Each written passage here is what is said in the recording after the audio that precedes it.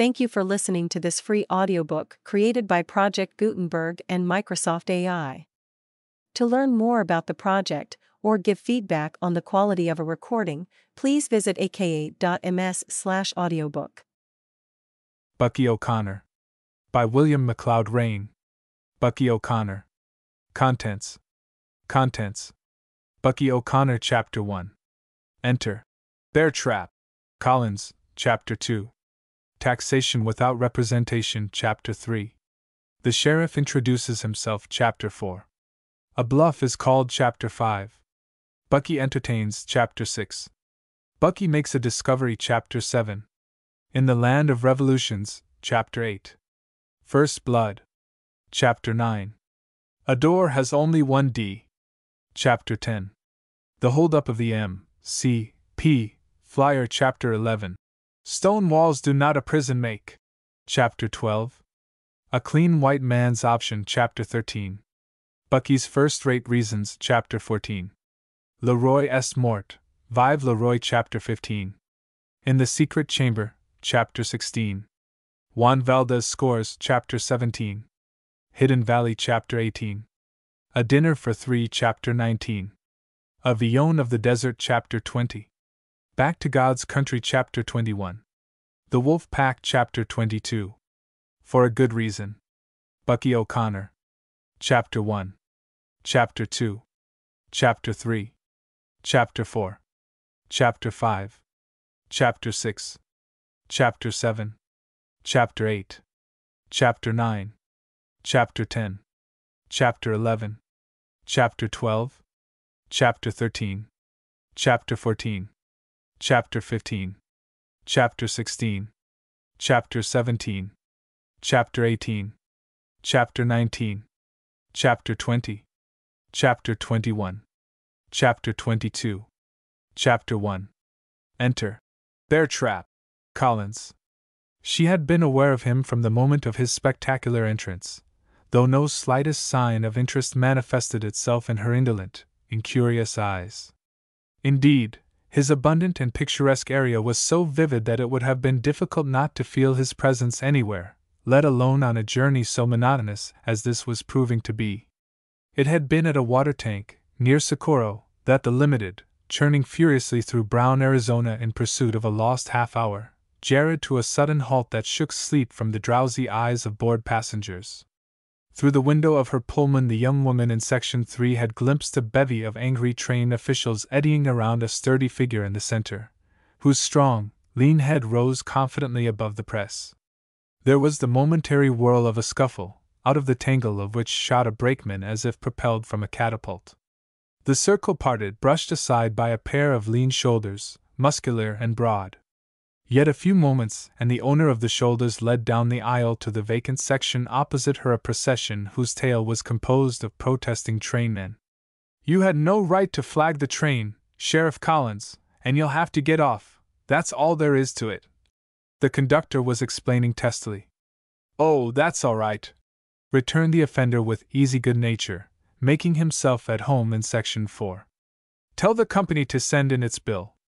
No use jawing about it. You'll have to get off, sir." "That's right, at Tucson." "No, sir. You'll have to get off here. I have no authority to let you ride. Didn't I hear you say the train was late? Don't you think you'd arrive earlier at the end of your run if your choo-choo got to puffing? You'll have to get off, sir." "I hate to disoblige," murmured the owner of the jingling spurs, the dusty corduroys, and the big, gray hat, putting his feet leisurely on the cushion in front of him. "But doesn't it occur to you that you are a man of one idea? This is the Coast Limited. It doesn't stop for anybody, not even for the president of the road." "You don't say? Well, I tamely appreciate the honor you did me in stopping to take me on." His slight drawl was quite devoid of concern. "But you had no right to flag the train. Can't you understand anything?" groaned the conductor. "You explain it again to me, sonny. I'm surely thick in the head," soothed the intruder, and listened with bland good humor to the official's flow of protest. Well, disrupted the whole transcontinental traffic, didn't I? And me so innocent, too. Now, this is how I figured it out. Here's me in a hurry to get to Tucson. Here comes your train, Feigen, also and likewise hittin' the high spots for Tucson. Seemed like we ought to travel in company, and I was some dubious she'd forget to stop unless I flagged her. Wherefore I aired my bandana in the summer breeze. But you don't understand. The conductor began to explain anew as to a dull child. It's against the law. You'll get into trouble. Put me in the calaboose, will they? It's no joke. Well, it does seem to be worrying you, Mr. Collins conceded. Don't mind me. Free your mind proper. The conductor, glancing about nervously, noticed that passengers were smiling broadly. His official dignity was being chopped to mincemeat. Back came his harassed gaze to the imperturbable Collins with the brown, sun-baked face and the eyes blue and untroubled as an Arizona sky. Out of a holster attached to the sagging belt that circled the corduroy trousers above his hips gleamed the butt of a revolver. But in the last analysis the weapon of the occasion was purely a moral one. The situation was one not covered in the company's rule book, and in the absence of explicit orders the trainman felt himself unequal to that unwavering gaze and careless poise. Wherefore he retreated, muttering threats of what the company would do. Now, if I had only known it was against the law. My thick head's always roping trouble for me, the plainsman confided to the Pullman conductor, with twinkling eyes. That official unbent. Talking about thick heads, I'm glad my porter has one. If it weren't iron-plated and copper-riveted he'd be needing a doctor now, the way you stood him on it. No, did I? See, tainly an accident. The nigger must have been in my way as I climbed into the car. Took the kink out of his hair, you say? Here, Sam! He tossed a bill to the porter, who was rolling affronted eyes at him. Do you reckon this is big enough to plaster your injured feelings, boy? The white smile flashed at him by the porter was a receipt for indemnity paid in full. Sheriff Collins' perception of his neighbor across the aisle was more frank in its interest than the girl's had been of him. The level, fearless gaze of the outdoors West looked at her unabashed, appreciating swiftly her points as they impinged themselves upon his admiration. The long, lithe lines of the slim, supple body, the languid grace missing hauteur only because that seemed scarce worthwhile, the unconscious pride of self that fails to be offensive only in a young woman so well equipped with good looks as this one indubitably was the rider of the plains had appraised them all before his eyes dismissed her from his consideration and began a casual inspection of the other passengers. Inside of half an hour he had made himself persona grata to everybody in the car except his dark-eyed neighbor across the way. That this dispenser of smiles and cigars decided to leave her out in the distribution of his attentions perhaps spoke well for his discernment. Certainly responsiveness to the geniality of casual fellow passengers did not impress Mr. Collins as likely to be an outstanding quality in her. But with the drummer from Chicago, the young mining engineer going to Sonora, the two shy little English children just in front of him traveling to meet their father in California, he found intuitively common ground of interest. Even Major Mackenzie, the engineer in charge of the large irrigation project being built by a company in southern Arizona, relaxed at one of the plainsman's humorous tales. It was after Collins had half depopulated the car by leading the more jovial spirits back in search of liquid refreshments that an urbane clergyman, now of Boston but formerly of Pekin, Illinois, professedly much interested in the sheriff's touch-and-go manner as presumably quite characteristic of the West, dropped into the vacant seat beside Major Mackenzie. And who might our energetic friend be? He asked, with an ingratiating smile. The young woman in front of them turned her head ever so slightly to listen. Val Collins is his name, said the Major. Sometimes called Bear Trap Collins. He has always lived on the frontier. At least I met him 12 years ago when he was riding mail between Aravaipa and Mesa. He was a boy then, certainly not over 18, but in a desperate fight he had killed 2 men who tried to hold up the mail. Cowpuncher, stage driver, miner, trapper, sheriff, rough rider, politician, he's past master at them all. And why the appellation of Bear Trap, may I ask? The smack of pulpit oratory was not often missing in the edifying discourse of the Reverend Peter Melanchthon Brooks. Well, sir, that's a story. He was trapping in the Tetons about 5 years ago 30 miles from the nearest ranch house. One day, while he was setting a bear trap, A slide of snow plunged down from the tree branches above and freed the spring, catching his hand between its jaws. With his feet and his other hand he tried to open that trap for 4 hours, without the slightest success. There was not one chance in a million of help from outside. In point of fact, Collins had not seen a human being for a month. There was only one thing to do, and he did it. And that was? You probably noticed that he wears a glove over his left hand. The reason, sir, is that he has an artificial hand. You mean? The Reverend Peter paused to lengthen his delicious thrill of horror. Yes, sir. That's just what I mean. He hacked his hand off at the wrist with his hunting knife. Why, the man's a hero! Cried the clergyman, with unction. Mackenzie flung him a disgusted look. We don't go much on heroes out here. He's game, if that's what you mean. And able, too. Bucky O'Connor himself isn't any smarter at following a trail. And who is Bucky O'Connor? He's the man that just ran down Fernandez. Think I'll have a smoke, sir. Care to join me? But the Pekin Bostonian preferred to stay and jot down in his notebook the story of the bear trap, to be used later as a sermon illustration.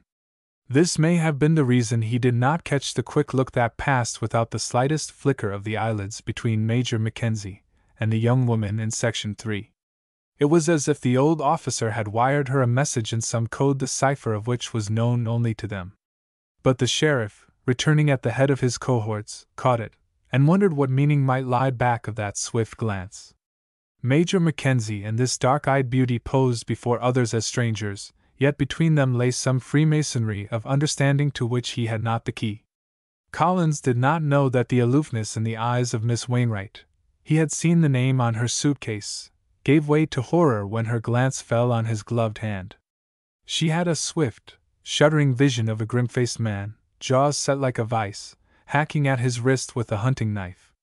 But the engaging impudence of his eye, the rollicking laughter in his voice, shut out the picture instantly. The young man resumed his seat, and Miss Wainwright her listless inspection of the flying stretches of brown desert.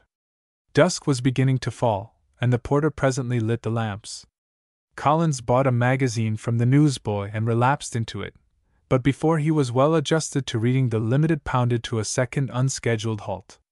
Instantly the magazine was thrown aside and Collins' curly head thrust out of the window. Presently the head reappeared, simultaneously with the crack of a revolver, the first of a detonating fusillade. Another of your impatient citizens eager to utilize the unspeakable convenience of rapid transit, suggested the clergyman, with ponderous jocosity. No, sir, nothing so illegal, smiled the cattleman, a whimsical light in his daredevil eyes.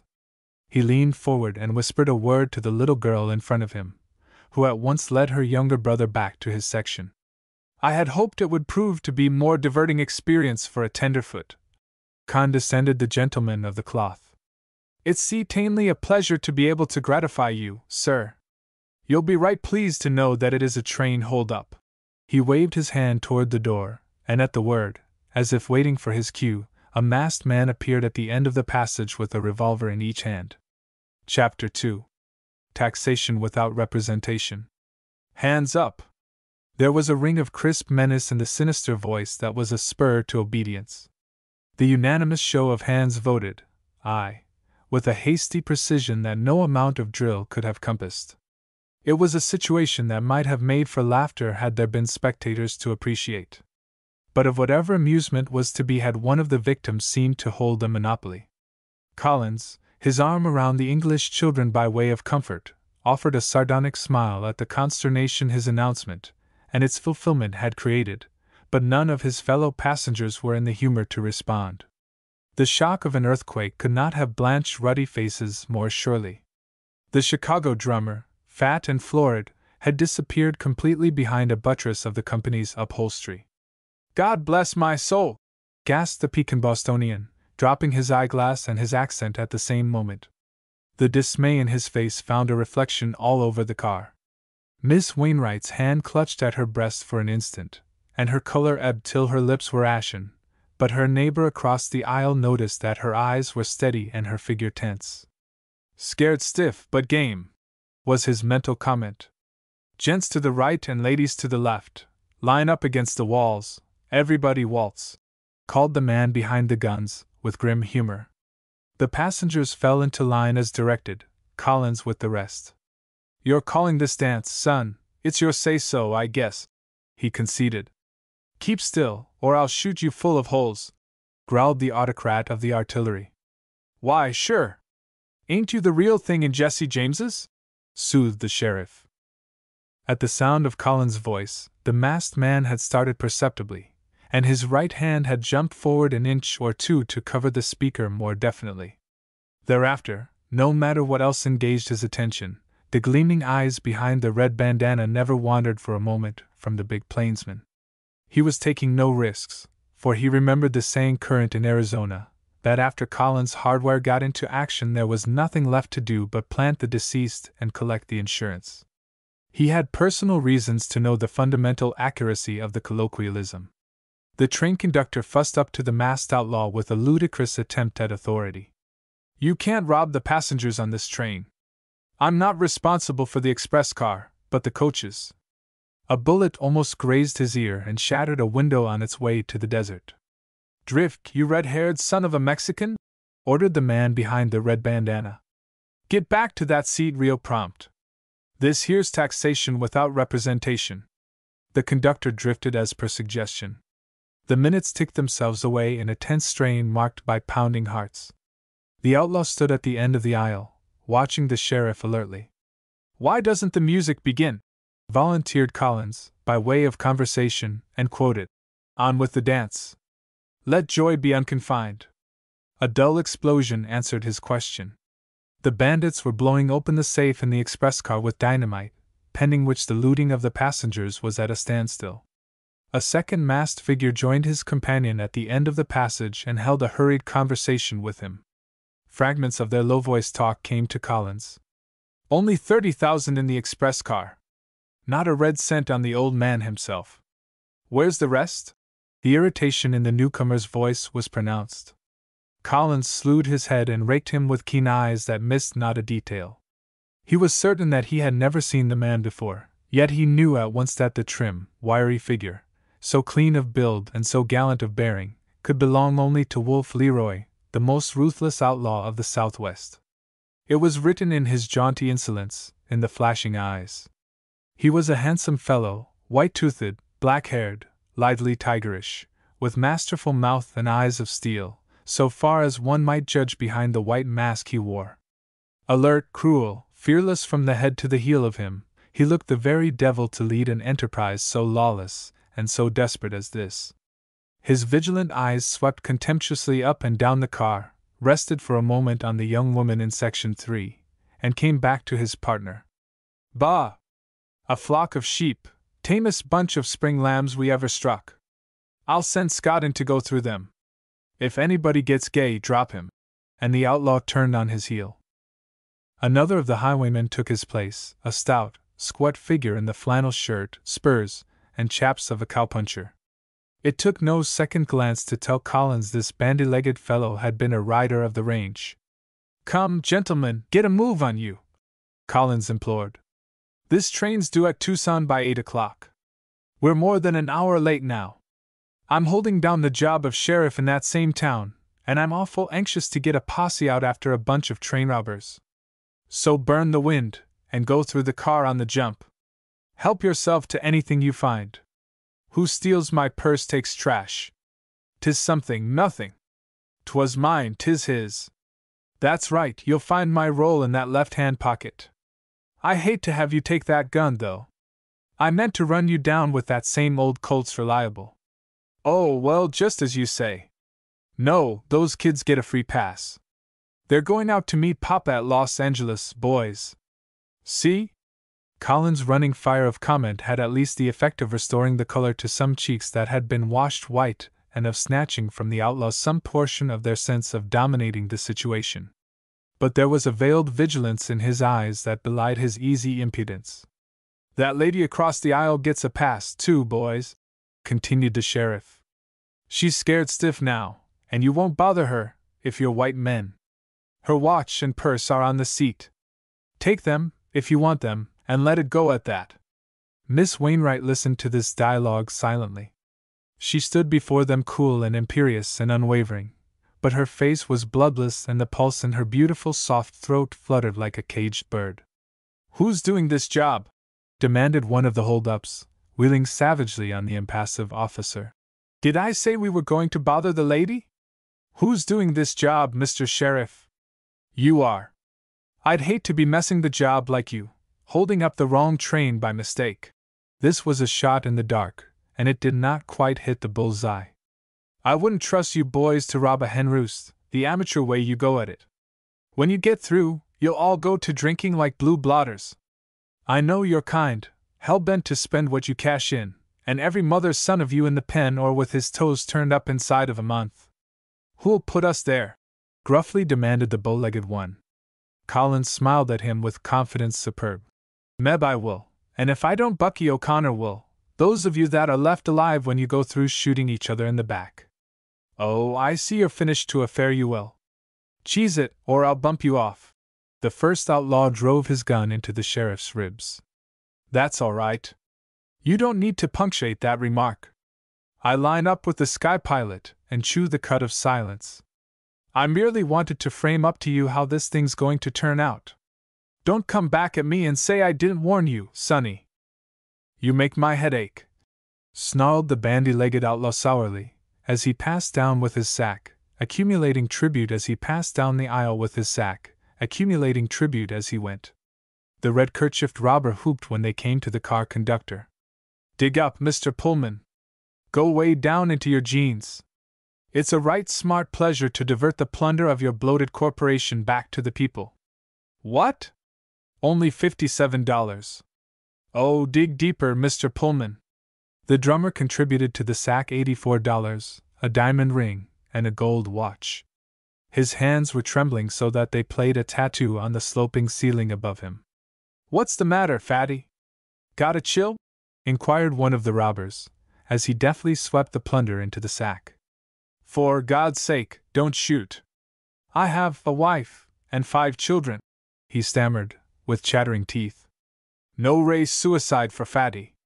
But why for do they let a sick man like you travel all by his lone?" "I don't know. Please turn that weapon another way. Plumb chuck full of malaria," soliloquized the owner of the weapon, playfully running its business end over the Chicago man's anatomy. "Shakes worse'n a pair of dice. Here, fatty. Load up with quinine and whiskey. It's sure good for chills." The man behind the bandana gravely handed his victim back $1. "Write me if it cures you. Now for the Sky Pilot. No white chips on this plate, parson. It's a contribution to the needy heathen. You want to be generous. How much do you say?" The man of the cloth reluctantly said $30, a Lincoln penny, and a silver-plated watch inherited from his fathers. The watch was declined with thanks, the money accepted without. The Pullman porter came into the car under compulsion of a revolver in the hand of a 4th outlaw, one in a black mask. His trembling finger pointed out the satchel and suitcase of Major Mackenzie, and under orders he carried out the baggage belonging to the irrigation engineer. Colin observed that the bandit in the black mask was so nervous that the revolver in his hand quivered like an aspen in the wind. He was slenderer and much shorter than the Mexican, so that the sheriff decided he was a mere boy. It was just after he had left that 3 shots in rapid succession rang out in the still night air.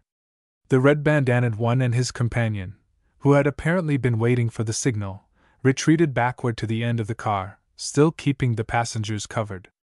They flung rapidly 2 or 3 bullets through the roof, and under cover of the smoke slipped out into the night. A moment later came the thud of galloping horses, more shots, and when the patter of hoofs had died away, silence. The sheriff was the first to break it. He thrust his brown hands deep into his pockets and laughed with the joyous, rollicking abandon of a tickled schoolboy. "Hysterics?" ventured the mining engineer sympathetically. Collins wiped his eyes. "Call 'em anything you like.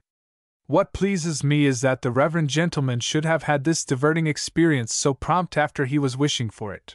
He turned, with concern, to the clergyman. "Satisfied, sir? Did our little entertainment please, or wasn't it up to the mark?" but the transported native of Pekin was game. I'm quite satisfied if you are. I think the affair cost you $100 or so more than it did me. That's right, agreed the sheriff heartily. But I don't grudge it, not a cent of it. The show was worth the price of admission. The car conductor had a broadside ready for him. Seems to me you shot off your mouth more than you did that big gun of yours, Mr. Sheriff. Collins laughed and clapped him on the back. That's right. I'm a regular phonograph when you wind me up. He did not think it necessary to explain that he had talked to make the outlaws talk, and that he had noted the quality of their voices so carefully that he would know them again among 1,000. Also, he had observed other things: the garb of each of the men he had seen, their weapons, their manner, and their individual peculiarities.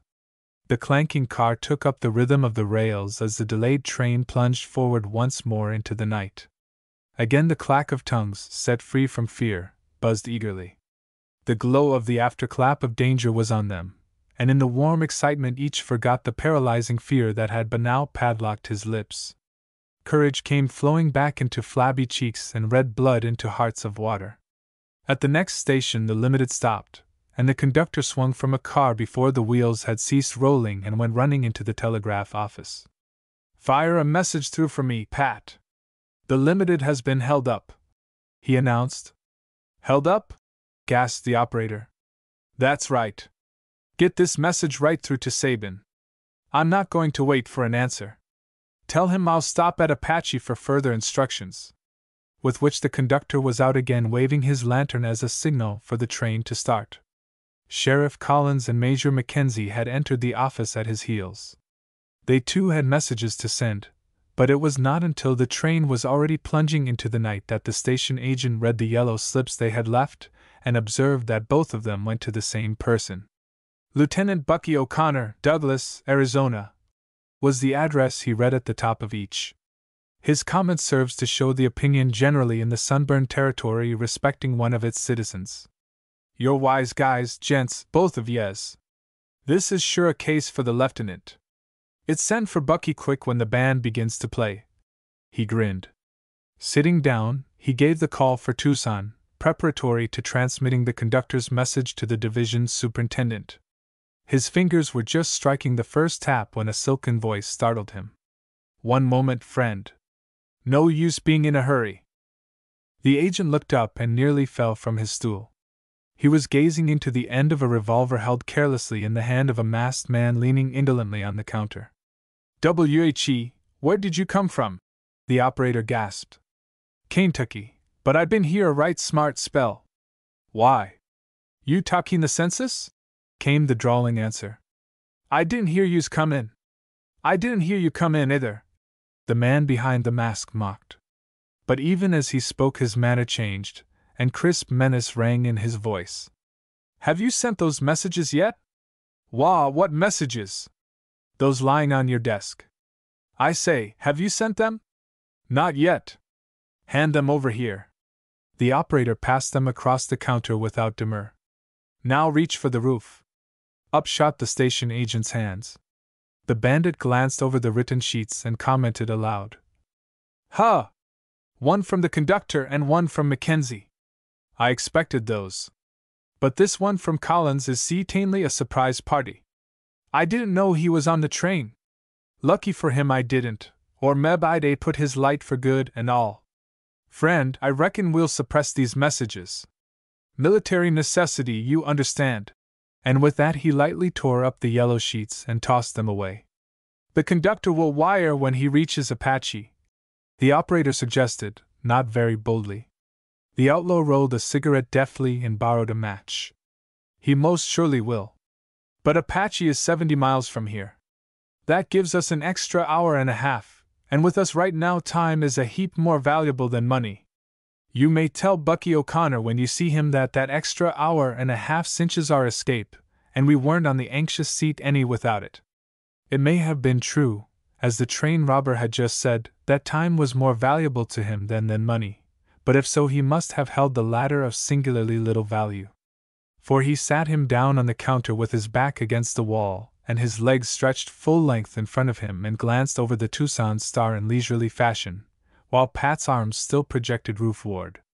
The operator, beginning to get over his natural fright, could not withhold a reluctant admiration of this man's aplomb.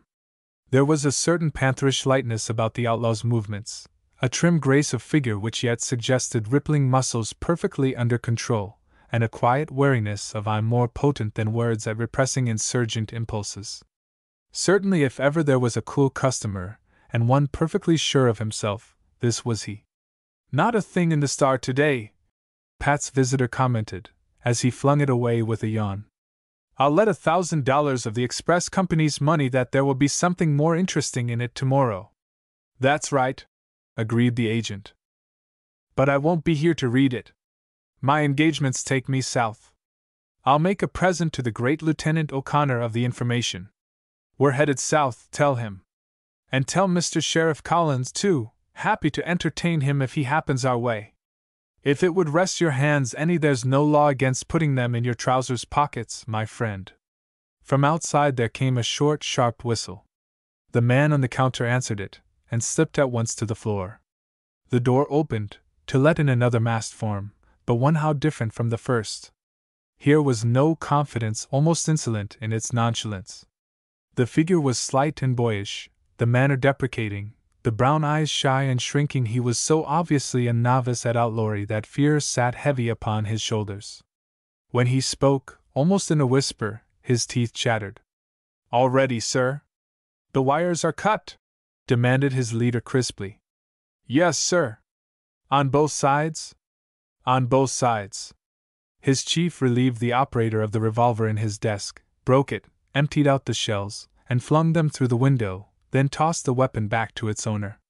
"You'll not shoot yourself by accident now," he explained, and with that he had followed his companion into the night. There came to the station agent the sound of galloping horses, growing fainter, until a heavy silence seemed to fill the night. He stole to the door and locked it, pulled down the window blinds, and then reloaded his revolver with feverish haste. This done, he sat down before his keys with the weapon close at hand and frantically called for Tucson over and over again. No answer came to him, nor from the other direction when he tried that. The young bandit had told the truth. His companions had cut the wires and so isolated from the world for the time the scene of the hold-up. The agent understood now why the leader of the outlaws had honored him with so much of his valuable time. He had stayed to hold back the telegrams until he knew the wires were cut. Chapter 3. The sheriff introduces himself. Bear-Trap Collins, presuming on the new intimacy born of an exciting experience shared in common, stepped across the aisle, flung aside Miss Wainwright's impedimenta, and calmly seated himself beside her. She was a young woman capable of a hauteur chillier than ice to undue familiarity, but she did not choose at this moment to resent his assumption of a footing that had not existed an hour ago. Picturesque and unconventional conduct excuses itself when it is garbed in picturesque and engaging manners. She had, besides, other reasons for wanting to meet him, and they had to do with a sudden suspicion that flamed like tow in her brain. She had something for which to thank him, much more than he would be likely to guess, she thought, and she was wondering, with a surge of triumph, whether the irony of fate had not made his pretended consideration for her the means of his undoing. "I am sorry you lost so much, Miss Wainwright," he told her. "But, after all, I did not lose so much as you." Her dark, deep-pupilled eyes, long lashed as Diana's, swept round to meet his coolly. "That's a true word. My reputation has gone glimmering for fair, I guess." He laughed ruefully. "I shouldn't wonder, ma'am, when election time comes round, if the boys ain't likely to elect to private life the sheriff that lay down before a bunch of miscreants. Why did you do it?" His humorous glance roamed round the car. "Now, I couldn't think it proper for me to shoot up this sumptuous palace on wheels. And wouldn't some casual passenger be likely to get his lights put out when the band began to play? Would you want that Boston church to be shy a preacher, ma'am?" Her lips parted slightly in a curve of scorn. "I suppose you had your reasons for not interfering." "Surely, ma'am. I hated to have them make a sieve of me." "Were you afraid?" "Most men are when Wolf Leroy's gang is on the warpath." "Wolf Leroy?" "That was Wolf who came in to see they were doing the job right. He's the worst desperado on the border, A sure enough bad proposition, I reckon. They say he's part Spanish and part Indian, but all pison. Others say he's a college man of good family. I don't know about that, for nobody knows who he really is. But the name is a byword in the country. People lower their voices when they speak of him and his night riders. I see. And you were afraid of him? Very much. Her narrowed eyes looked over the strong lines of his lean face and were unconvinced. I expect you found a better reason than that for not opposing them. He turned to her with frank curiosity. I'd like real well to have you put a name to it. But he was instantly aware that her interest had been sidetracked. Major Mackenzie had entered the car and was coming down the aisle. Plainer than words his eyes asked a question, and hers answered it. The sheriff stopped him with a smiling query. Hit hard, Major? Mackenzie frowned. The scoundrels took 30,000 from the express car, I understand. 20,000 of it belonged to our company. I was expecting to pay off the men next Tuesday. Hope we'll be able to run them down for you, returned Collins cheerfully. I suppose you lay it to Wolf Leary's gang? Of course. The work was too well done to leave any doubt of that. The Major resumed his seat behind Miss Wainwright. To that young woman the sheriff repeated his unanswered question in the form of a statement. I'm waiting to learn that better reason, ma'am. She was possessed of that spice of effrontery more to be desired than beauty. Shall we say that you had no wish to injure your friends? My friends? Her untender eyes mocked his astonishment. Do I choose the wrong word? She asked, with an audacity of a courage that delighted him. Perhaps they are not your friends, these train robbers? Perhaps they are mere casual acquaintances? His bold eyes studied with a new interest her superb, confident youth, the rolling waves of splendid Titian hair, the lovely, subtle eyes with the depths of shadowy pools in them, the alluring lines of long and supple loveliness. Certainly here was no sweet, ingenuous youth all prone to blushes, but the complex air of that world-old wisdom the weaker sex has shaped to serve as a weapon against the strength that must be met with the wit of Mother Eve. You see Tainley have a right vivid imagination, ma'am, he said dryly.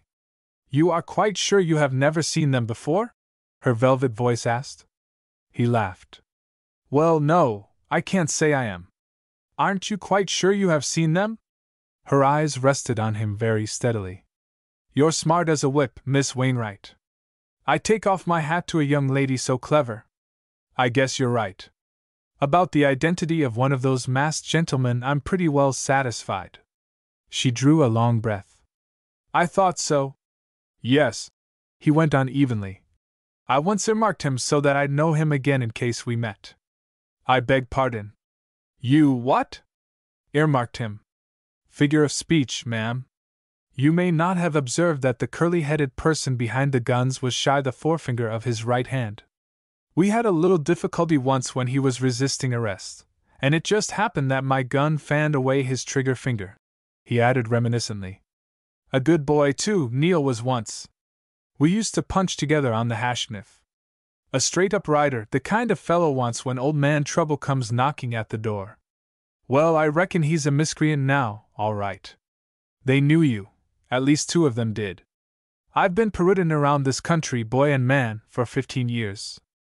I ain't responsible for every yellow dog that knows me, he drawled. And I noticed that when you told them not to rob the children and not to touch me, they did as you said. Hypnotism, he suggested, with a smile. So, not being a child, I'd put 2 and 2 together and draw an inference. He seemed to be struggling with his mirth. I see you do. Well, ma'am, I've been most everything since I hit the West, but this is the first time I've been taken for a train robber. I didn't say that, she cried quickly. I think you mentioned an inference. The low laugh welled out of him and broke in his face. I've been busy on one, too. It's a heap nearer the truth than yours, Miss Mackenzie. Her startled eyes and the swift movement of her hand toward her heart showed him how nearly he had struck home. How certainly he had shattered her cool indifference of manner. He leaned forward, so close that even in the roar of the train his low whisper reached her. Shall I tell you why the hold-ups didn't find more money on your father or in the express car, Miss Mackenzie? She was shaken, so much so that her agitation trembled on her lips. "Shall I tell you why your hand went to your breast when I first mentioned that the train was going to be held up, and again when your father's eyes were firing a mighty pointed question at you?" "I don't know what you mean," she retorted, again mistress of herself. Her gallant bearing compelled his admiration. The scornful eyes, the satirical lift of the nostrils, the erect, graceful figure, all flung a challenge at him. He called himself hard names for putting her on the rack, but the necessity to make her believe in him was strong within him. "I noticed you went right chalky when I announced the hold-up, and I thought it was because you were scared. That was where I did you an injustice, ma'am, and you can call this an apology. You've got sand. If it hadn't been for what you carry in the chamois skin hanging on the chain round your neck, you would have enjoyed every minute of the little entertainment. You're as game as they make them." "May I ask how you arrived at this melodramatic conclusion?" she asked, her disdainful lip curling. "By using my eyes and my ears, ma'am. I shouldn't have noticed your likeness to Major Mackenzie, perhaps, if I hadn't observed that there was a secret understanding between you. Now, why for should you be passing as strangers? I could guess one reason, and only one. There have twice been attempted hold-ups of the paymaster of the Yuba Reservoir. It was to avoid any more of these that Major Mackenzie took charge personally of paying the men. He has made good up till now. But there have been rumors for months that he would be held up either before leaving the train or while he was crossing the desert. He didn't want to be seen taking the boodle from the express company at Tucson. He would rather have the impression get out that this was just a casual visit. It occurred to him to bring along some unsuspected party to help him out. The robbers would never expect to find the money on a woman. That's why the Major brought his daughter with him. Doesn't it make you some uneasy to be carrying 50,000 in small bills sewed in your clothes and hung round your neck?" She broke into musical laughter, natural and easy. "I don't happen to have 50,000 with me. Oh, well, say 40,000. I'm no wizard to guess the exact figure." Her swift glance at him was almost timid. "Nor 40,000," she murmured. "I should think, ma'am, you'd crinkle more than a silk-lined lady sailing down a church aisle on Sunday." A picture in the magazine she was toying with seemed to interest her. "I expect that's the signal for exit, Collins. I'll say goodbye till next time, Miss Mackenzie." "Oh, is there going to be a next time?" she asked, with elaborate carelessness. "Several of them." "Indeed?" He took a notebook from his pocket and wrote. "I ain't the son of a prophet, but I'm venturing a prediction," he explained. She had nothing to say, and she said it competently. "Concerning an investment in futurities I'm making," he continued. Her magazine article seemed to be beginning, well. "It's a little guess about how this train robbery is coming out. If you don't mind, I'll leave it with you." He tore the page out, put it in an empty envelope, sealed the flap, and handed it to her. "Open it in a month, and see whether my guess is a good one." The dusky lashes swept round indolently. "Suppose I were to open it tonight?" "I'll risk it," smiled the blue eyes. "On honor, am I?" "That's it." He held out a big brown hand. "You're going to try to capture the robbers, are you?" "I've been thinking that way, with the help of Lieutenant Bucky O'Connor, I mean. And I suppose you've promised yourself success." "It's on the knees of chance, ma'am. We may get them. They may get us. But this prediction of yours?" She held up the sealed envelope. "That's about another matter." "But I don't understand." "You said—" She gave him a chance to explain. "It ain't meant you should. You'll understand plenty at the proper time." He offered her his hand again. "We're slowing down for Apache. Goodbye, till next time." The suede glove came forward, and was buried in his handshake. He understood it to be an unvoiced apology of its owner for her suspicions, and his instinct was correct. For how could her doubts hold their ground when he had showed himself a sharer in her secret and a guardian of it? And how could anything sinister lie behind those frank, unwavering eyes or consist with that long, clean stride that was carrying him so forcefully to the vestibule? At Apache, no telegrams were found waiting for those who had been expecting them. Communication with the division superintendent at Tucson uncovered the fact that no message of the hold-up had yet reached him. It was an easy guess for Collins to find the reason. We're in the infant class, Major, he told Mackenzie, with a sardonic laugh. Leroy must have galloped down the line direct to the station after the hold-up. Likely enough he went into the depot just as we went out. That gives him the other hour or two he needs to make his getaway with the loot. Well, it can't be helped now. If I can only reach Bucky, there's 1 chance in 50 he can head them off from crossing into Sonora. Soon as I can get together a posse, I'll take up the trail from the point of the hold-up. But they'll have a whole night's start on me. That's a big handicap. From Apache, Collins sent 3 dispatches. One was to his deputy, Dillon, at Tucson. It read, "Get together at once, posse of 4 and outfit sane for 4 days."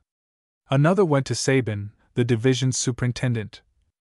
"Order special to carry posse with horses from Tucson to Big Gap. Must leave by midnight. Have track clear." The third was a notification to Lieutenant O'Connor, of the Arizona Rangers, of the hold-up, specifying time and place of the occurrence. The sheriff knew it was not necessary to add that the bandits were probably heading south to get into Sonora. Bucky would take that for granted and do his best to cover the likely spots of the frontier. It was nearly 11 when the Limited drew into Tucson. Sabin was on the platform anxiously awaiting their arrival. Collins reached him even before the conductor. "Ordered the special, Mr. Sabin?" he asked, in a low voice. The railroad man was chewing nervously on an unlit cigar. "Yes, Sheriff. You want only an engine and 1 car, I suppose? That will be enough. I've got to go uptown now and meet Dillon. Midnight sharp, please." "Do you know how much they got?" Sabin whispered. 30,000, I hear, besides what they took from the passengers. The conductor will tell you all about it. I've got to jump to be ready." A disappointment awaited him in the telegrapher's room at the depot. He found a wire, but not from the person he expected. The ranger in charge at Douglas said that Lieutenant O'Connor was at Flagstaff, but pending that officer's return he would put himself under the orders of Sheriff Collins and wait for instructions. The sheriff whistled softly to himself and scratched his head. Bucky would not have waited for instructions. By this time that live wire would have finished telephoning all over southern Arizona and would himself have been in the saddle. But Bucky in Flagstaff, nearly 300 miles from the battlefield, so far as the present emergency went, might just as well be in Calcutta. Collins wired instructions to the ranger and sent a third message to the lieutenant. "I expect I'll hear this time he's skipped over to Winslow," he told himself, with a rueful grin. The special with the posse on board drew out at midnight sharp. It reached the scene of the holdup before daybreak. The loading board was lowered and the horses led from the car and picketed. Meanwhile 2 of the men lit a fire and made breakfast while the others unloaded the outfit and packed for the trail.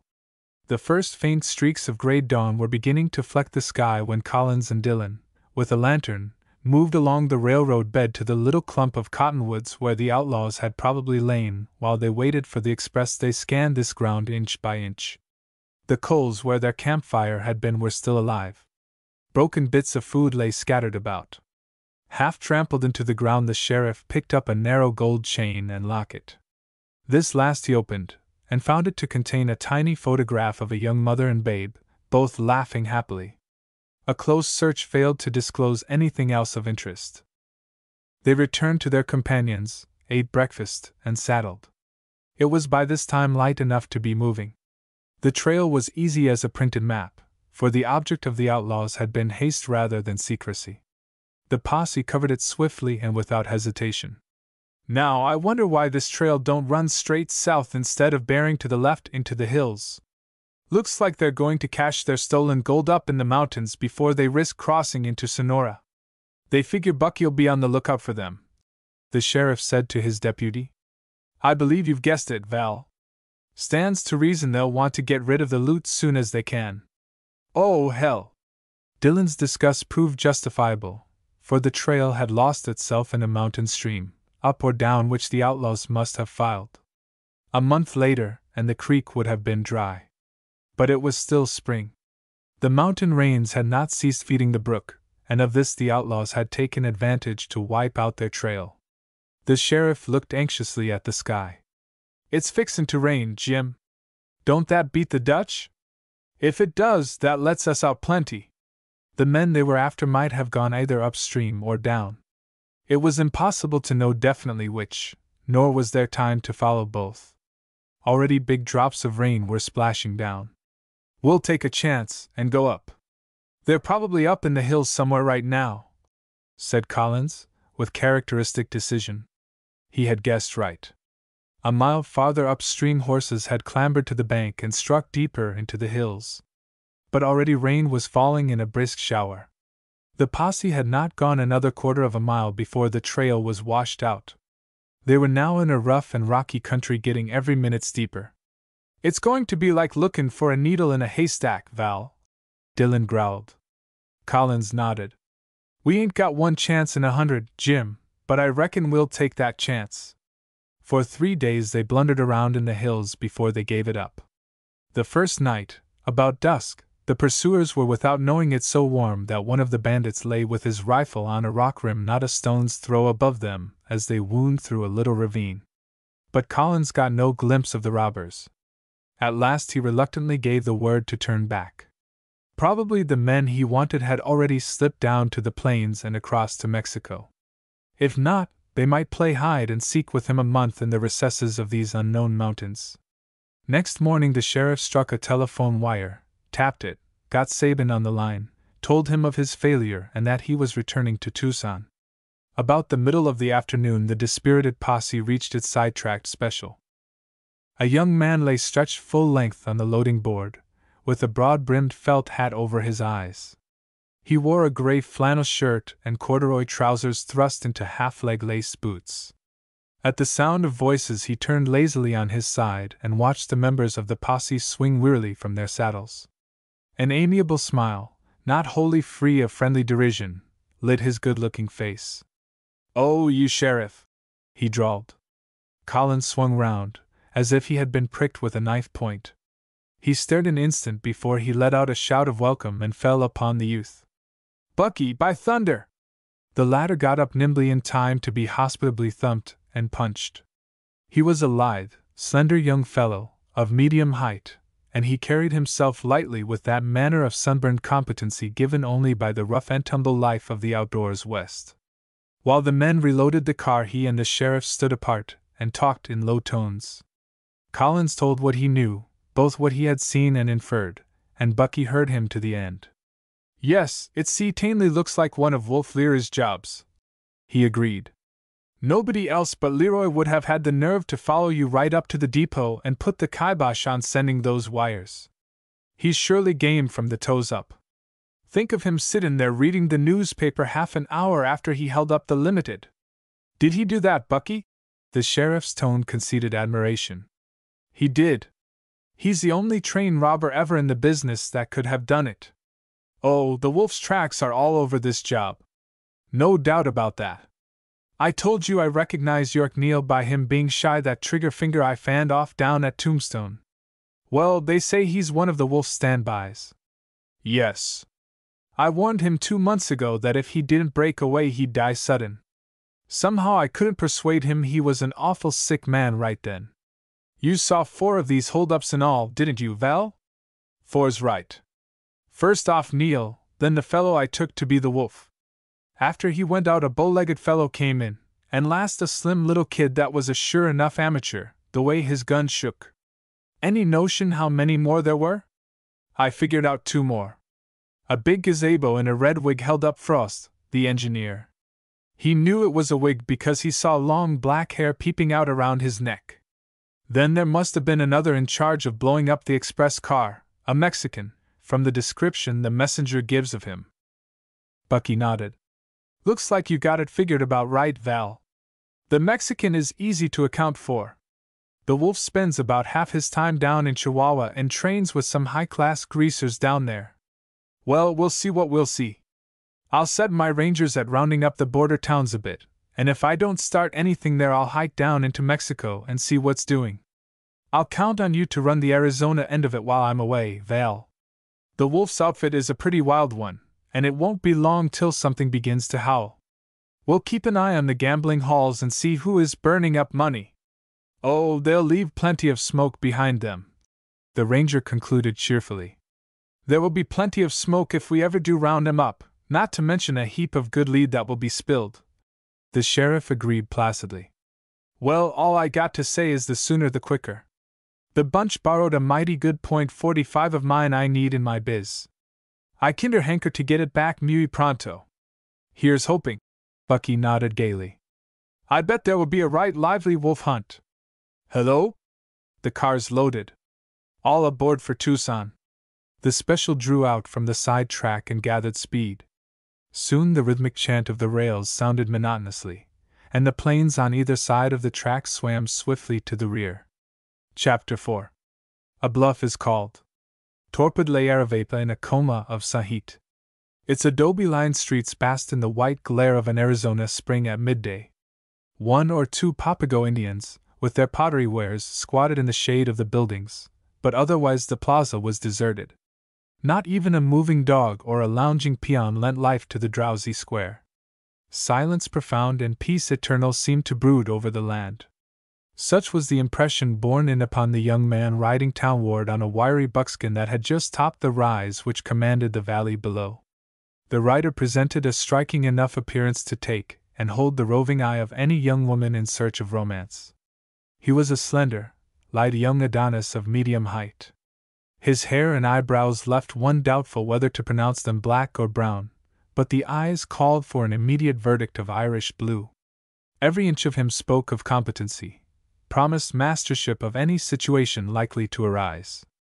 But when the last word is said, it was the eyes that dominated the personality.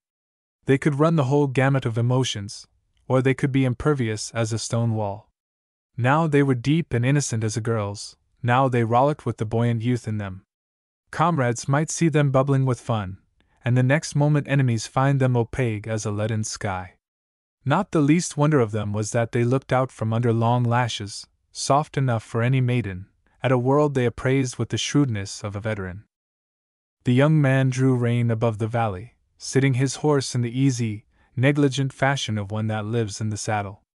A thumb was hitched carelessly in the front pocket of his chaps, which pocket served also as a holster for the .45 that protruded. Even in the moment that he sat there, a change came over Aravaipa. As a summer shower sweeps across a lake, so something had ruffled the town to sudden life.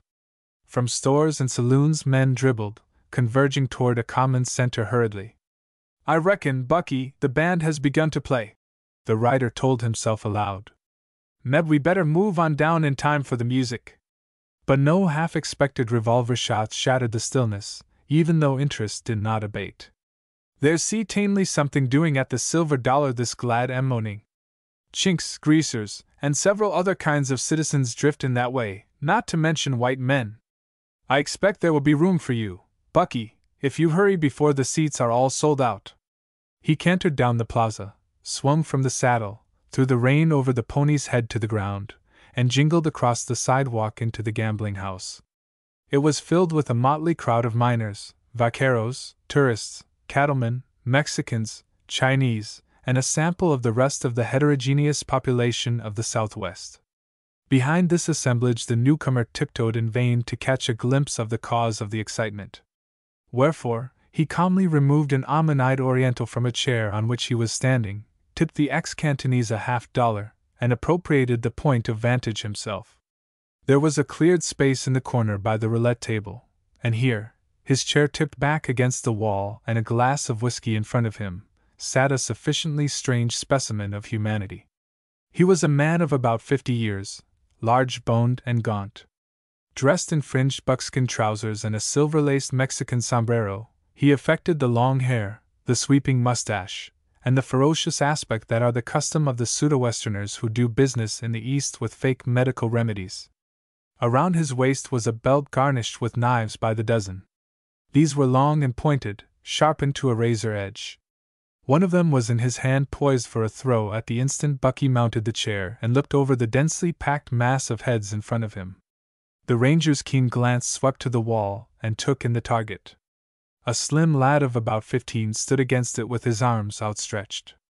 Above and below each hand and on either side of the swelling throat knives quivered in the frame wall. There was a flash of steel, and the seventh knife sank into the wood so close to the crisp curls that a lock hung by a hair, almost completely severed by the blade. The boy choked back a scream, his big brown eyes dilating with terror. The bully sipped at his highball and deliberately selected another knife. To Bucky's swift inspection, it was plain he had drunk too much, and that a very little slip might make an end of the boy. The fascinated horror in the lad's gaze showed that he realized his danger. Now, citizens, I will continue for your amusement by putting next two knives on right and left sides of his cheek. Observe, please, that these will land less than an inch from his eyes. As the champion knife thrower in the universe, I claim. What he claimed his audience had to guess, for at this instant another person took a part in the act. Bucky had stepped lightly across the intervening space on the shoulders of the tightly packed crowd and had dropped as lightly to the ground in front of the astonished champion of the universe. I reckon you've about wore out that target. What's the matter with trying a brand new one? Drawled the ranger, his quiet, unwavering eye fixed on the bloated, mottled face of the imitation. Bad man. The bully, half seas over, leaned forward and gripped his knife. He was sober enough to catch the jeer running through the other's words without being sufficiently master of himself to appreciate the menace that underlay them. What's that? Say that again! He burst out, purple to the collar line. He was not used to having beardless boys with long, soft eyelashes interfering with his amusements, and a blind rage flooded his heart. I allowed that a change of targets would vary the entertainment, if you haven't any objections, SEH. The blue-eyed stranger explained mildly. Who is this kid? Demanded the bully, with a sweep of his arm toward the intruder. Nobody seemed to know, wherefore the ranger himself gave the information mildly. Bucky O'Connor they call me. A faint murmur of surprise soughed through the crowd, for Bucky O'Connor of the Arizona Rangers was by way of being a public hero just now on account of his capture of Fernandez, the stage robber. But the knife thrower had but lately arrived in the country. The youth carried with him none of the earmarks of his trade, unless it might be that quiet, steady gaze that seemed to search the soul. His voice was soft and drawling, his manner almost apologetic. In the smile that came and went was something sweet and sunny, in his bearing a gay charm that did not advertise the recklessness that bubbled from his daredevil spirit. Surely here was an easy victim upon whom to vent his spleen, thought the other in his growing passion. You want to be my target, do you? He demanded, tugging ferociously at his long mustache. If you please, SEH. The fellow swore a vile oath. Just as you say. Line up beside the other kid. With 3 strides Bucky reached the wall, and turned. Let her go, his gentle voice murmured. He was leaning back easily against the wall, his thumb hitched carelessly in the revolver pocket of his worn leather chaps.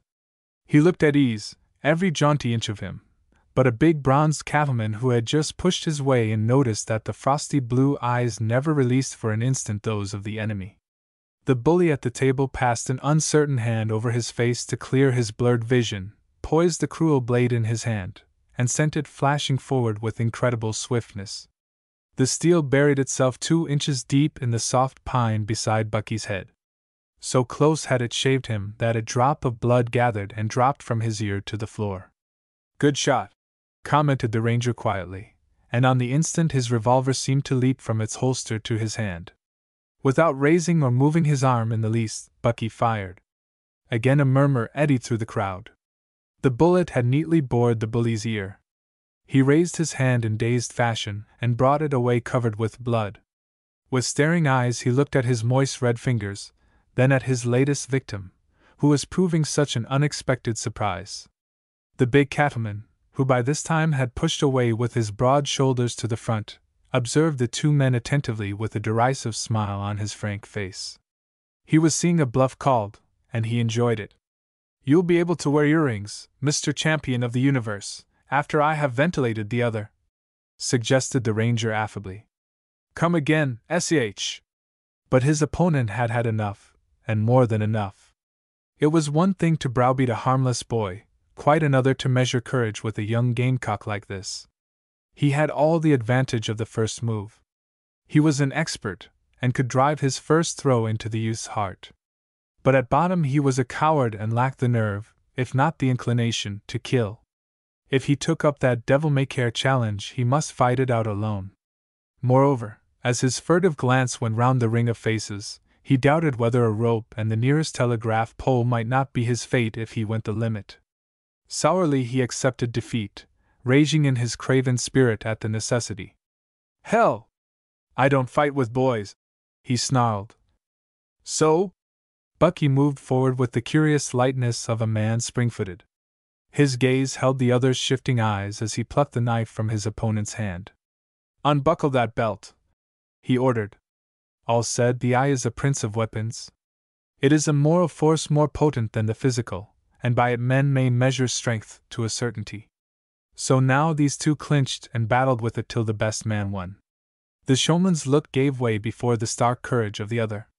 His was no match for the inscrutable, unwavering eye that commanded him.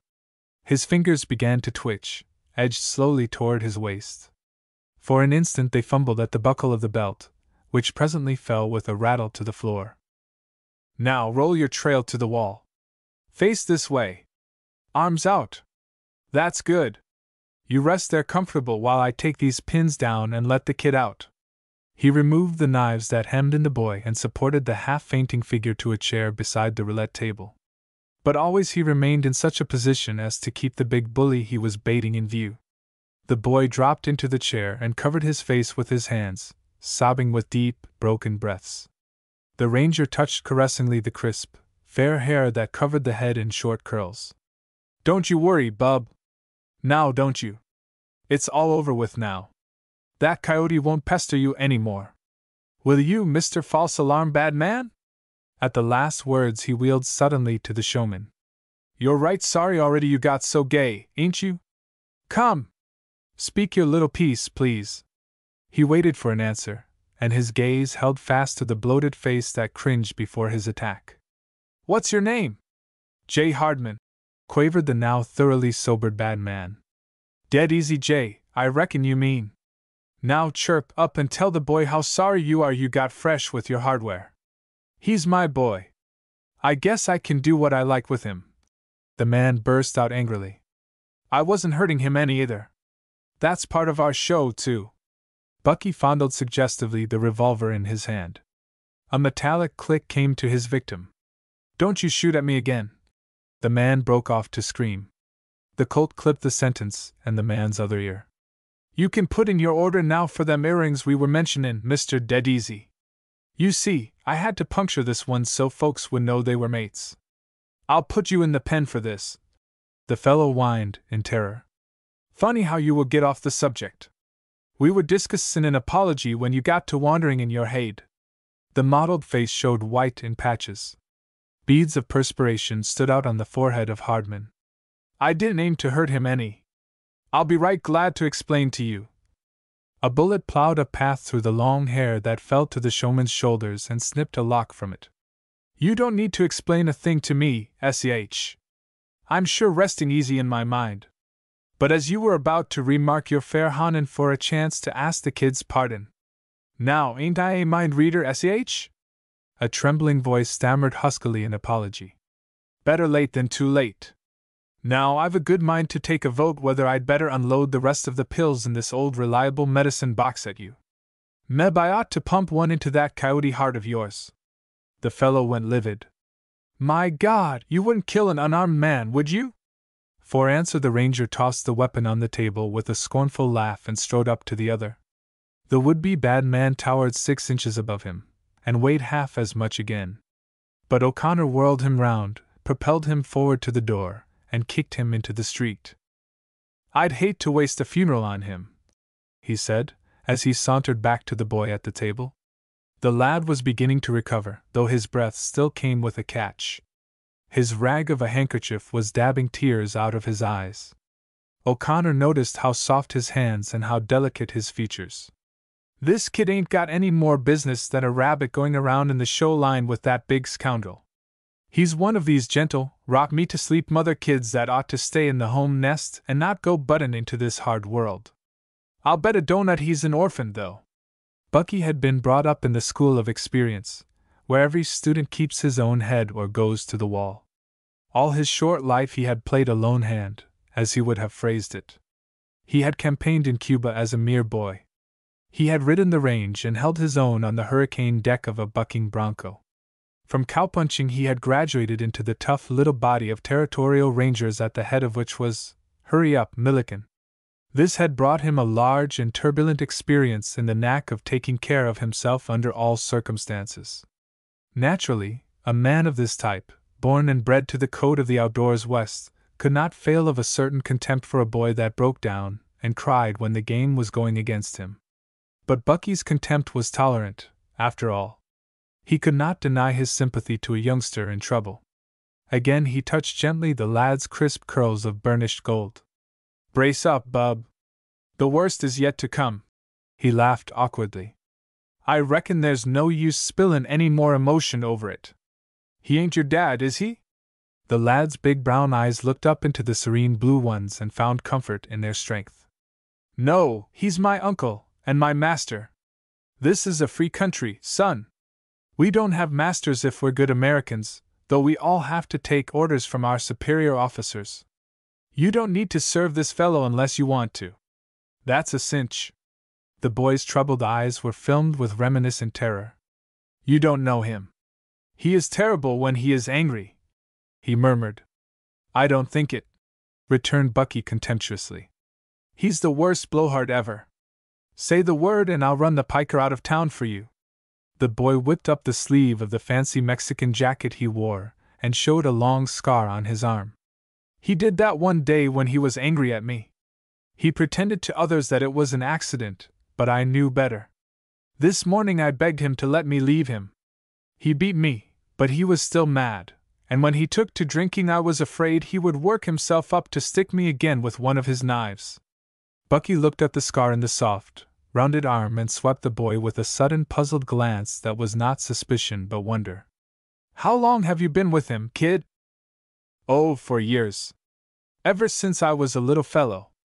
He took me after my father and mother died of yellow fever in New Orleans. His wife hates me too, but they have to have me in the show. Then I guess you had better quit their company." "What's your name?" "Frank Hardman. On the show bills I have all sorts of names." "Well, Frank, how would you like to go to live on a ranch? Where he wouldn't know I was?" whispered the boy eagerly. "If you like. I know a ranch where you'd be right welcome. I would work. I would do anything I could. Really, I would try to pay my way, and I don't eat much," Frank cried, his eyes as appealing as a homeless puppy's. Bucky smiled. "I expect they can stand all you eat without going to the poorhouse. It's a bargain then. I'll take you out there tomorrow. You're so good to me. I never had anybody be so good before." Tears stood in the big eyes and splashed over. "Cut out the waterworks, kid. You want to take a brace and act like a man," advised his new friend brusquely. I know. If you knew what I have done, maybe you wouldn't ask me to go with you." I can't tell you anything more than that," the youngster sobbed. "Oh, well. What's the diff? You're making a new start today. Ain't that right?" "Yes, sir." "Call me Bucky." "Yes, sir. Bucky, I mean." A hand fell on the ranger's shoulder and a voice in his ear. "Young man, I want you." The lieutenant whirled like a streak of lightning, finger on trigger already. "I'll trouble you for your warrant, SEH," he retorted. The man confronting him was the big cattleman who had entered the Silver Dollar in time to see O'Connor's victory over the showman. Now he stood serenely under Bucky's gun and laughed. "Put up your .45, my friend. It's a peaceable conference I want with you." The level eyes of the young man fastened on those of the cattleman, and before he spoke again, were satisfied. For both of these men belonged to the Old West whose word is as good as its bond, that West which will go the limit for a cause once undertaken without any thought of retreat, regardless of the odds or the letter of the law. Though they had never met before, each knew at a glance the manner of man the other was. "All right, SEH. If you want me, I reckon I'm here large as life," the ranger said. "We'll adjourn to the poker room upstairs then, Mr. O'Connor." Bucky laid a hand on the shoulder of the boy. "This kid goes with me. I'm keeping an eye on him for the present. My business is private, but I expect that can be arranged. We'll take the inner room and let him have the outer. Good enough. Break trail, SEH. Come along, Frank. Having reached the poker room upstairs, that same private room which had seen many a big game in its day between the big cattle kings and mining men of the Southwest, Bucky's host ordered refreshments, and then unfolded his business. You don't know me, Lieutenant, do you? I haven't that pleasure, SEH. I am Major Mackenzie's brother. Webb Mackenzie, who came from Texas last year and bought the Rocking Chair Ranch? The same. I'm right glad to meet you, SEH. And I can say the same. Webb Mackenzie was so distinctively a product of the West that no other segment of the globe could have produced him. Big, raw-boned, tanned to a leathery brick brown, he was as much of the frontier as the 10,000 cows he owned that ran the range on half as many hills and draws. He stood 6 feet 2 and tipped the beam at 212 pounds, not an ounce of which was superfluous flesh. Temperamentally, he was frank, imperious, free-hearted, what men call a prince. He wore a loose tailor-made suit of brown stuff and a broad-brimmed light gray Stetson. For the rest, you may see 100 like him at the yearly stock convention held in Denver, but you will never meet a man even among them with a sounder heart or better disposition. I've got a story to tell you, Lieutenant O'Connor, he began. I've been meaning to see you and tell it ever since you made good in that Fernandez matter. It wasn't your gameness. Anybody can be game. But it looked to me like you were using the brains in the top of your head, and that happens so seldom among law officers. I wanted to have a talk with you. Since yesterday I've been more anxious. For why? I got a letter from my brother telling me Sheriff Collins showed him a locket he found at the place of the T.P. Limited hold-up. That locket has in it a photograph of my wife and little girl. For 15 years I haven't seen that picture. When I saw it last 'twas round my little baby's neck. What's more, I haven't seen her in that time either. Mackenzie stopped, swallowed hard, and took a drink of water. You haven't seen your little girl in 15 years, exclaimed Bucky. Haven't seen or heard of her. So far as I know, she may not be alive now.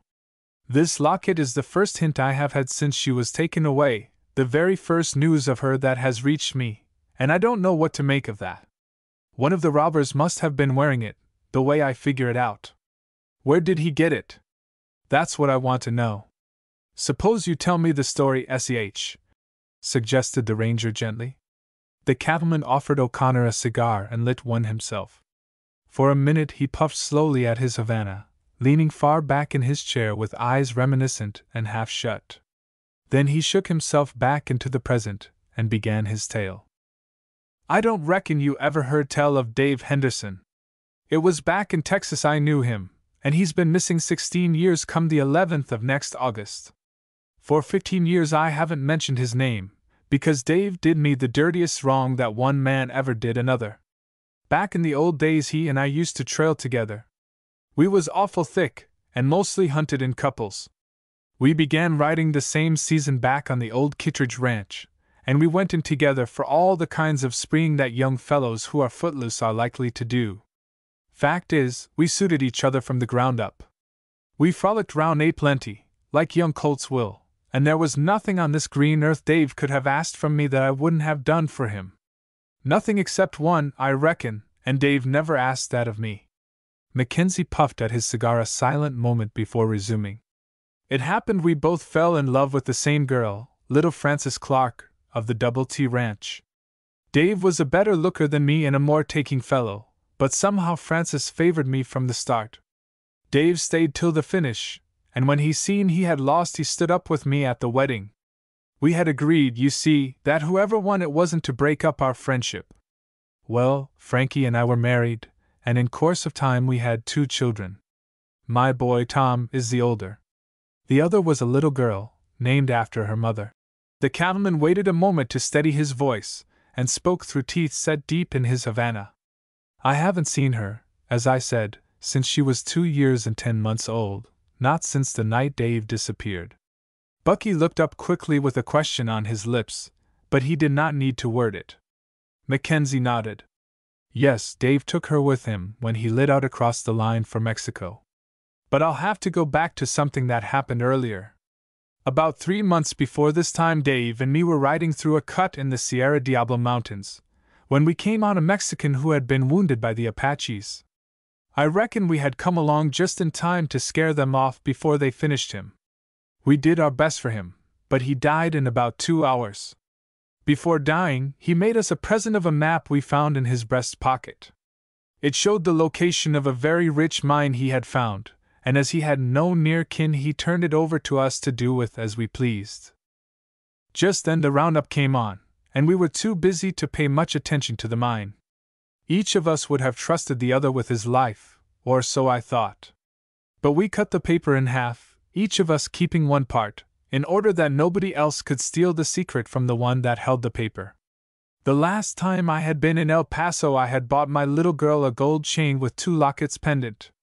These lockets opened by a secret spring, and in one of them I put my half of the map.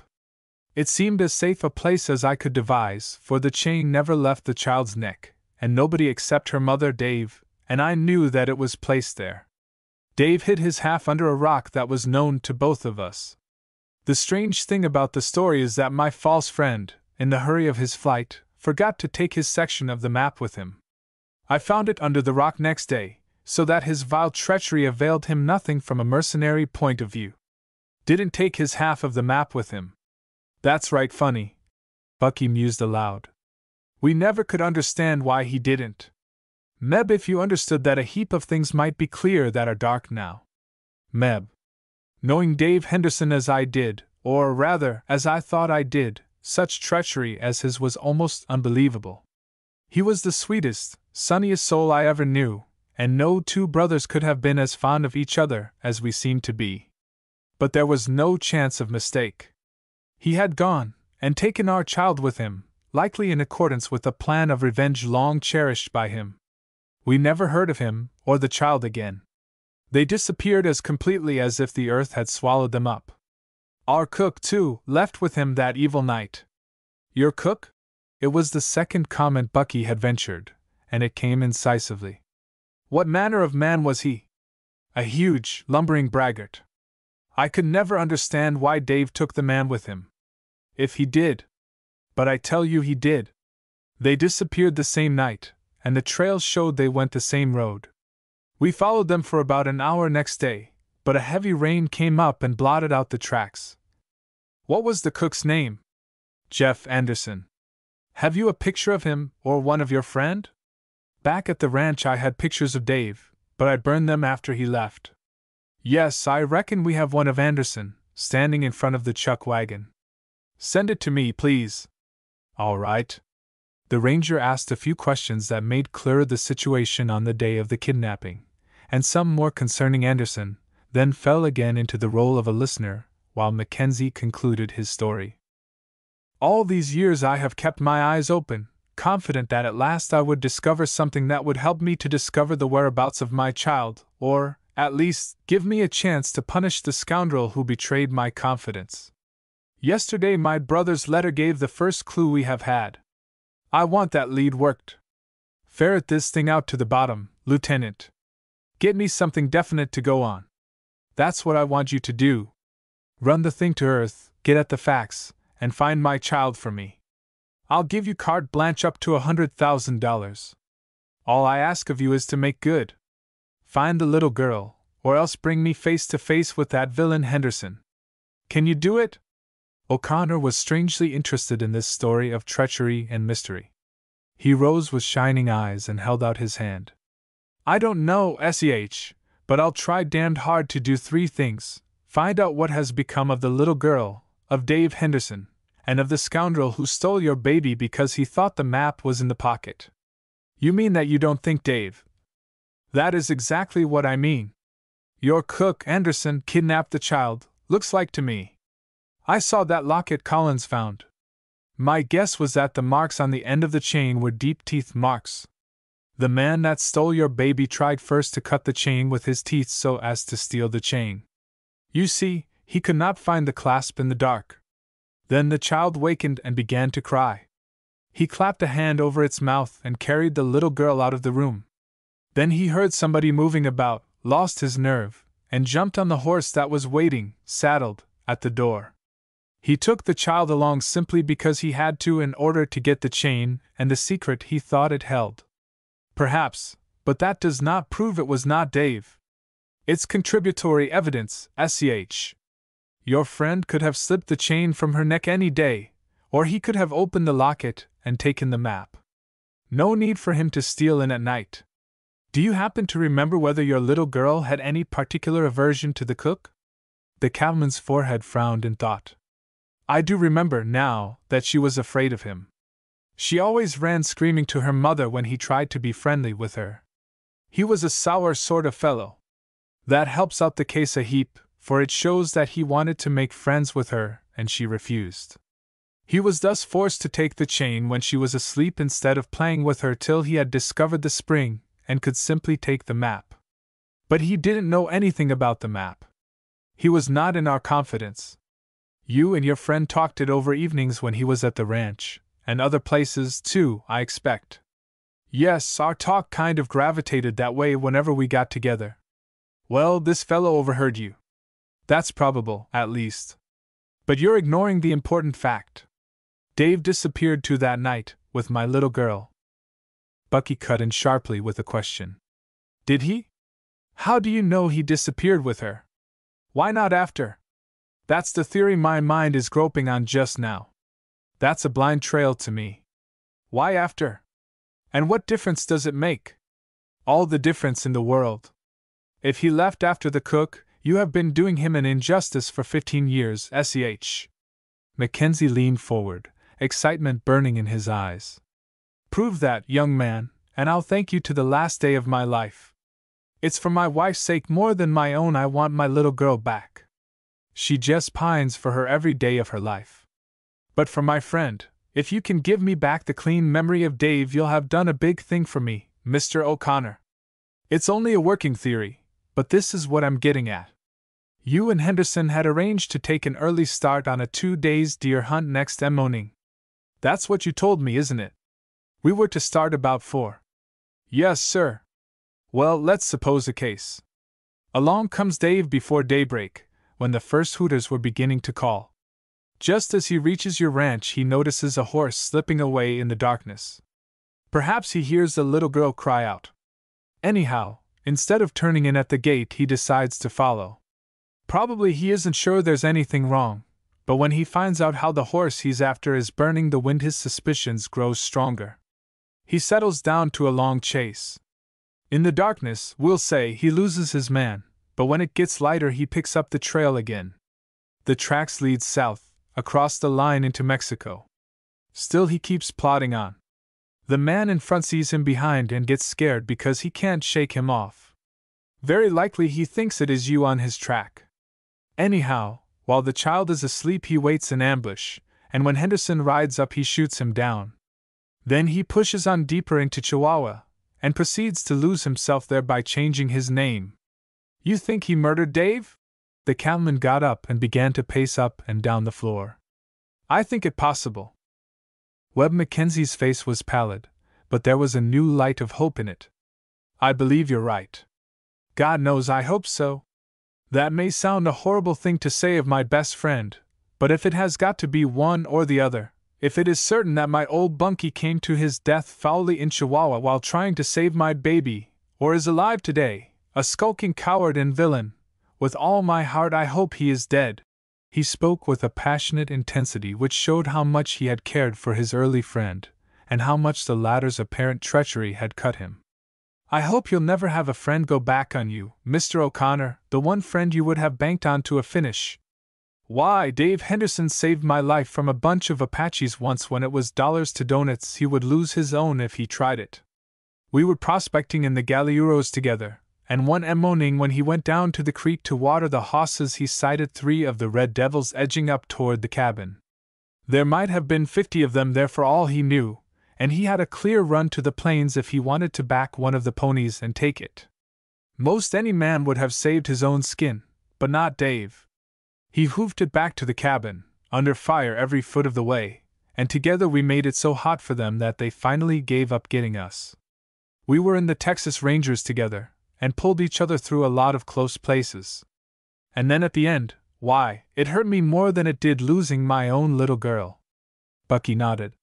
Since he was a man and not a father, he could understand how the hurt would rankle year after year at the defalcation of his comrade. That's another kink we have got to unravel in this tangle. First off, there's your little girl, to find if she is still alive. Second, we must locate Dave Henderson or his grave. Third, there's something due the scoundrel who is responsible for this. Fourthly, brethren, there's that map section to find. And lastly, we've got to find just how this story you've told me got mixed with the story of the hold-up of the Limited. For it tamely looks as if the two hang together. I take it that the thing to do is to run down the gang that held up the Limited. Once we do that, we ought to find the key to the mystery of your little girl's disappearance. Or at least, there is a chance we shall. And it's chances we've got to gamble on in this thing. Good enough. I like the way you go at this. Already I feel a heap better than I did. If the cards fall our way, you're going to get this thing settled once for all. I can't promise my news will be good news when I get it, but anything will be better than the uncertainty you've been in, I take it," said Bucky, rising from his chair. "You're right there. But wait a moment. Let's drink to your success. I'm not much of a sport." Bucky smiled. "Fact is, I never drink, SEH. Of course. I remember now. You're the good bad man of the West," Mackenzie answered amiably. "Well, I drink to you. Here's good hunting, Lieutenant." "Thank you. I suppose you'll get right at this thing? I've got to take that kid in the next room out to my ranch first. I won't stand for that knife thrower making a slave of him. What's the matter with me taking the boy out to the rocking chair with me? My wife and I will see he's looked after till you return. That would be the best plan, if it won't trouble you too much. We'd better keep his whereabouts quiet till this fellow Hardman is out of the country. Yes, though I hardly think he'd be fool enough to show up at the rocking chair. If my vaqueros met up with him prowling around, they might show him as warm a welcome as you did half an hour ago. A chapping would sure do him a heap of good," grinned Bucky, and so dismissed the champion of the world from his mind. Chapter 5. Bucky Entertains. Bucky began at once to tap the underground wires his official position made accessible to him. These ran over southern Arizona, Sonora, and Chihuahua. All the places to which criminals or frontiersmen with money were wont to resort were reported upon. For the ranger's experience had taught him that since the men he wanted had money in their pockets to burn, gregarious impulse would drive them from the far silent places of the desert to the roulette and faro tables where the wolf and the lamb disport themselves together. The photograph from Webb Mackenzie of the cook Anderson reached him at Tucson the third day after his interview with that gentleman, at the same time that Collins dropped in on him to inquire what progress he was making. O'Connor told him of the Aravaipa episode, and tossed across the table to him the photograph he had just received. "If we could discover the gent that sat for this photo, it might help us. You don't by any chance know him, do you, Val?" The sheriff shook his head. "Not in my rogues gallery, Bucky." The ranger again examined the faded picture. A resemblance in it to somebody he had met recently haunted vaguely his memory. As he looked, the indefinite suggestion grew sharp and clear. It was a photograph of the showman who had called himself Hardman.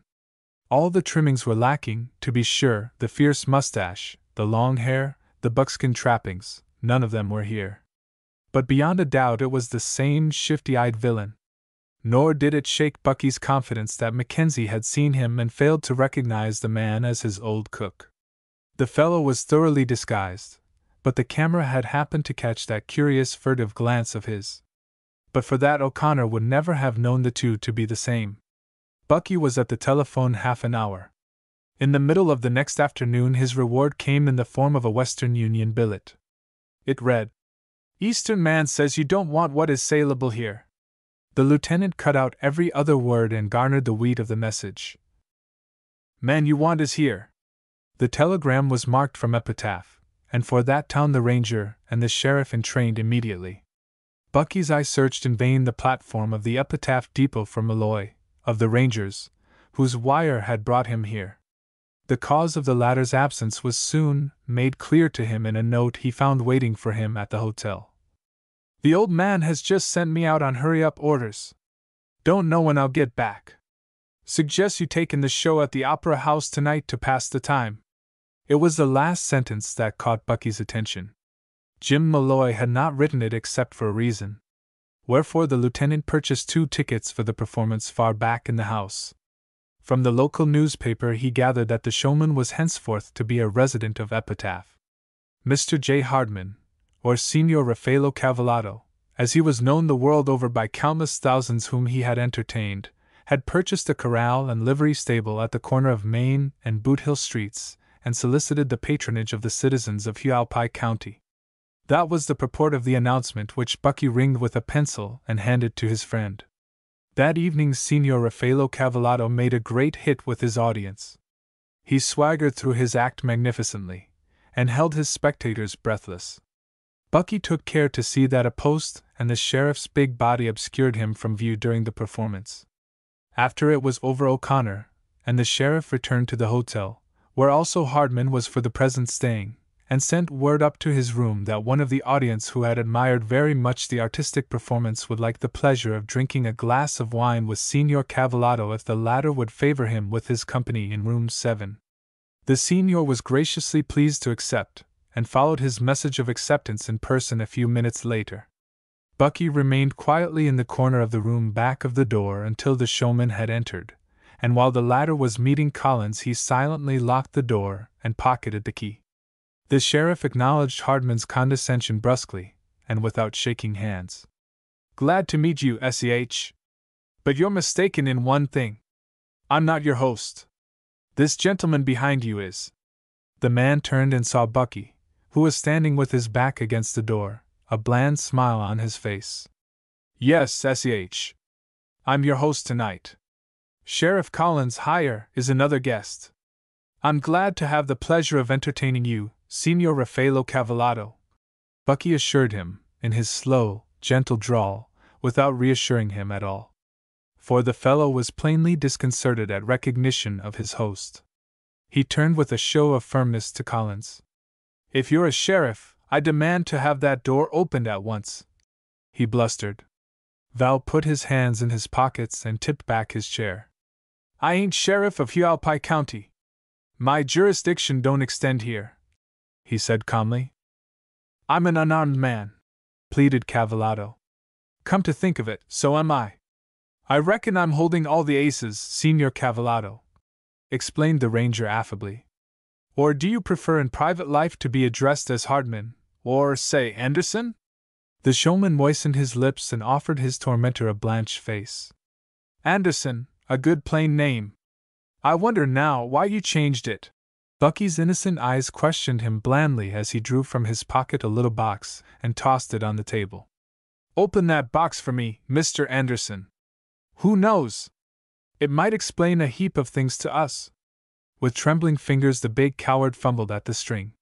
With all his fluent will he longed to resist, but the compelling eyes that met his so steadily were not to be resisted.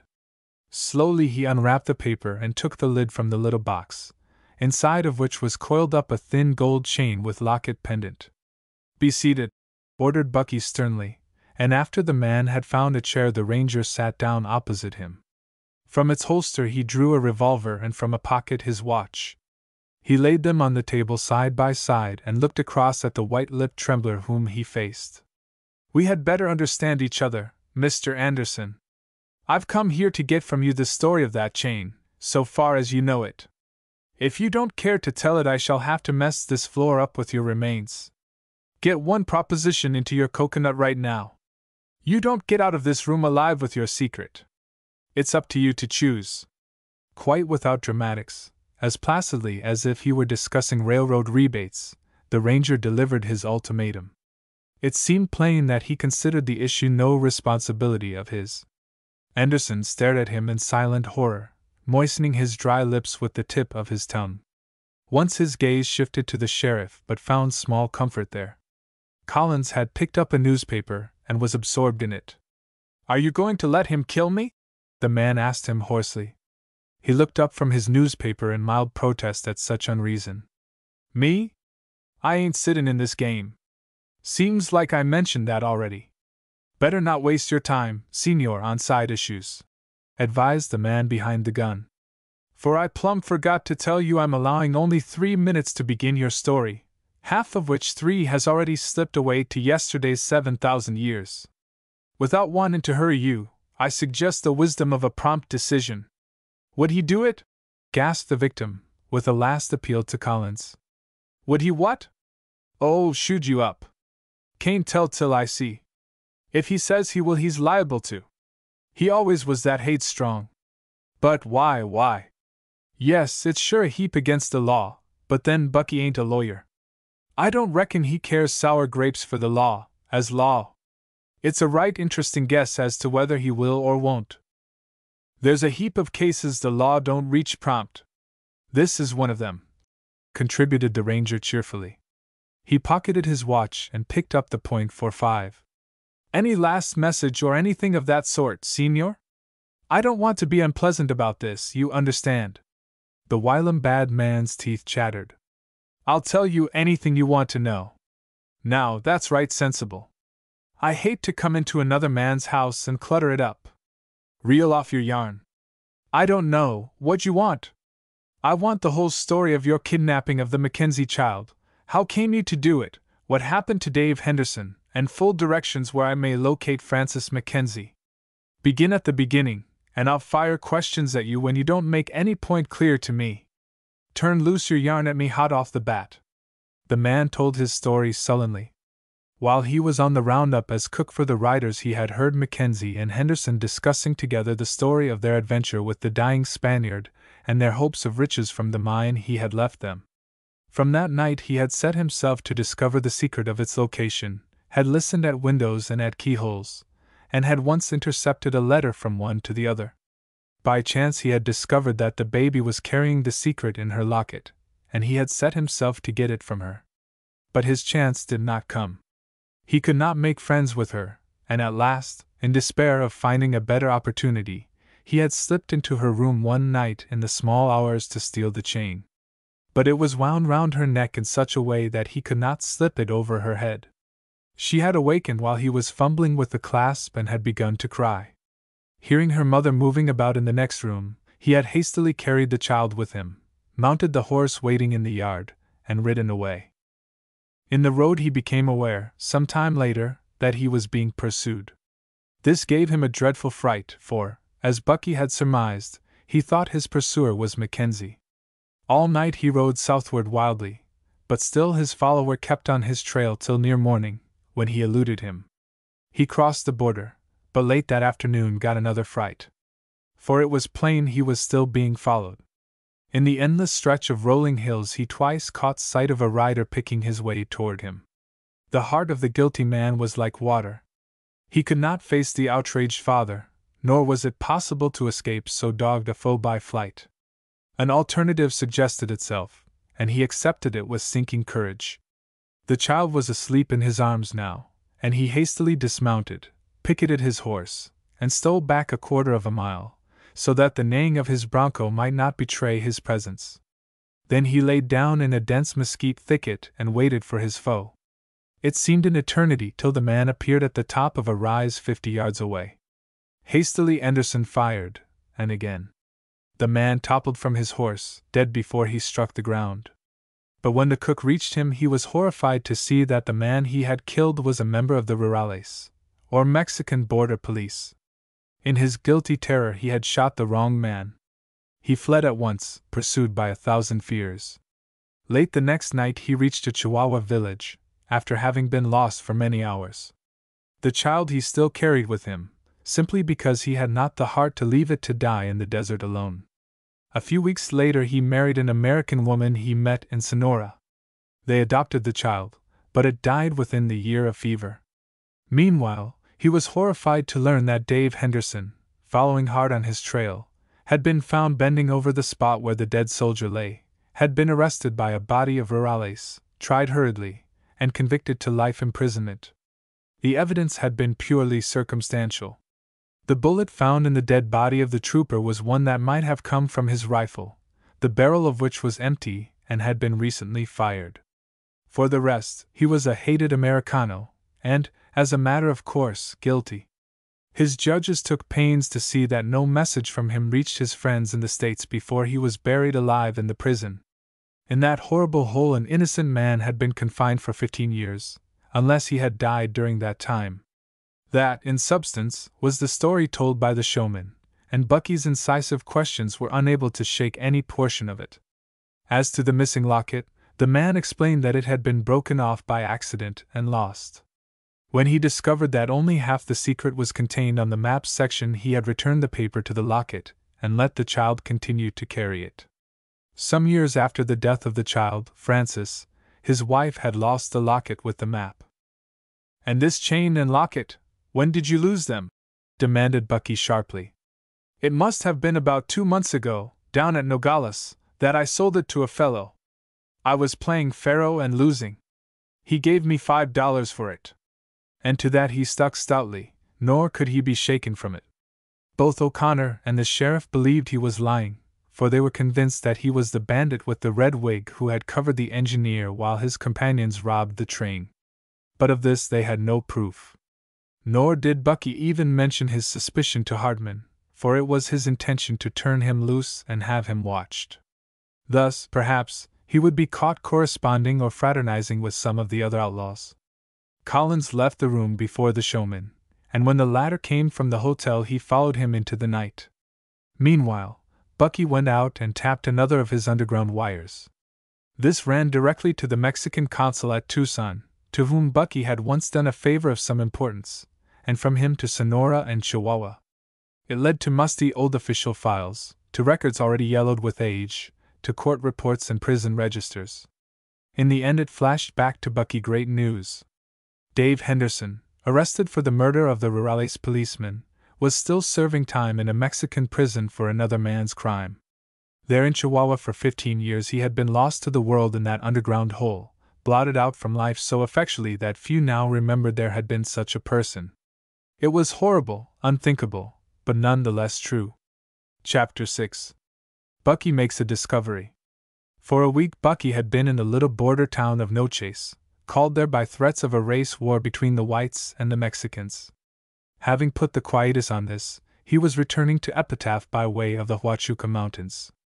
There are still places in Arizona where rapid transit can be achieved more expeditiously on the back of a bronco than by means of the railroad, even when the latter is available. So now Bucky was taking a short cut across country instead of making the 2 train changes, with the consequent inevitable delays that would have been necessary to travel by rail. He traveled at night, and in the early morning, to avoid the heat of the midday sun, and it was in the evening of the second and last day that the skirts of happy chance led him to an adventure that was to affect his whole future life. He knew a waterhole on the Del Oro, where cows were wont to frequent even in the summer drought, and toward this he was making in the fag end of the sultry day. While still some 100 yards distant he observed a spiral of smoke rising from a campfire at the spring, and he at once made a more circumspect approach. For it might be any one of a score of border ruffians who owed him a grudge, and would be glad to pay it in the silent desert that tells no tales and betrays no secrets to the inquisitive. He flung the bridle rein over his pony's neck and crept forward on foot, warily and noiselessly. While still some little way from the waterhole he was arrested by a sound that startled him. He could make out a raucous voice in anger and a pianissimo accompaniment of womanish sobs. "You're mine to do with as I like. I'm your uncle. I've raised you from a kid, and, by the great mogul, you can't sneak off with the first good-for-nothing scoundrel that makes eyes at you. Thought you had slipped away from me, you white-faced, sniveling little idiot, but I'll show you who is master." The lash of a whip rose and fell twice on quivering flesh before Bucky leaped into the fireglow, and wrested the riding whip from the hands of the angry man who was plying it. "Dare to touch a woman, would you?" cried the ranger, swinging the whip vigorously across the broad shoulders of the man. "Take that, and that, and that, you brute!" But when Bucky had finished with the fellow and flung him a limp, writhing huddle of welts to the ground, 3 surprises awaited him. The first was that it was not a woman he had rescued at all, but a boy, and, as the flickering firelight played on his face, the ranger came to an unexpected recognition. The slim lad facing him was no other than Frank Hardman, whom he had left a few days before at the rocking chair under the care of motherly Mrs. Mackenzie. The young man's eyes went back with instant suspicion to the fellow he had just punished, and his suspicions were verified when the leaping light revealed the face of the showman Anderson. Bucky laughed. I see Tanley seemed to be interfering in your affairs a good deal, Mr. Anderson. You may take my word for it that you was the last person in the world I expected to meet here, unless it might be this boy. I left him safe at a ranch 50 miles from here, and I left you a staid businessman of epitaph. But it seems neither of you stayed hitched. Why for this yearning to travel? He found me where I was staying. I was out riding alone on an errand for Mrs. Mackenzie when he met me and made me go with him. He has arranged to have me meet his wife in Mexico. The show wouldn't draw well without me. You know I do legerdemain, Frank explained in his low, sweet voice. So you had plans of your own, Mr. Anderson. Now, that was right ambitious of you. But I reckon I'll have to interfere with them again. Go through him, kid, and relieve him of any guns he happens to be garnished with. Might as well help yourself to his knives, too. He's so fond of letting them fly around promiscuous he might hurt himself. Good. Now we can sit down and have a friendly talk. Where did you say you was intending to spend the next few weeks before I interrupted so unthinking and disarranged your plans? I'm talking to you, Mr. Anderson. I was heading for Sonora, the man whined. What Bucky thought was, right strange direction to be taking for Sonora. I'll bet my pile you were going up into the hills to meet some of Wolf Leary's gang. But why you were taking the kid along beats me. Unless it was just cussedness. What he said was, oh, you'll like Epitaph a heap better. I allow you ought to stay at that old town. It's a real interesting place. Finished in the adobe style and that sort of thing. The jail's real comfy, too. Would you like something to eat, sir? Presently asked Frank timidly. Would I? Why, I'm hungry enough to eat a leather mail sack. Trot on your grub, young man, and watch my smoke. Bucky did ample justice to the sandwiches and lemonade the lad set in front of him, but he ate with a wary eye on a possible insurrection on the part of his prisoner. I'm a new man, he announced briskly, when he had finished. That veal loaf sandwich went sure to the right spot. If you had been a young lady instead of a boy, you couldn't fix things up more appetizing. The lad's face flushed with embarrassment, apparently at the ranger's compliment, and the latter noticed how delicate the small face was. It made an instinctive, wistful appeal for protection, and Bucky felt an odd little stirring at his tender Irish heart. Might think I was the kid's father to see what an interest I take in him, the young man told himself reprovingly. It's all tommyrot, too.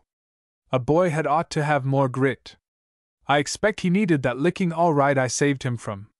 When Bucky had eaten, the camp things were repacked for travel. Epitaph was only 23 miles away, and the ranger preferred to ride in the cool of the night rather than sit up till daybreak with his prisoner. Besides, he could then catch the morning train from that town and save almost a day. So hour after hour they plodded on, the prisoner in front, O'Connor in the center, and Frank Hardman bringing up the rear. It was an Arizona night of countless stars, with that peculiar soft, velvety atmosphere that belongs to no other land or time. In the distance the jagged, violet line of mountains rose in silhouette against a sky not many shades lighter, while nearer the cool moonlight flooded a land grown magical under its divine touch. The ranger rode with a limp ease that made for rest, his body shifting now and again in the saddle, so as to change the weight and avoid stiffness. It must have been well past midnight that he caught the long breath of a sigh behind him. The trail had broadened at that point, for they were now down in the rolling plain, so that two could ride abreast in the road. Bucky fell back and put a sympathetic hand on the shoulder of the boy. Plumb faggied out, kid? He asked. I am tired. Is it far? About 4 miles. Stick it out, and we'll be there in no time.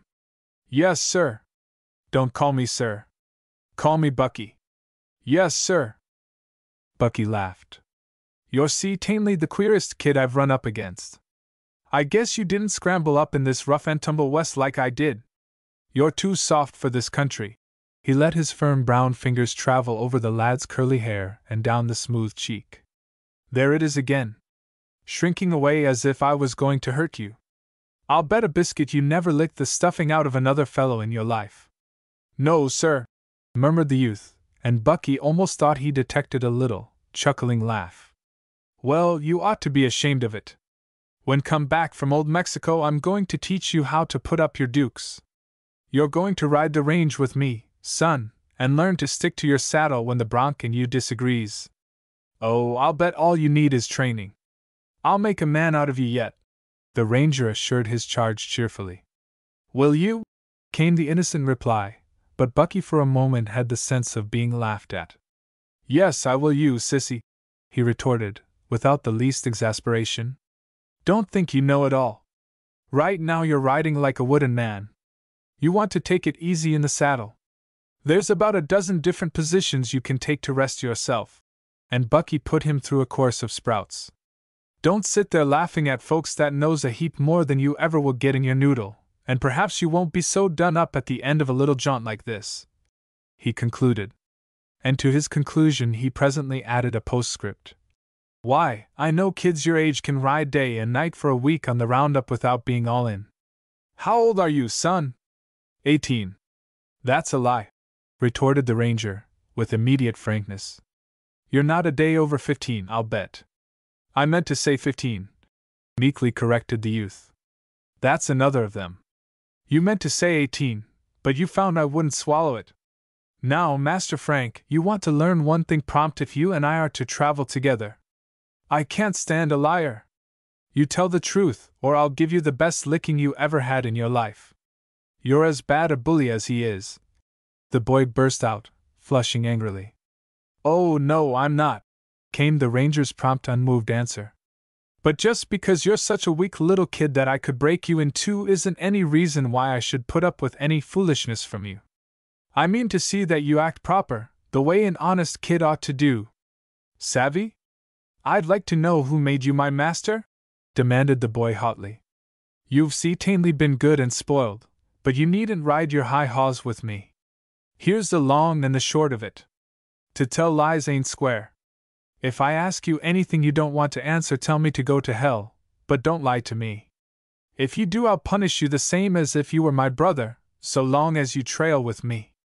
If you don't like it, cut loose and hit the pike for yourself. I've a good mind to go. Bucky waved a hand easily into space. That's all right too, son. There's a heap of directions you can hit from here. Take any one you like. But if I was as beat as you are, I think I'd keep on the Epitaph Road. He laughed his warm, friendly laugh, before the geniality of which discord seemed to melt, and again his arm went round the other's weary shoulders with a caressing gesture that was infinitely protecting. The boy laughed tremulously. You're awfully good to me. I know I'm a crybaby, sissy boy, but if you'll be patient with me, I'll try to be gamer. It certainly was strange the way Bucky's pulse quickened and his blood tingled when he touched the little fellow and heard that velvet voice's soft murmur. Yes, it surely was strange, but perhaps the young Irishman's explanation was not the correct one, after all. The cause he offered to himself for this odd joy and tender excitement was perfectly simple. I'm surely plumb locoed, or else gone soft in the haid, he told himself grimly. But the reason for those queer little electric shocks that pulsed through him was probably a more elemental and primeval one than even madness. Arrived at Epitaph, Bucky turned loose his prisoner with a caution and made his preparations to leave immediately for Chihuahua. Collins had returned to Tucson, but was in touch with the situation and ready to set out for any point where he was needed. Bucky, having packed, was confronted with a difficulty. He looked at it, and voiced his perplexity. Now, what am I going to do with you, Curly Haid? I expect I had better ship you back to the rocking chair. I don't want to go back there. He'll come out again and find me after you leave. Where do you want to go, then? If you were a girl, I could put you in the convent school here, he reflected aloud. Again that swift, deep blush irradiated the youth's cheeks. Why can't I go with you? He asked shyly. The ranger laughed. Meb, you think I'm going on a picnic? Why, I'm starting out to knock the chip off old man Trouble's shoulder. Like as not some greaser will collect Mr. Bucky's scalp down in Manana land.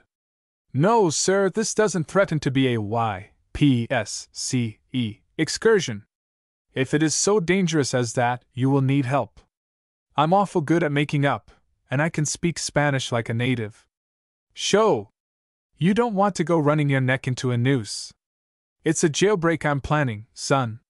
There may be guns a-popping before we get back to God's country, if we ever do. Add to that, trouble and then some, for there's a revolution scheduled for old Chihuahua just now, as your uncle happens to know from reliable information. Two can always work better than one. Try me, Bucky, pleaded the boy, the last words slipping out with a trailing upward inflection that was irresistible. Sure you won't faint if we get in a tight pinch, Curly? Scoffed O'Connor, even though in his mind he was debating a surrender. For he was extraordinarily taken with the lad, and his judgment justified what the boy had said. I shall not be afraid if you are with me. But I may not be with you. That's the trouble. Supposing I should be caught, what would you do? Follow any orders you had given me before that time. If you had not given any, I would use my best judgment. I'll give them now, smiled Bucky. If I'm lagged, make straight for Arizona and tell Webb Mackenzie or Val Collins. Then you will take me? Cried the boy eagerly. Only on condition that you obey orders explicitly. I'm running this cutting-out expedition. I wouldn't think of disobeying. And I don't want you to tell me any lies. No. Bucky's big brown fist caught the little one and squeezed it. Then it's a deal, kid. I only hope I'm doing right to take you. Of course you are. Haven't you promised to make a man of me? And again Bucky caught that note of stifled laughter in the voice, though the big brown eyes met his quite seriously. They took the train that night for El Paso, Bucky in the lower berth and his friend in the upper of Section 6 of one of the Limited's Pullman cars. The ranger was awake and up with the day. For a couple of hours he sat in the smoking section and discussed politics with the Chicago drummer. He knew that Frank was very tired, and he let him sleep till the diner was taken on at Lordsburg. Then he excused himself to the traveling man. I reckon I'd better go and wake up my partner. I see the chuck wagon is toddling along behind us. Bucky drew aside the curtains and shook the boy gently by the shoulder. Frank's eyes opened and looked at the ranger with that lack of comprehension peculiar to one roused suddenly from deep sleep. Time to get up, Curly. The nigger just gave the first call for the chuck wagon. An understanding of the situation flamed over the boy's face. He snatched the curtains from the Arizonian and gathered them tightly together. I'll thank you not to be so familiar, he said shortly from behind the closed curtains. I beg your pardon, your Royal Highness. I should have had myself announced and craved an audience, I reckon, was Bucky's ironic retort, and swiftly on the heels of it he added, You make me tired, kid. O'Connor was destined to be made tired a good many times in the course of the next few days. In all the little personal intimacies Frank possessed a delicate fastidiousness outside the experience of the ranger. He was a scrupulously clean man himself, and rather nice as to his personal habits, but it did not throw him into a flame of embarrassment to brush his teeth before his fellow passengers. Nor did it send him into a fit if a friend happened to drop into his room while he was finishing his dressing.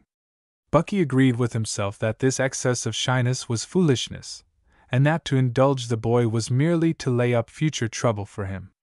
A dozen times he was on the point of speaking his mind on the subject, but some unusual quality of innocence in the lad tied his tongue. Blame it all, I'm getting to be a regular old granny.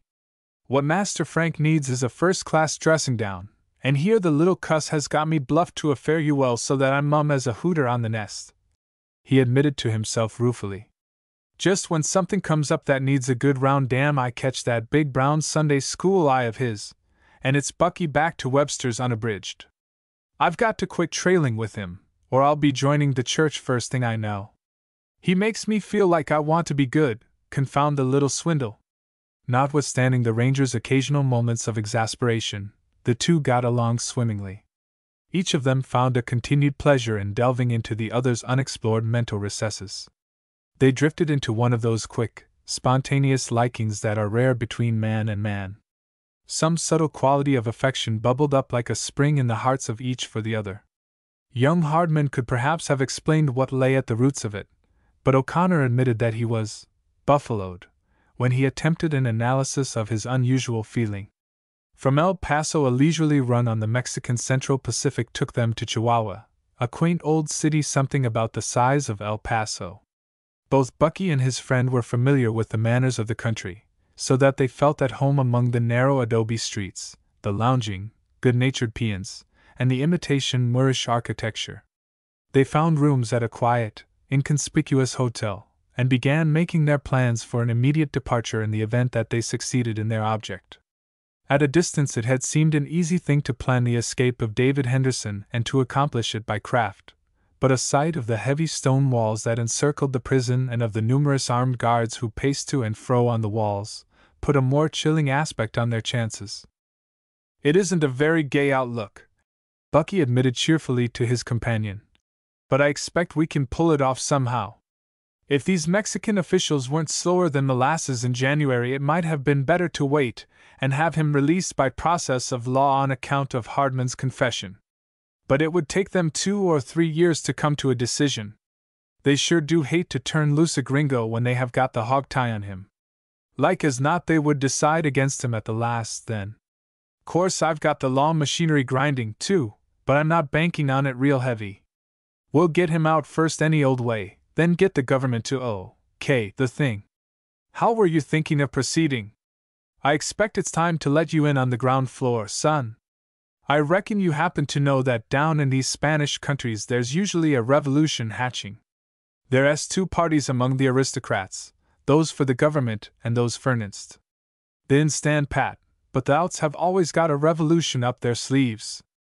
Now, there's mostly a white man mixed up in the affair. They have to have him to run it and to shoot afterward when the government wins. You see, somebody has to be shot, and it's always so much to the good if they can line up gringos instead of natives. 9 times out of 10 it's an Irish-American lad that is engineering the scheme. This time it happens to be Mickey O'Halloran, an old friend of mine. I'm going to put it up to Mick to find a way. But it isn't any affair of his. He won't do it, will he? Oh, I thought I told you he was Irish. Well? And spoiling for trouble, of course. Is it likely he could keep his fist out of the hive when there's such a gem of a chance to get stung? It had been Frank's suggestion that they choose rooms at a hotel which open into each other and also connect with an adjoining pair. The reason for this had not at first been apparent to the ranger, but as soon as they were alone Frank explained. It is very likely that we shall be under surveillance after a day or 2, especially if we are seen around the prison a good deal. Well, we'll slip out the back way tonight disguised in some other rig, come boldly in by the front door, and rent the rooms next ours. Then we shall be able to go and come, either as ourselves or as our neighbors. It will give us a great deal more liberty. Unless we should get caught. Then we would have a great deal less. What's your notion of a rig up to disguise us, kid? We might have several, in case of emergencies. For one thing, we could easily be street showmen. You can do fancy shooting and I can do sleight-of-hand tricks or tell fortunes. You would be a gypsy lad? The youngster blushed. A gypsy girl, and you might be my husband. I'm no play actor, even if you are, said Bucky. I don't want to be your husband, thank you. All you would have to do is to be sullen and rough. It is easy enough. And you think you could pass for a girl? You're slim and soft enough, but I'll bet you would give it away inside of an hour. The boy laughed, and shot a swift glance at O'Connor under his long lashes. I appeared as a girl in one of the acts of the show for years. Nobody ever suspected that I wasn't. We might try it, but we have no clothes for the part. Leave that to me. I'll buy some today while you are looking the ground over for our first assault in the impregnable fortress. I don't know. It seems to me pretty risky. But you might buy the things, and we'll see how you look in them. Better not get all the things at the same store. Sort of scatter your purchases around. They separated at the door of the hotel, Frank to choose the materials he needed, and O'Connor to look up O'Halloran and get a permit to visit the prison from the proper authorities. When the latter returned triumphantly with his permit, he found the boy busy with a needle and thread and surrounded by a litter of dressmaking material. "I'm altering this to fit me and fixing it up," he explained. "Holy smoke! Who taught you to sew?" asked Bucky in surprise. "My Aunt Mrs. Hardman. I used to do all the plain sewing on my costumes.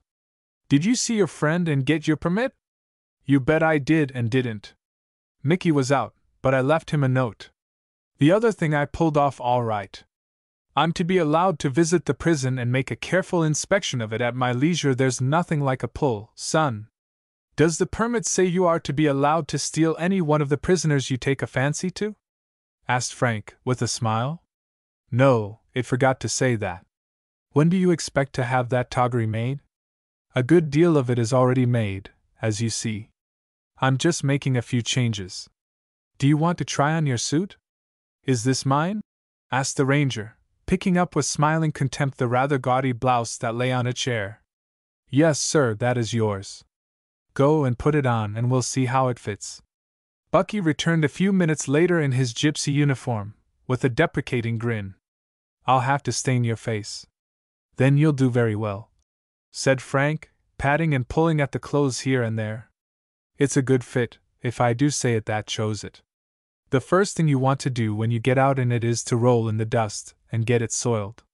No respectable gypsy wears new clothes. Better have a tear or two in it, too. You see, Tainley should have been a girl, the way you take to clothes, Curly." "Making up was my business for a good many years, you know," returned the lad quietly. "If you'll step into the other room for about 15 minutes, I'll show you how well I can do it." It was a long half-hour later that Bucky thumped on the door between the rooms. "Pretty nearly ready, kid? Seems to me it is taking you a thundering long time to get that outfit on. How long do you think it ought to take a lady to dress?" 10 minutes is long enough, and 15, say, if she is going to a dance. You've been 35 by my Waterbury. It's plain you never were married, Mr. Innocent. Why, a girl can't fix her hair in less than half an hour. Well, you got a wig there, ain't you? It doesn't take but about 5 seconds to stick that on. Hurry up, gringo. I'm clean through this old newspaper. Read the advertisements," came saucily through the door. "I've read the darn things twice. Learn them by heart," the sweet voice advised. "Oh, you go to Halifax." Nevertheless, Mr. Bucky had to wait his comrade's pleasure. But when he got a vision of the result, it was so little what he had expected that it left him staring in amazement, his jaw fallen and his eyes incredulous. The vision swept him a low bow. "How do you like Bonita?" it demanded gaily. Bucky's eyes circled the room, to make sure that the boy was not hidden somewhere, and came back to rest on his surprise with a look that was almost consternation. Was this vivid, dazzling creature the boy he had been patronizing, lecturing, promising to thrash any time during the past 4 days? The thing was unbelievable, not yet to be credited by his jarred brain. How incredibly blind he had been! What an idiot of sorts! Why, the marks of sex sat on her beyond any possibility of doubt. Every line of the slim, lissom figure, every curve of the soft, undulating body, the sweep of rounded arm, of tapering waistline, of well-turned ankle, contributed evidence of what it were folly to ask further proof. How could he have ever seen those lovely, soft-lashed eyes and the delicate little hands without conviction coming home to him? And how could he have heard the low murmur of her voice, the catch of her sobs, without knowing that they were a denial of masculinity? She was dressed like a Spanish dancing girl, in short kilts, red sash, and jaunty little cap placed sidewise on her head. She wore a wig of black hair, and her face was stained to a dusky, gypsy hue. Over her thumb hung castanets, and in her hand was a tambourine. Roguishly she began to sway into a slow, rhythmic dance, beating time with her instruments as she moved. Gradually the speed quickened to a faster time. She swung gracefully to and fro with all the lithe agility of the race she personified. No part could have been better conceived or executed. Even physically she displayed the large, brilliant eyes, the ringlet, coal-black hair, the tawny skin, and the flashing smile that showed small teeth of dazzling ivory, characteristic of the Romanes he had met. It was a daring part to play, but the young man watching realized that she had the free grace to carry it out successfully. She danced the fandango to a finish, swept him another low bow, and presented laughingly to him the tambourine for his donation. Then, suddenly flinging aside the instrument, she curtsied and caught at his hand. "Will the senor have his fortune told?" Bucky drew a handful of change from his pocket and selected a gold eagle. "I suppose I must cross your palm with gold," he said, even while his subconscious mind was running on the new complication presented to him by this discovery. He was very clear about one thing. He must not let her know that he knew her for a girl. To him she must still be a boy, or their relation would become impossible. She had trusted in her power to keep her secret from him. On no other terms would she have come with him. Of so much he was sure, even while his mind groped for a sufficient reason to account for an impulse that might have impelled her. If she found out that he knew, the knowledge would certainly drive her at once from him. For he knew that not the least charm of the extraordinary fascination she had for him lay in her sweet innocence of heart, a fresh innocence that consisted with this gay Romany abandon, and even with a mental experience of the sordid, seamy side of life as comprehensive as that of many a woman twice her age. She had been defrauded out of her childish inheritance of innocence, but somehow, even in her foul environment, the seeds of a rare personal purity had persistently sprung up and flourished. Some flowers are of such native freshness that no nauseous surroundings can kill their fragrance. And this was one of them. Meanwhile, her voice ran on with the patter of her craft. There was the usual dark woman to be circumvented and the light one to be rewarded. Jealousies and rivalries played their part in the nonsense she glibly recited, and somewhere in the future lay, of course, great riches and happiness for him. With a queer little tug at his heart he watched the dainty finger that ran so lightly over his open palm, watched, too, the bent head so gracefully fine of outline and the face so mobile of expression when the deep eyes lifted to his in question of the correctness of her reading. He would miss the little partner that had wound himself so tightly round his heart. He wondered if he would find compensating joy in this exquisite creature whom a few moments had taken worlds distant from him. Suddenly tiring of her diversion, she dropped his hand. "You don't say I do it well," she charged, aware suspiciously, at last, of his grave silence. "You do it very well indeed. I didn't think you had it in you, kid. What's worrying me is that I can never live up to such a sure enough gypsy as you.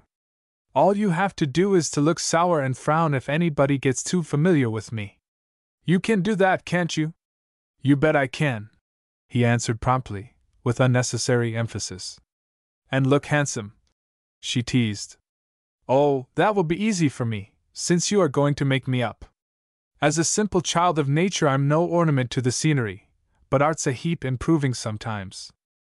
She thought, but did not say, that art would go a long way before it could show anything more pleasing than this rider of the plains. It was not alone his face, with the likable blue eyes that could say so many things in a minute, but the gallant ease of his bearing. Such a springy lightness, such sinewy grace of undulating muscle, were rare even on the frontier. She had once heard Webb Mackenzie say of him that he could whip his weight in wildcats, and it was easy of belief after seeing how surely he was master of the dynamic power in him. It is the emergency that sifts men, and she had seen him rise to several with a readiness that showed the stuff in him. That evening they slipped out unobserved in the dusk, and a few minutes later a young gypsy and his bride presented themselves at the inn to be put up. The scowling young Romany was particular, considering that he spent most nights in the open, with the sky for a roof. So the master of the inn thought when he rejected on one pretense or another the first 2 rooms that were shown him. He wanted 2 rooms, and they must connect.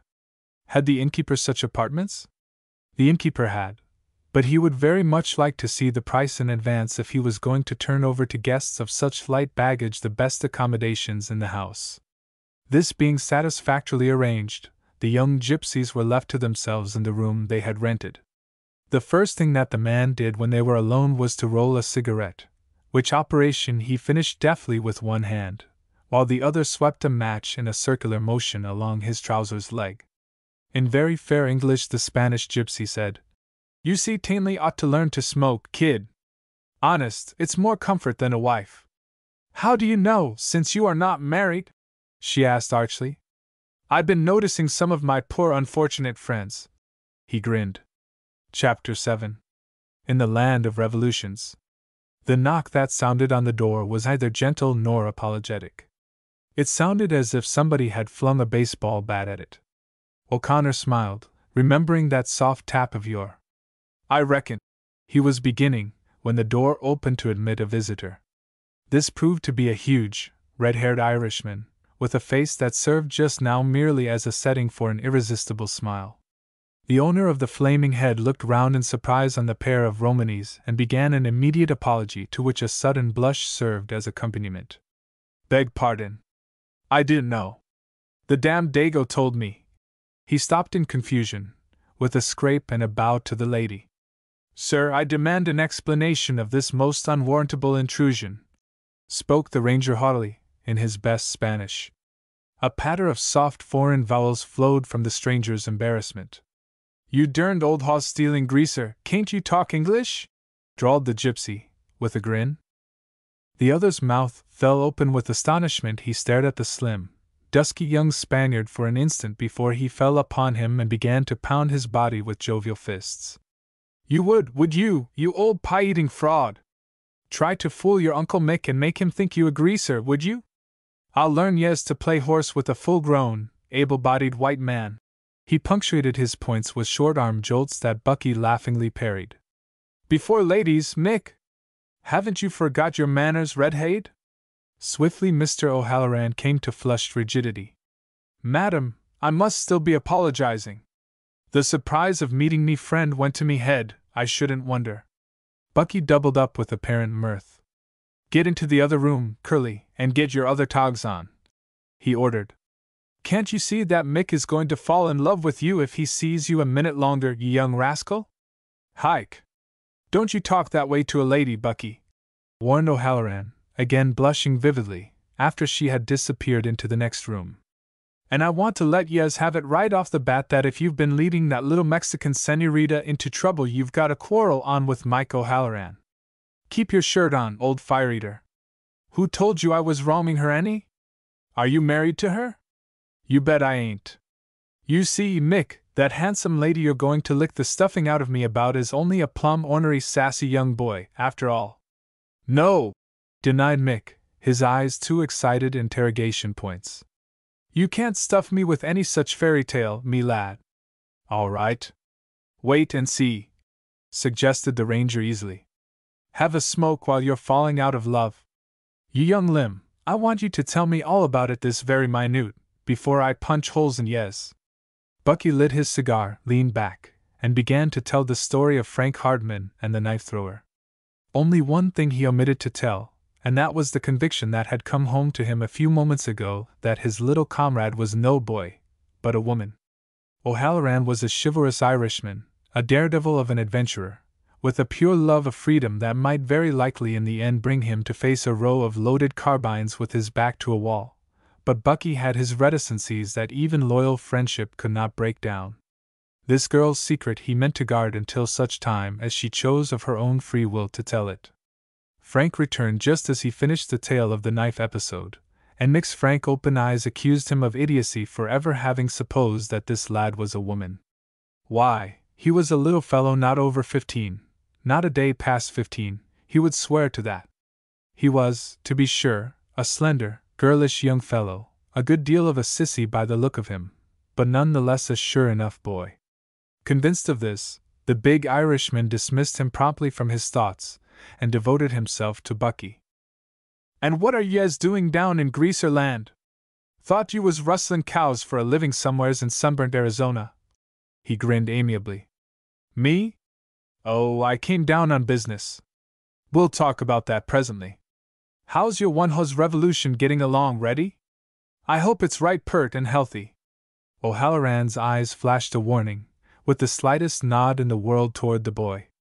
Don't worry about him. He's straight as a string and knows how to keep his mouth shut. You can tell him anything you would me. He turned to the boy sitting quietly in an inconspicuous corner. Mum's the word, Frank. You understand that, of course? The boy nodded. I'll go into the next room, if you like, It isn't necessary. Fire ahead, Mike. The latter got up, tiptoed to each door in turn, flung it suddenly open to see that nobody was spying behind it, and then turned the lock. I have use for me head for another year or two, and it's just as well to see that nobody is spying. You understand, Bucky, that I'm risking me life in telling you what I'm going to. If you have any doubts about this lad— He stopped, keen eyes fixed on Frank. He's as safe as I am, Mike. Is it likely I would take any risks about a thing of that sort with my old bunky's tough neck inviting the hangman? Asked O'Connor quietly. Good enough. The kid looks stanch, and anyhow, if you guarantee him, that's enough for me. He accepted another of the ranger's cigars, puffed it to a red glow, and leaned back to smile at his friend. Glory, but it's good to see ye, Bucky, me by. You'll never know how a man's eyes ache to see a straight-up white man in this land of greasers. It's the God's truth I'm telling ye when I say that I haven't had a scrimmage with me hands since I came here. The only idea this forsaken country has of exchanging compliments is with a knife in the dark. He shook his flaming head regretfully at the deplorably lost condition of a country where the shillelagh was unknown as a social institution. If I wasn't tied up with this Valdez bunch, I'd get out tomorrow, and sometimes I have half a mind to pull out anyhow. If you've never been associated, me lad, with half a dozen most devilishly polite seniors, each one of them watching the others out of the corner of his slant eyes for fear they are going to betray him or assassinate him first, you'll never know the joys of life in this peaceful and contented land of indolence. Life's loaded to the guards with uncertainties, so eat, drink, and be merry, for tomorrow you hang, or your friend will carve ye in the back with a knife, me old priest used to say, or something like it. 'Tis certain he must have had in mind the Spanish-American, my son. Which is why you're here, you old fraud, smiled Bucky. You've got to grumble, of course, but you couldn't be dragged away while there's a chance of a row. Don't I know you of old, ready? Anyway, here I am, with me neck so near to the rope it fairly aches sometimes. If you have any inclinations toward suicide, I'll be glad to introduce ye to me revolutionary friends. Thank you, no. The fact is that we have a little private war of our own on hand, Mike. I was thinking maybe you'd like to enlist, old filibuster. Is the pay good? Nothing a day and find yourself, answered Bucky promptly. No reasonable man could ask fairer than that, agreed O'Halloran, his grin expanding. Well then, what's the row? Would ye like to be dictator of Chihuahua or emperor of Mexico? There's an American in the government prison here under a life sentence. He is not guilty, and he has already served 15 years. He is like to serve 15 more, if he lives that long. Wrong guess. I mean to get him out. And I'm meaning to go to paradise some day, but will I? You're going to help me get him out, Mike. Who told you that, me optimistic young friend? I didn't need to be told. Well, I'll not lift a finger, Bucky, not a finger. I knew you wouldn't stand to see a man like Henderson rot in a dungeon. No Irishman would. You needn't blarney me. I'm too old a bird to be caught with chaff. It's a dirty shame, of course, about this man Henderson, but I'm not running the criminal jurisprudence of Mexico myself. And I said to Webb Mackenzie, Mickey O'Halloran is the man to see. He'll know the best way to do it as nobody else would. I knew I could depend on you. You've certainly kissed the Blarney Stone, Mr. O'Connor, returned the revolutionist dryly. Well, then, what do you want me to do? Nothing much. Get Henderson out and help us to get safely from the country whose reputation you black-eye so cheerfully. Mercy of Heaven! Bring me the moon and a handful of stars, says he, as cool as you please. The ranger told the story of Henderson and Mackenzie's lost child in such a way that it lost nothing in the telling. O'Halloran was moved. "'Tis a damned shame about this man Henderson," he blurted out. Bucky leaned back comfortably, and waved airily his brown hand. "It's up to you," his gay, impudent eyes seemed to say. "I don't say I won't be able to help you," conceded O'Halloran. "It happens, me by, that you've dropped in on me just before the band begins to play." He lowered his voice almost to a whisper. "There's a shipment of pianos being brought down the line this week. The night after they arrive, I'm looking for music. I see. The piano boxes are filled with rifles and ammunition. You have a mind like attack, Bucky. Rifles is the alias of them pianos. They'll make merry music once we get them through. That's all very well, but have you reckoned with the government at Mexico? Chihuahua isn't the whole country, Mickey. Suppose President Diaz takes a hand in the game and sends troops in on you? He won't, answered the other, with a wink. He's been seen. The president isn't any too friendly to that old tyrant Megaless, who is now governor here. There's an election next week. The man that gets most votes will be elected, and I'm thinking, Bucky, that the man with most rifles will the most votes. Now, says Diaz, in effect, with an official wave of his hand, settle your own rows, gentlemen. I don't give a damn whether Megaless or Valdez is governor of Chihuahua, subject, of course, to the will of the people. Then he winks at Valdez with his off eye as much as to say, go in and win, me boy, me prayers are supporting ye.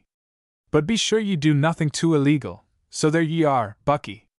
If old Megaless was to wake up election morning and find that the polling places was in our hands, his soldiers disarmed or bought over, and everything contributing smoothly to express the will of the people in electing him to take a swift hike out of Chihuahua, it is likely that he might accept the inevitable as the will of fate and make a strategic retreat to climes more healthy. And if in the meantime he should discover those rifles, or one of those slant-eyed seniors should turn out a Benedict Arnold, what then, my friend? Don't talk in that cruel way. You make me neck ache in anticipation, returned O'Halloran blithely. I think we'll not travel with you in public till after the election, Mr. O'Halloran, reflected Bucky aloud. 'Twould be just as well, me son. My friends won't be overpopular with Megaless if the cards fall his way. If you win, I suppose we may count Henderson as good as a free man? It would be a pity if me pull wouldn't do a little thing like that, scoffed the conspirator genially. But win or lose, I may be able to help you. We need musicians to play those pianos we're bringing in. Well, the most dependable men we can set to play some of them are the prisoners in the fortress. There's likely to be a wholesale jail delivery the night before the election. Now, it's just probable that the lads we free will fight to keep their freedom.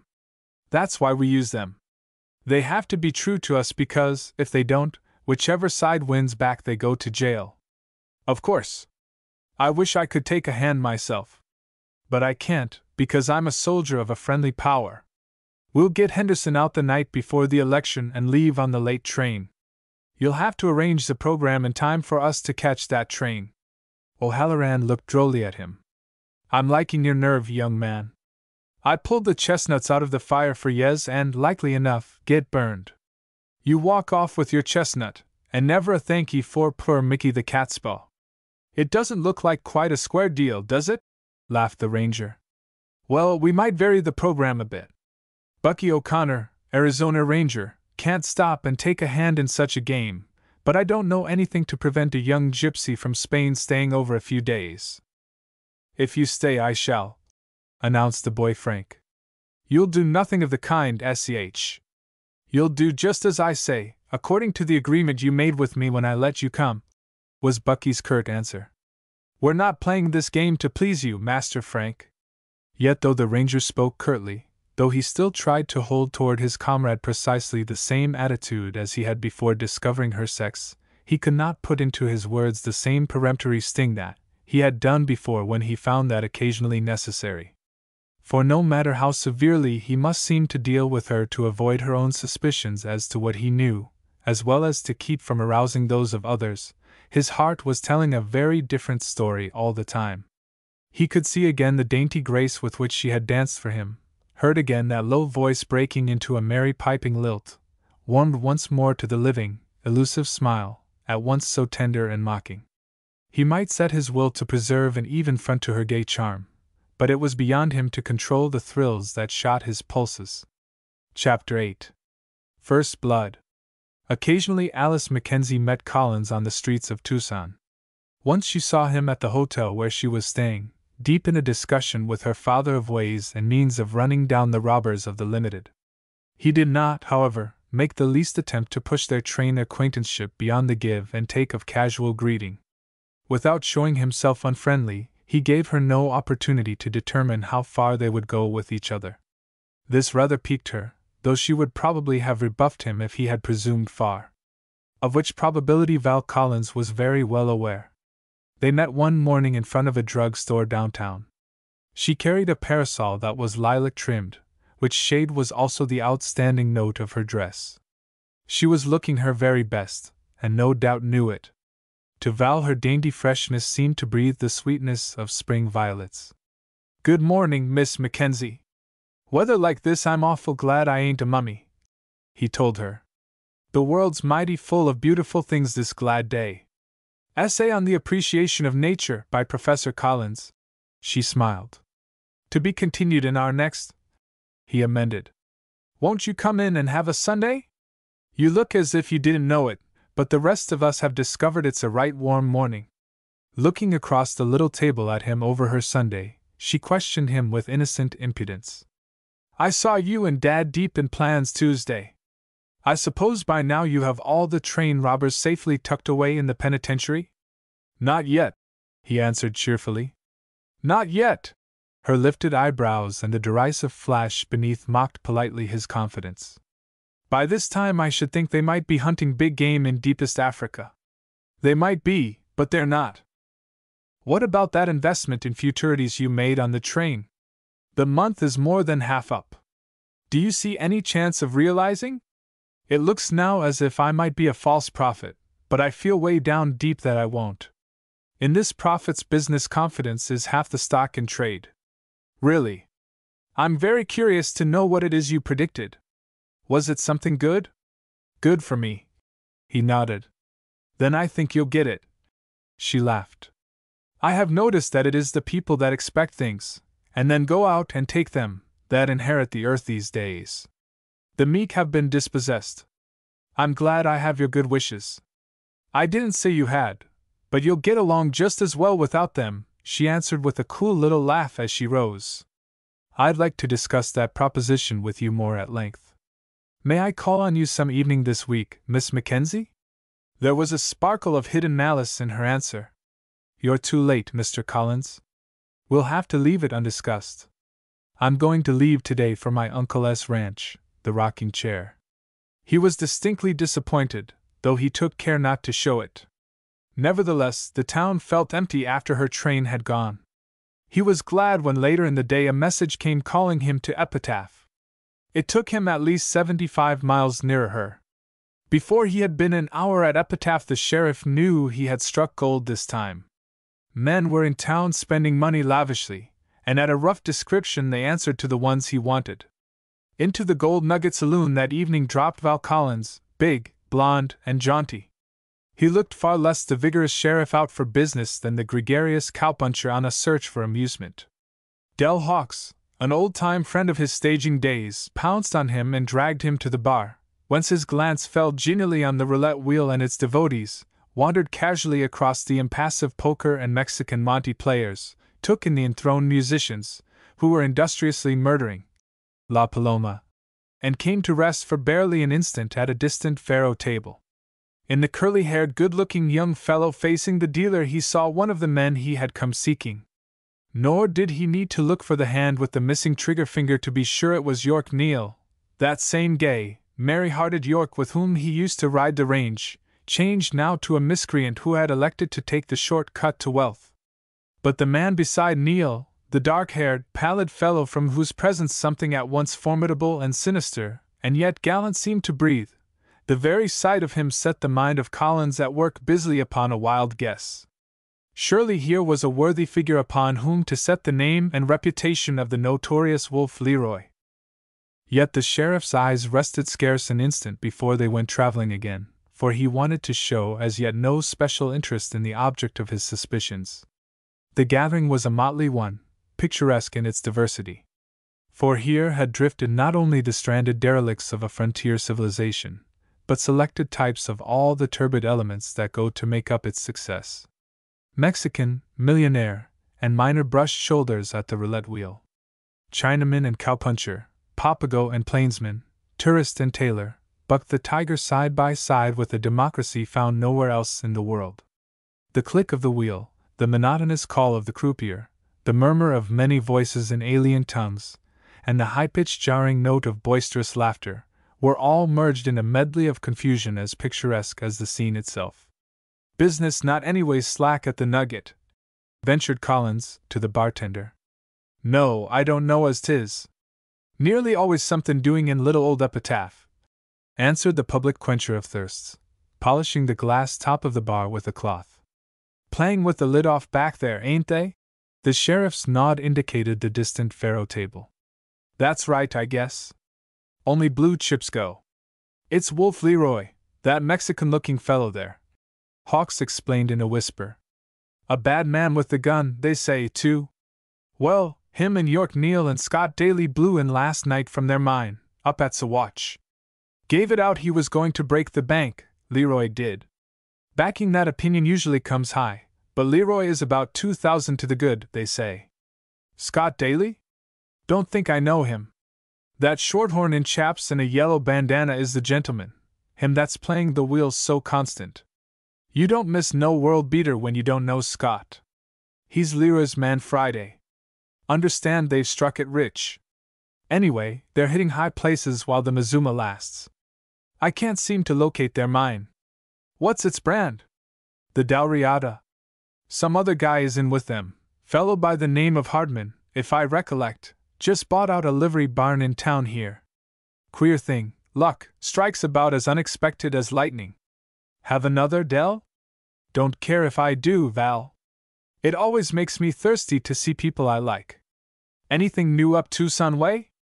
The band had fallen on Manzanilla, and was rending it with variations when Collins circled round to the wheel and began playing the red. He took a place beside the bow-legged vaquero with the yellow bandana knotted loosely round his throat. For 5 minutes the cowpuncher attended strictly to his bets. Then he cursed softly, and asked Collins to exchange places with him. "This place is my hoodoo. I can't win." The sentence died in the man's throat, became an inarticulate gurgle of dismay. He had looked up and met the steady eyes of the sheriff, and the surprise of it had driven the blood from his heart. A revolver thrust into his face could not have shaken him more than that serene smile. Collins took him by the arm with a jovial laugh meant to cover their retreat, and led him into one of the curtained alcove rooms. As they entered, he noticed out of the corner of his eye that Leroy and Neal were still intent on their game. Not for a moment, not even while the barkeeper was answering their call for liquor, did the sheriff release Scott from the rigor of his eyes, and when the attendant drew the curtain behind him, the officer let his smile take on a new meaning. "What did I tell you, Scott?" "Prove it," defied Scott. "Prove it, you can't prove it." "What can I prove?" "Why, that I was in that." Scott stopped abruptly, and watched the smile broaden on the strong face opposite him. His dull brain had come to his rescue none too soon. "Now, ain't it funny how people's thoughts get to running on the same thing? Last time I met up with you there you was collecting $100 and keep the change cents from me, and now here you are spending it. It's ceatin'ly curious how both of us are remembering that little seance in the Pullman car." Scott took refuge in a dogged silence. He was sweating fear. "Yes, sir. It comes up right vivid before me. There was you training your guns on me." "I wasn't," broke in Scott, falling into the trap. "That's right. How come I to make such a mistake?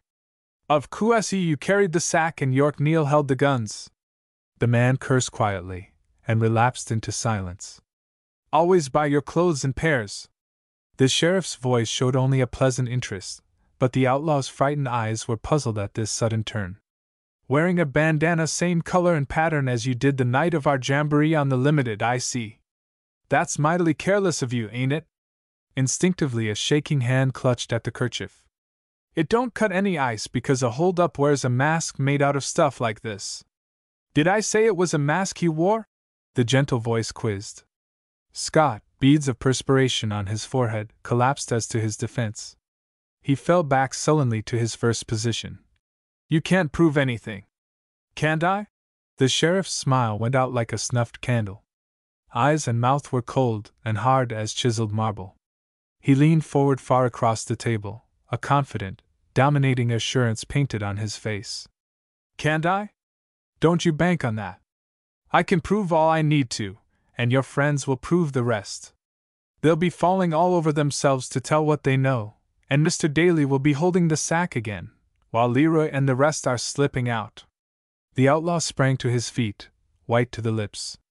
"It's a damned lie. Leroy would never." He stopped, again just in time to bite back the confession hovering on his lips. But he had told what Collins wanted to know. The curtain parted, and a figure darkened the doorway, a slender, lithe figure that moved on springs. Out of its sardonic, devil-may-care face gleamed malevolent eyes which rested for a moment on Daly, before they came home to the sheriff. "And what is it Leroy would never do?" a gibing voice demanded silkily. Scott pulled himself together and tried to bluff, but at the look on his chief's face the words died in his throat. Collins did not lift a finger or move an eyelash, but with the first word a wary alertness ran through him and starched his figure to rigidity. He gathered himself together for what might come. "Well, I am waiting. What it is Leroy would never do." The voice carried a scoff with it, the implication that his very presence had stricken conspirators dumb. Collins offered the explanation. "Mr. Daly was beginning a testimonial of your virtues just as you right happily arrived in time to hear it. Perhaps he will now proceed." But Daly had never a word left. His blunders had been crying ones, and his chief's menacing look had warned him what to expect. The courage oozed out of his heart, for he counted himself already a dead man. "And who are you, my friend, that makes so free with Wolf Lear's name?" It was odd how every word of the drawling sentence contrived to carry a taunt and a threat with it. Strange what a deadly menace the glittering eyes shot forth. "My name is Collins. Sheriff of Pika County?" "Yes." The eyes of the men met like rapiers, as steady and as searching as cold steel. Each of them was appraising the rare quality of his opponent in this duel to the death that was before him. "What are you doing here? Ain't Pika County your range? I've been discussing with your friend the late hold-up on the transcontinental Pacific." "Ah." Leroy knew that the sheriff was serving notice on them of his purpose to run down the bandits. Swiftly his mind swept up the factors of the situation. Should he draw now and chance the result, or wait for a more certain ending? He decided to wait, moved by the consideration that even if he were victorious the lawyers were sure to draw out of the fat-brained Scott the cause of the quarrel. "Well, that don't interest me any, though I suppose you have to explain a heap how come they to hold you up and take your gun. I'll leave you and your jellyfish Scott to your gabfest. Then you better run back home to Tucson. We don't go much on visiting sheriffs here." He turned on his heel with an insolent laugh, and left the sheriff alone with Daly. The superb contempt of the man, his readiness to give the sheriff a chance to pump out of Daly all he knew, served to warn Collins that his life was in imminent danger. On no hypothesis save one, that Leroy had already condemned them both to death in his mind, could he account for such rashness. And that the blow would fall soon, before he had time to confer with other officers, was a corollary to the first proposition. "He'll surely kill me on sight," Scott burst out. "Yes, he'll kill you," agreed the sheriff. "Unless you move first." "Move how?" "Against him. Protect yourself by lining up with me. It's your only show on earth." Daly's eyes flashed. "Then, by thunder, I ain't taking it. I'm no coyote, to round on my partners. I give it to you straight. He means murder." Perspiration poured from the man's face. "I'll light out of the country." The sheriff shook his head. "You'd never get away alive. Besides, I want you for holding up the limited. The safest place for you is in jail, and that's where I'm going to put you. Drop that gun! Quick! That's right. Now you and I are going out of this saloon by the back door. I'm going to walk beside you, and we're going to laugh and talk as if we were the best of friends, but my hand ain't straying any from the end of my gun. Get that, amigo? All right. Then we'll take a little pyre." As Collins and his prisoner reappeared in the main lobby of the Gold Nugget, a Mexican slipped out of the back door of the gambling house. The sheriff called Hawks aside. "I want you to call a hack for me, Dell. Bring it round to the back door, and arrange with the driver to whip up for the depot as soon as we get in. We ought to catch that 12:20 up train. When the hack gets here, just show up in the door. If you see Leroy or Neil hanging around the door, put your hand up to your tie. If the coast is clear, just move off to the bar and order something. Sure, said Hawks, and was off at once, though just a thought unsteady from his frequent libations. Both hands of the big clock on the wall pointed to 12 when Hawks appeared again in the doorway at the rear of the Gold Nugget. With a wink at Collins, he made straight for the cocktail he thought he needed. No, said the sheriff, and immediately he and Daly passed through the back door. Instantly 2 shots rang out. Collins lurched forward to the ground, drawing his revolver as he fell. Scott, twisting from his grasp, ran in a crouch toward the alley along the shadow of the buildings. Shots spattered against the wall as his pursuers gave chase. When the Gold Nugget vomited from its rear door a rush of humanity eager to see the trouble, the noise of their footsteps was already dying in the distance. Hawks found his friend leaning against the back of the hack, his revolver smoking in his hand. "For God's sake, Val!" screamed Hawks. "Did they get you?" "Punctured my leg. That's all. But I expect they'll get Daly." "How come you to go out when I signaled you to stay?" "Signaled me to stay, why?" Collins stopped, unwilling to blame his friend. He knew now that Hawks, having mixed his drinks earlier in the evening, had mixed his signals later. "Get me a horse, Dell, and round up 2 or 3 of the boys. I've got to get after those fellows. They are the ones that held up the Limited last week. Find out for me what hotel they put up at here.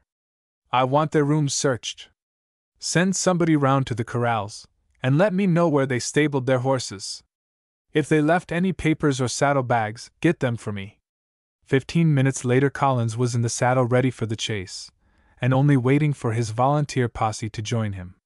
They were just starting when a frightened Chinaman ran into the plaza with the news that there had been shooting just back of his laundry on the edge of town, and that a man had been killed. When the sheriff reached the spot, he lowered himself from the saddle and limped over to the black mass huddled against the wall in the bright moonlight. He turned the riddled body over and looked down into the face of the dead man. It was that of the outlaw, Scott Daly. That the body had been thoroughly searched was evident, for all around him were scattered his belongings. Here an old letter and a sack of tobacco, its contents emptied on the ground, there his coat and vest, the linings of each of them ripped out and the pockets emptied. Even the boots and socks of the man had been removed, so thorough had been the search. Whatever the murderers had been looking for, it was not money, since his purse, still fairly well lined with greenbacks, was found behind a cactus bush a few yards away. "What in time were they after?" frowned Collins. "If it wasn't his money, and it sure wasn't, what was it? I see Tainley would like to know what the wolf wanted so blamed bad. Guess I'll not follow Mr. Leroy just now till my leg is in better shape. Maybe I had better investigate a little bit round town first." The body was taken back to the Gold Nugget and placed on a table, pending the arrival of the undertaker. It chanced that Collins, looking absently over the crowd, glimpsed a gray felt hat that looked familiar by reason of a frayed silver band found it. Underneath the hat was a Mexican, and him the sheriff ordered to step forward. "Where did you get that hat, Manuel?" "My name is Jose Archuleta," corrected the olive-hued one. "I ain't worrying about your name, son.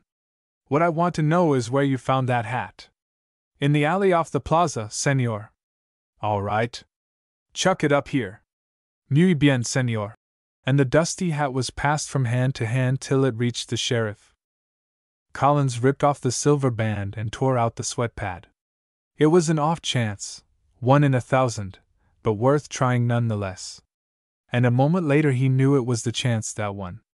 For sewed to the inside of the discolored sweat pad was a little strip of silk. With his knife he carefully removed the strip, and found between it and the leather a folded fragment of paper closely covered with writing. He carried this to the light, and made it out to be a memorandum of direction of some sort. Slowly he spelled out the poorly written words. From Y.N. Tukun what? Went 20 yards straight for Big Rock.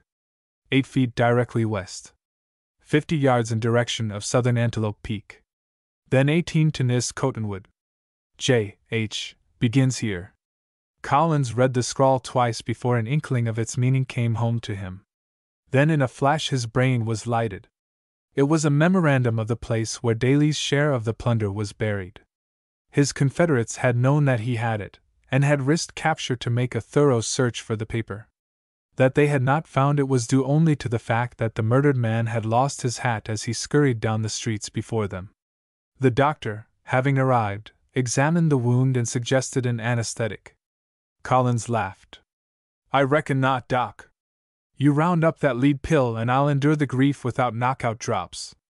While the doctor was probing for the bullet lodged in his leg, the sheriff studied the memorandum found in Daly's hat. He found it blind, disappointing work, for there was no clearly indicated starting point. Bit by bit he took it. From Y.N. took un what? This was clear enough, so far as it went. It could only mean that from York Neal the writer had taken the plunder to hide. But where did he take it? From what point? A starting point must be found somewhere, or the memorandum was of no use. Probably only Neal could supply the needed information, now that Daly was dead. Went 20 yards straight for Big Rock. 8 feet directly west. 50 yards in direction of southern Antelope Peak. Then 18 to Nis Cottonwood. All this was plain enough, but the last sentence was the puzzler. J.H. begins here. Was J.H. a person? If so, what did he begin? If Daly had buried his plunder, what had J.H. left to do? But had he buried it? Collins smiled. It was not likely he had handed it over to anybody else to hide for him. And yet. He clapped his hand down on his knee. "By the jumping California frog, I've got it," he told himself. "They hid the bulk of what they got from the Limited all together. Went out in a bunch to hide it. Blindfolded each other, and took turn about blinding up the trail. No one of them can go get the loot without the rest. When they want it, every one of these memoranda must be Johnny on the spot before they can dig up the Mazuma. No wonder Wolf Leroy searched so thorough for this bit of paper. I'll bet a stack of blue chips against Wolf's chance of heaven that he's the sorest train robber right this moment that ever punctured a car window." Collins laughed softly, nor had the smile died out of his eyes when Hawks came into the room with information to the point. He had made a round of the corrals, and discovered that the outlaw's horses had been put up at J. Hardman's place, a tumble-down feed station on the edge of town. "Jay didn't take kindly to my questions," Hawks explained. "But after a little rock me to sleep mother talk I soothed him down some, and cut the trail of Wolf Leroy and his partners.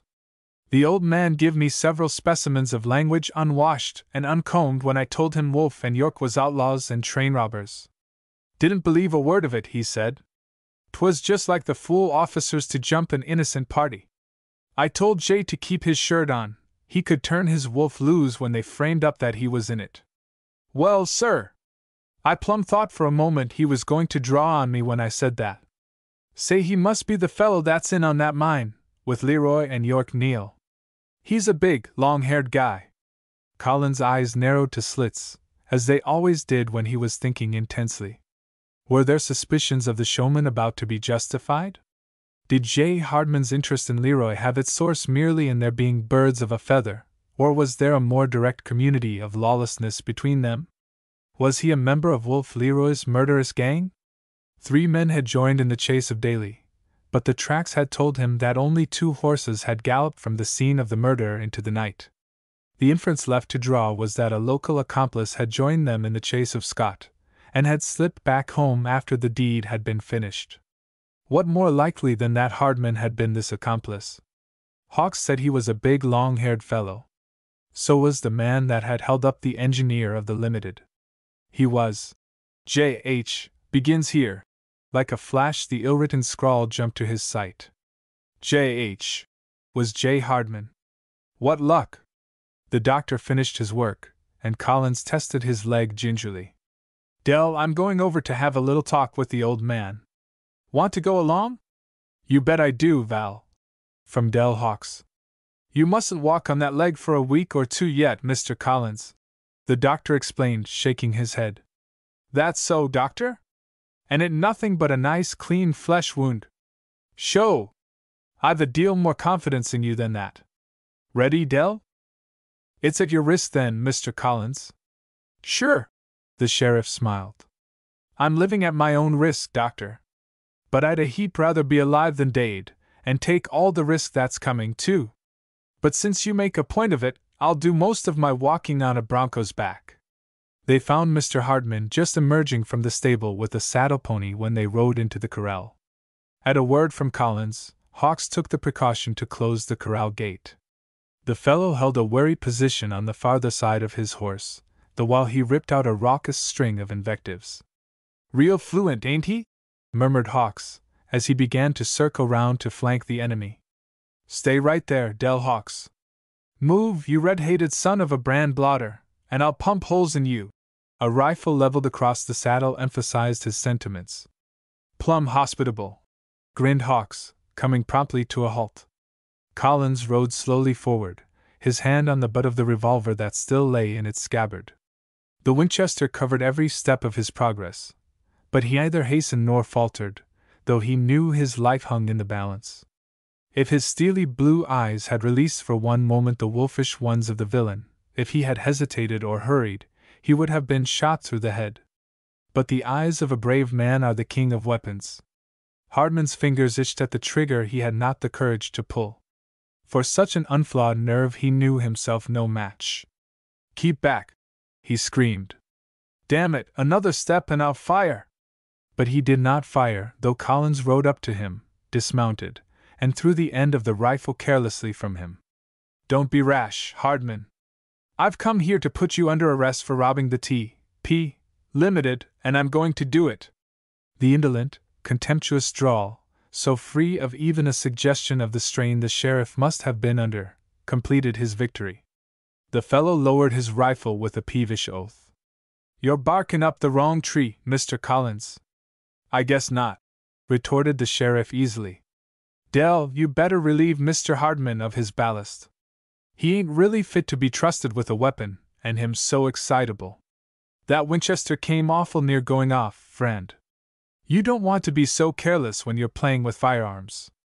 It's a habit that's liable to get you into trouble. Collins had not shaved death so closely without feeling a reaction of boyish gaiety at his adventure. It bubbled up in his talk like effervescing soda. Now we'll go into a committee of the whole, gentlemen, adjourn to the stable, and have a little game of button. Who's got the button? You first, Mr. Hardman. If you'll kindly shuck your coat and vest, we'll begin button hunting. They diligently searched the miscreant without hiding anything pertaining to J.H. begins here. He's bound to have it somewhere, asseverated Collins. It don't stand to reason he was making his getaway without that paper. We got to be more thorough, Del. Hawks, under the direction of his friend, ripped up linings and tore away pockets from clothing. The saddle on the bronco and the saddle blankets were also torn to pieces in vain. Finally Hawks scratched his poll and looked down on the wreckage. I hate to admit it, Val, but the old fox has got us beat. It ain't on his person. Not unless he's got it under his skin, agreed Collins, with a grin. Maybe he ate it. Think we better operate and find out? An idea hit the sheriff. He walked up to Hardman and ordered him to open his mouth. The jaws set like a vice. Collins poked his revolver against the closed mouth. Swear for us, old bird. Get a move on you. The mouth opened, and Collins inserted 2 fingers. When he withdrew them, they brought a set of false teeth. Under the plate was a tiny rubber bag that stuck to it.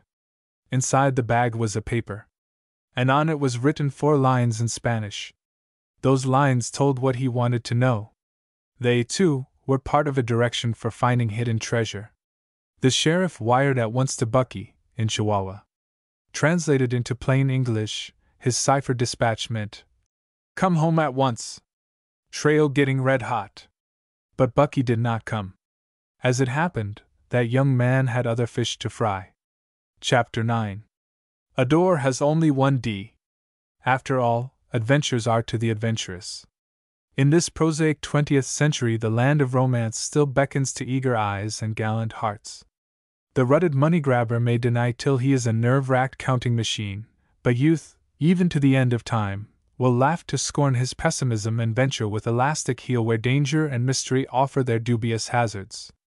So it was that Bucky and his little comrade found nothing of dullness in the mission to which they had devoted themselves. In their task of winning freedom for the American immured in the Chihuahua dungeon, they already found themselves in the heart of a web of intrigue, the stakes of which were so high as to carry life and death with them in the balance. But for them the sun shone brightly. It was enough that they played the game and shared the risks together. The jocund morning was in their hearts, and brought with it an augury of success based on nothing so humdrum or tangible as reason. O'Connor carried with him to the grim fortress not only his permit for an inspection, but also a note from O'Halloran that was even more potent in effect. For Colonel Ferdinand Gabilondo, warden of the prison, had a shrewd suspicion that a plot was under way to overthrow the unpopular administration of Megaless, and though he was an office holder under the present government, he had no objection to ingratiating himself with the opposition, providing it could be done without compromising himself openly. In other words, the warden was sitting on the fence waiting to see which way the cat would jump. If the insurgents proved the stronger party, he meant to throw up his hat and shout, "Viva Valdez!" On the other hand, if the government party crushed them, he would show himself fussily active in behalf of Megaless. Just now he was exerting all his diplomacy to maintain a pleasant relationship with both. Since it was entirely possible that the big Irishman O'Halloran might be the man on horseback within a very few days, the colonel was all suave words and honeyed smiles to his friend the ranger. Indeed, he did him the unusual honor of a personally conducted inspection. Gabilondo was a fat little man, with a soft, purring voice and a pompous manner. He gushed with the courteous volubility of his nation, explaining with great gusto this and that detail of the work. Bucky gave him outwardly a deferent ear, but his alert mind and eyes were scanning the prisoners they saw. The ranger was trying to find in one of these scowling, defiant faces some resemblance to the picture his mind had made of Henderson. But Bucky looked in vain. If the man he wanted was among these, he had changed beyond recognition. In the end he was forced to ask Gabilondo plainly if he would not take him to see David Henderson, as he knew a man in Arizona who was an old friend of his, and he would like to be able to tell him that he had seen his friend. Henderson was breaking stone when O'Connor got his first glimpse of him. He continued to swing his hammer listlessly, without looking up, when the door opened to let in the warden and his guests. But something in the ranger's steady gaze drew his eyes. They were dull eyes and sullen, but when he saw that Bucky was an American, the fire of intelligence flashed into them. "May I speak to him?" asked O'Connor. "It is against the rules, senor, but if you will be brief." The colonel shrugged, and turned his back to them, in order not to see. It must be said for Gabilondo that his capacity for blinking what he did not think it judicious to see was enormous. "You are David Henderson, are you not?" the ranger asked, in a low voice. Surprise filtered into the dull eyes. "That was my name," the man answered bitterly. "I have a number now. I come from Webb Mackenzie to get you out of this," the ranger said. The man's eyes were no longer dull now, but flaming with hatred. "Curse him, I'll take nothing from his hands. For 15 years he has let me rot in hell without lifting a hand for me. He thought you dead. It can all be explained. It was only last week that the mystery of your disappearance was solved. Then why didn't he come himself? It was to save his little girl I got myself into this place. If I had been in his shoes I would have come if I'd had to crawl on my hands and knees. He doesn't know yet you are here. I wrote him simply that I knew where you were, and then I came at once." Bucky glanced round warily at the fat colonel gazing placidly out of the barred window. "I mean to rescue you, and I knew if he were here his impulsiveness would ruin everything. Do you mean it? For God's sake, don't lie to me. If there's no hope for me, don't say there is." The prisoner's voice shook and his hands trembled. He was only the husk of the man he had been, but it did Bucky's heart good to see that the germ of life was still in him. Back in Arizona, on the rocking chair ranch, with the free winds of the plains beating on his face, he would pick up again the old strands of his broken life, would again learn to love the lowing of cattle and the early morning call of the hooter to his mate. "I mean it. As sure as I stand here I'll get you out, or if I don't, Webb Mackenzie will. We're calling the matter to the attention of the United States government, but we are not going to wait till that time to free you. Keep up your courage, man. It is only for a little time now. Tears leaped to the prisoner's eyes. He had been a game man in the dead years that were past, none gamer in Texas, and he could still face his jailers with an impassive face. But this first kindly word from his native land in 15 years to the man buried alive touched the fount of his emotions. He turned away and leaned against the grating of his cell, his head resting on his forearm. My God! Man, you don't know what it means to me. Sometimes I think I shall go mad and rave. After all these years, but I know you'll fail, it's too good to be true. He finished quietly. I'll not fail, though I may be delayed. But I can't say more. Gabalanda is coming back. Next time I see you it will be to take you out to freedom. Think of that always, and believe it. Gabalanda bowed urbanely. If the Senor has seen all he cares to of this department we will return to the office, he suggested suavely. Certainly, Colonel. I can't appreciate too much your kindness in allowing me to study your systems so carefully. Any friend of my friend the Senor O'Halloran is cherished deeply in my heart. Came back the smiling Colonel, with a wave of his plump, soft hand. I am honored, sir, to receive such consideration at the hands of so distinguished a soldier as Colonel Gabalanda. Bowed Bucky gravely, in his turn, with the most flowery Spanish he could muster. There was another half-hour of the mutual exchange of compliments before O'Connor could get away. Alphonse and Gaston were fairly outdone, for the Arizonian, with a smile hidden deep behind the solemnity of his blue eyes, gave as good as he got. When he was at last fairly in the safety of his own rooms he gave way to limp laughter while describing to his little friend that most ceremonious parting. He pressed me to his manly bay window, Curly, and allowed he was plumb tickled to death to have met me. Says I, coming back equal strong, 'twas the most glorious day of my life. Oh, I know you, answered young Hardman, with a smile. A friend of his friend O'Halloran. Mr. O'Halloran was here while you were away. He seemed very anxious to see you, said he would call again in an hour. I think it must be important. Came at that instant O'Halloran's ungentle knock, on the heels of which his red head came through the open door.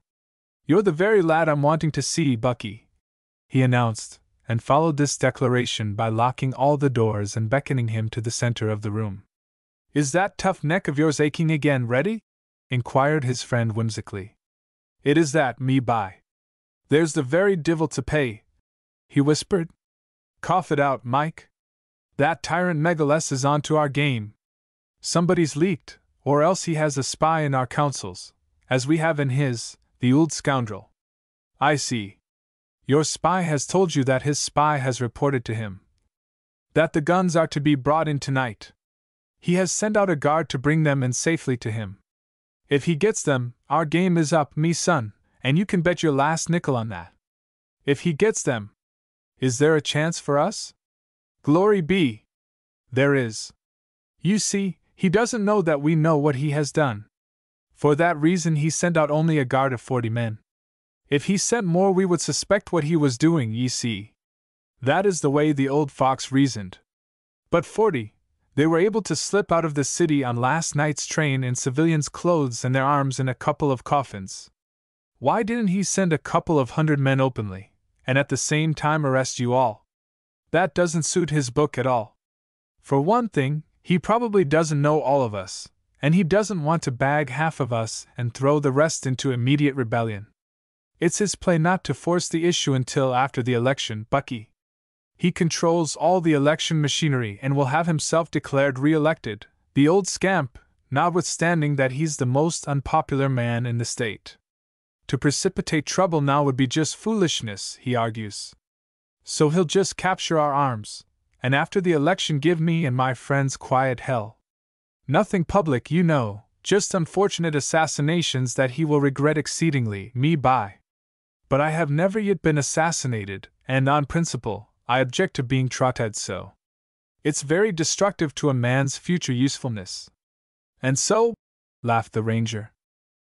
And so we've arranged to take a few lads up the line and have a train hold up. I'm the robber-in-chief. Would ye like to be second in command of the lawless ruffians, me son? Bucky met his twinkling eye gaily. Mr. O'Connor is debarred from taking part in such an outrageous affair by international etiquette, but he knows a gypsy lad would be right glad to join, I reckon. Bully for him. If you'll kindly have him here, I'll come around and collect him this evening at 8:30 sharp. I hope you'll provide a pleasant entertainment for him. We'll do our best, grinned the revolutionist. Music provided by Meggle's crack military band. A lively and enjoyable occasion guaranteed to all who attend. Your friend will meet some of the smartest officers in the state. It promises to be a most sumptuous affair. Then my friend accepts with pleasure. After the conspirator had gone, Frank spoke up. You wouldn't go away with him and leave me here alone, would you? I see Tanley shouldn't take you with me, kid. I don't want my little friend all shot up by greasers. If you're going, I want to go, too. Supposing, if anything were to happen to you, what could I do? Leave the country by the next train. Those are the orders. You're always talking about a square deal. Do you think that is one? I might say that I don't want you shot. You don't care anything about my feelings. The soft voice had a little break in it that Bucky loved. He walked across to his partner, that rare, tender smile of his in his eyes. If I'm always talking about a square deal, I reckon I have got to give you one. Now, what would you think a square deal, Curly? Would it be square for me to let my friend O'Halloran stand all the risk of this, and then me take the reward when Henderson has been freed by him? Would that be your notion of the right telling? I didn't say that, though I don't see why you have to mix yourself up in his troubles. Why should you go out and kill these soldiers that haven't injured you? I'm not going to kill any of them. He smiled. Besides, that isn't the way I look at it. This fellow Megaless is a despot. He has made out to steal the liberty of the people from them. President Diaz can't interfere because the old rascal governor does everything with that smooth, oily way of his under cover of law. It's up to some of the people to put up a good strong kick for themselves. I ain't a bit sorry to give them the loan of my foot while they are doing it. Then can I go, too? I don't want to be left alone here and you away fighting. Bucky's eyes gleamed. He dared an experiment in an indifferent drawl. Why for don't you want to stay alone, kid? Are you afraid for yourself or for me? His partner's cheeks were patched with roses. Shyly the long, thick lashes lifted and let the big brown eyes meet his blue ones. Maybe I'm afraid for both of us. Would you care if one of their pills happened along in the scrimmage and put me out of business? Honest, would you? You haven't any right to talk that way. It's cruel, was the reply that burst from the pretty lips, and he noticed that at his suggestion the roses had died from soft cheeks. Well, I won't talk that way any more, little partner, he answered gaily, taking the small hand in his. For reasons good. I'm fireproof. The Mexican bullet hasn't been cast yet that can find Bucky O'Connor's heart. But you mustn't think that, either, and be reckless, was the next injunction. The shy laugh rang like music. That's why I want to go along, to see that you behave yourself properly. Oh, I'll behave, he laughed, for the young man found it very easy to be happy when those sweet eyes were showing concern for him. I've got several good reasons why I don't aim to get bumped off just yet. Heaps of first-rate reasons. I'll tell you what some of them are one of these days, he dared to add. You had better tell me now. The gaze that fell before his steady eyes was both shy and eager. No, I reckon I'll wait, Curly, he answered, turning away with a long breath. Well, we better go out and get some grub, tortillas and frijoles, don't you think? Just as you like. The lad's breath was coming a little fast. They had been on the edge of some moment of intimacy that Bucky's partner both longed for and dreaded. But you have not told me yet whether I can go with you. You can't. I'm sorry. I'd like first rate to take you, if you want to go, but I can't do it. I hate to disappoint you if you're set on it, but I've got to, kid. Anything else you want I'll be glad to do. He added this last because Frank looked so broken-hearted about it. Very well. Swift as a flash came the demand. Tell me these heaps of first-rate reasons you were mentioning just now. Under the suntan he flushed. I reckon I'll have to make another exception, Curly. Those reasons ain't ripe yet for telling. Then if anything happens, I'll never know them. And you promised you would tell me, you, who pretend to hate a liar so," she scoffed. "Would it do if I wrote those reasons and left them in a sealed envelope? Then, in case anything happened, you could open it and satisfy that robust curiosity of yours." He recognized that he had trapped himself, and he was making the best bargain left him. "You may write them if you like. But I'm going to open the letter anyway. The reasons belong to me now. You promised. I'll make a new deal with you then." He smiled. "I'll take awful good care of myself tonight if you'll promise not to open the envelope for 2 weeks unless that something happens that we ain't expecting.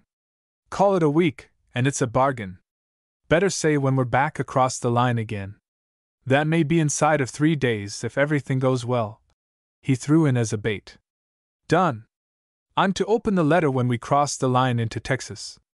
Bucky shook the little hand that was offered him and wished mightily that he had the right to celebrate with more fervent demonstrations. That afternoon the ranger wrote with a good deal of labor the letter he had promised. It appeared to be a difficult thing for him to deliver himself even on paper of those good and sufficient reasons. He made and destroyed no less than 6 openings before at last he was fairly off. Meanwhile, Master Frank, busy over some alterations in Bucky's gypsy suit, took pleasure in deriding with that sweet voice the harassed correspondent. "It might be a love letter from the pains you take with it. Would you like me to come and help you with it?" The sewer railed merrily. "I ain't used to letter writing much," apologized the scribe, wiping his bedewed brow, which had suddenly gone a shade more flushed. "Apparently not. I expect, from the time you give it, the result will be a literary classic." "Don't you disturb me, Curly, or I'll never get done," implored the tortured ranger. "You're doing well. You've only been an hour and a half on 6 lines, the tormentor mocked. Womanlike, she was quite at her ease, since he was very far indeed from being at his. Yet she had a problem of her own she was trying to decide. Had he discovered, after all, that she was not a boy, and had his reasons, the ones he was trying to tell in that disturbing letter, anything to do with that discovery? Such a theory accounted for several things she had noticed in him of late. There was an added respect in his manner for her.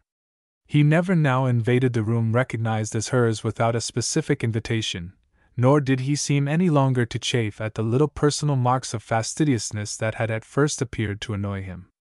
To be sure, he ordered her about, just as he had been in the habit of doing at first. But it was conceivable that this might be a generous blind to cover up his knowledge of her sex. "How do you spell guest, 1 S or 2? He presently asked, out of the throes of composition. She spelled it, and added demurely, "Adore has only 1 D.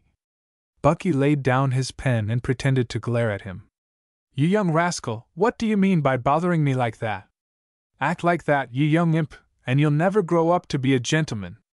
Their glances caught and held, the minds of each of them busy over that last prediction of his. For one long instant masks were off and both were trying to find an answer to a question in the eyes opposite. Then voluntarily each gaze released the other in a confusion of sweet shame.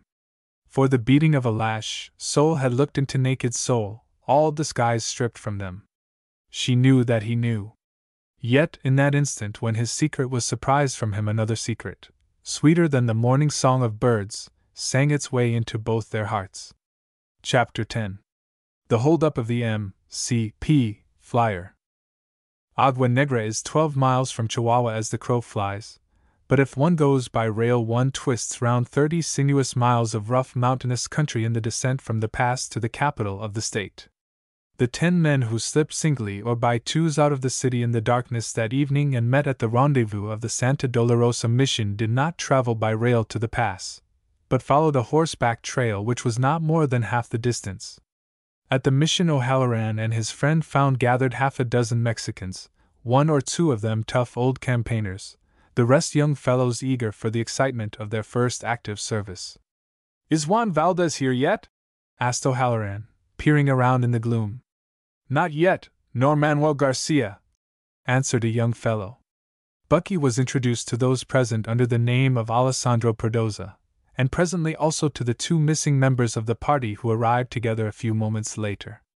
Juan Valdez was the son of the candidate who was opposing the re-election of Megales, and Manuel Garcia was his bosom friend, and the young man to whom his sister was engaged. They were both excellent types of the honorable aristocratic young Mexican.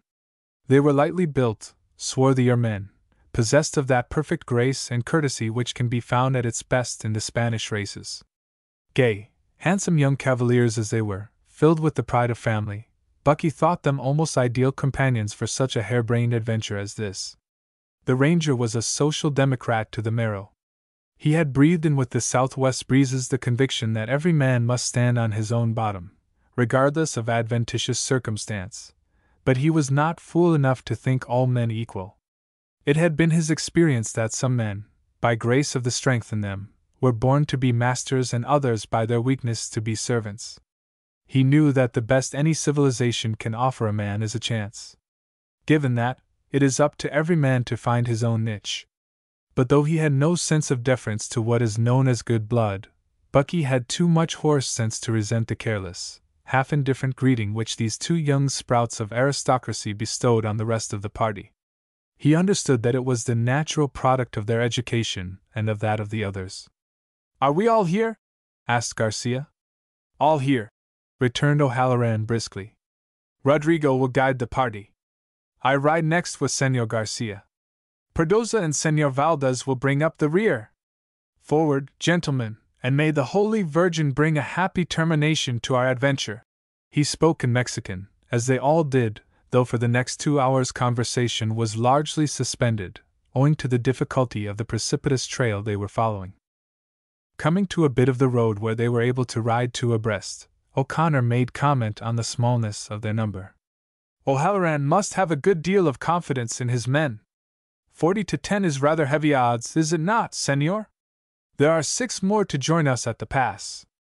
The wagons have gone round by the road and the drivers will assist in the attack. Of course it is all in the surprise. I have seen 3 men hold up a train with 500 people on it. Once I knew a gang to stick up a treasure train with 3 heavily armed guards protecting the gold. They got them right, with the drop on them, and it was goodbye to the Mazuma. Yes, if they have had any warning or if our plans slip a cog anywhere we shall be repulsed to a certainty." By the light of a moon struggling out from behind rolling clouds, Bucky read 11:30 on his watch when the party reached Agua Negra. It was still 30 minutes before the flyer was due, and O'Halloran disposed his forces with explicit directions as to the course to be followed by each detail. Very rapidly he sketched his orders as to the present disposition of the wagons and the groups of attackers. When the train slowed down to remove the obstacles they placed on the track, Garcia and another young man were to command parties covering the train from both sides, while Rodrigo and one of the drivers were to cover the engineer and the fireman. O'Halloran himself, with Bucky and young Valdez, rode rapidly in the direction of the approaching train. At Concho the engine would take on water for the last stiff climb of the ascent, and here he meant to board the train unnoticed, just as it was pulling out, in order to emphasize the surprise at the proper moment, and render resistance useless. If the troopers were all together in the car next the one with the boxes of rifles, he calculated that they might perhaps be taken unawares so sharply as to render bloodshed unnecessary. Concho was 2 miles from the summit, and when the 3 men galloped down to the little station the headlight of the approaching engine was already visible. They tied their horses in the mesquite and lurked in the thick brush until the engine had taken water and the signal for the start was given. Then O'Halloran and Bucky slipped across in the darkness to the train and swung themselves to the platform of the last car. To Valdez, very much against his will, had fallen the task of taking the horses back to Agua Negra, since the track wound round the side of the mountain in such a way as to cover 5 miles and making the summit from Concho. The young Mexican had ample time to get back to the scene of action before the train arrived. The big Irishman and Bucky rested quietly in the shadows of the back platform for some time. Then they entered the last car, passed through it, and on to the next. In the sleeper they met the conductor, but O'Halloran quietly paid their fares and passed forward. As they had hoped, the whole detail of 40 men were in a special car next to the one containing the arms consigned to Michael O'Halloran, importer of pianos. Lieutenant Chavez, in charge of the detail, sent out to see that the rifles reached Governor Megalus instead of the men who had paid for them, was finding his assignment exceedingly uninteresting. There was at Chihuahua a certain black-eyed dona with whom he had expected to enjoy a pleasant evening's flirtation. It was confounded luck that it had fallen to him to take charge of the escort for the guns. He had endured in consequence an unpleasant day of dusty travel and many hours of boredom through the evening. Now he was cross and sleepy, which latter might also be said of the soldiers in general. He was connected with a certain Arizona outfit which of late had been making money very rapidly. If one more coup like the last could be pulled off safely by his friend Wolf Leroy, he would resign from the army and settle down. It would then no longer be necessary to bore himself with such details as this. There was, of course, no necessity for alertness in his present assignment. The opposition was scarcely mad enough to attempt taking the guns from 40 armed men. Chavez devoutly hoped they would, in order that he might get a little glory, at least, out of the affair. But of course such an expectation would be ridiculous. No, the journey would continue to be humdrum to the end, he was wearily assured of that, and consequently attempted to steal a half-hour's sleep while propped against the window with his feet in the seat opposite. The gallant lieutenant was awakened by a cessation of the drumming of the wheels. Opening his eyes, he saw that the train was no longer in motion. He also saw, and his consciousness of that fact was much more acute, the rim of a revolver about 6 inches from his forehead. Behind the revolver was a man, a young Spanish gypsy, and he was offering the officer very good advice. "Don't move, sir. No cause for being uneasy. Just sit quiet and everything will be serene. No, I wouldn't reach for that revolver if I were you." Chavez cast a hurried eye down the car, and at the end of it beheld the huge Irishman, O'Halloran, dominating the situation with a pair of revolvers. Chavez's lambs were ranged on either side of the car, their hands in the air. Back came the lieutenant's gaze to the impassive face in front of him.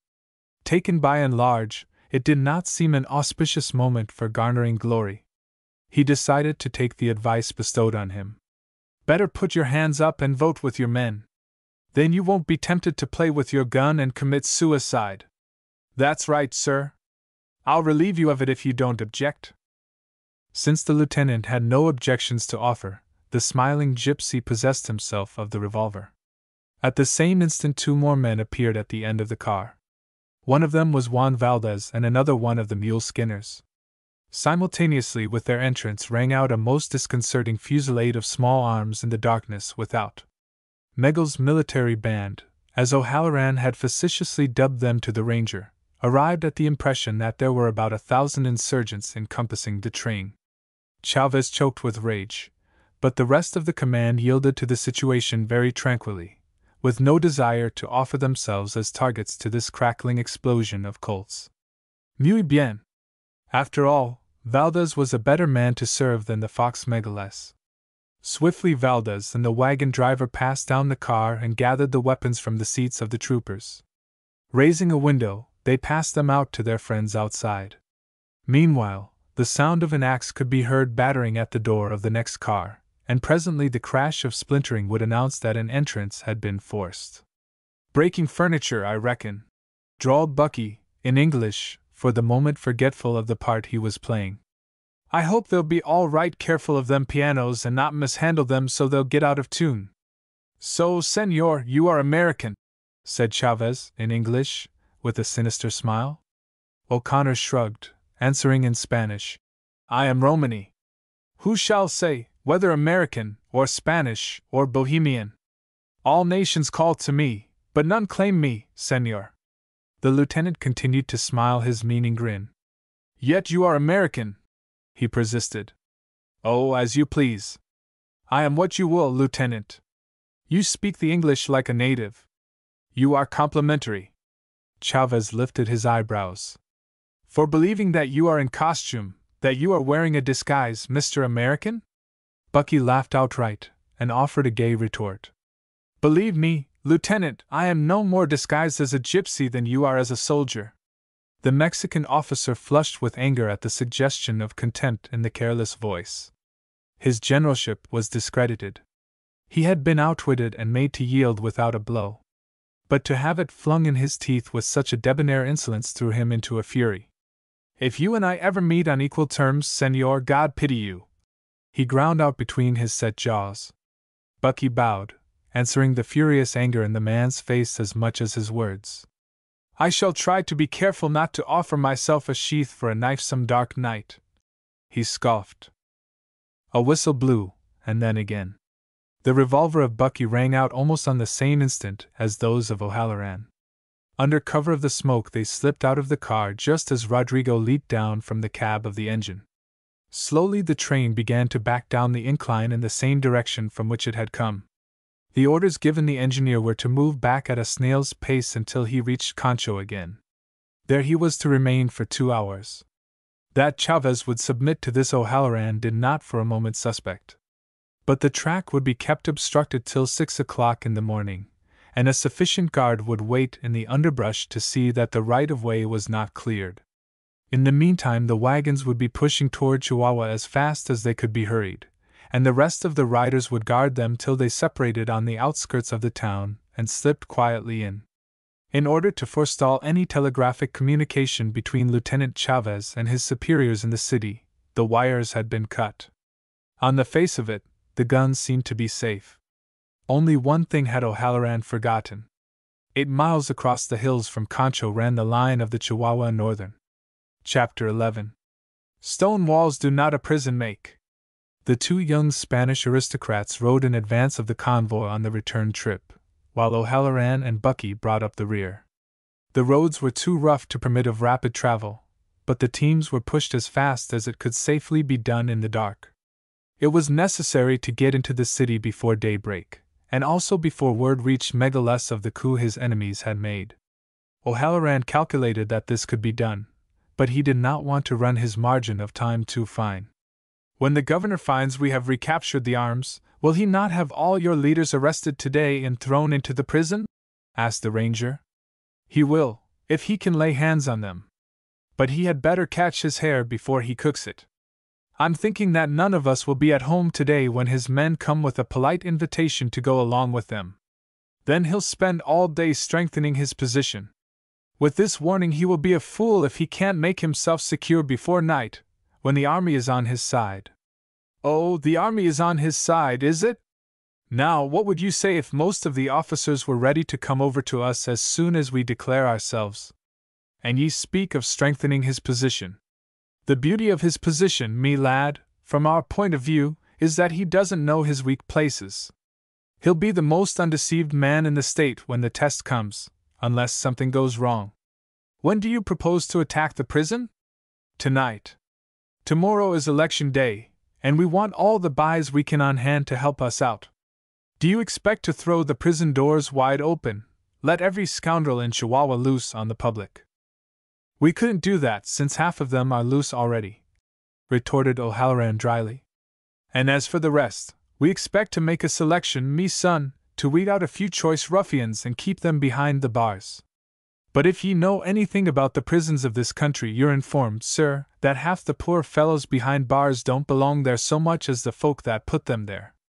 I'm Irish, as ye are yourself, and it's me instinct to fight for the underdog.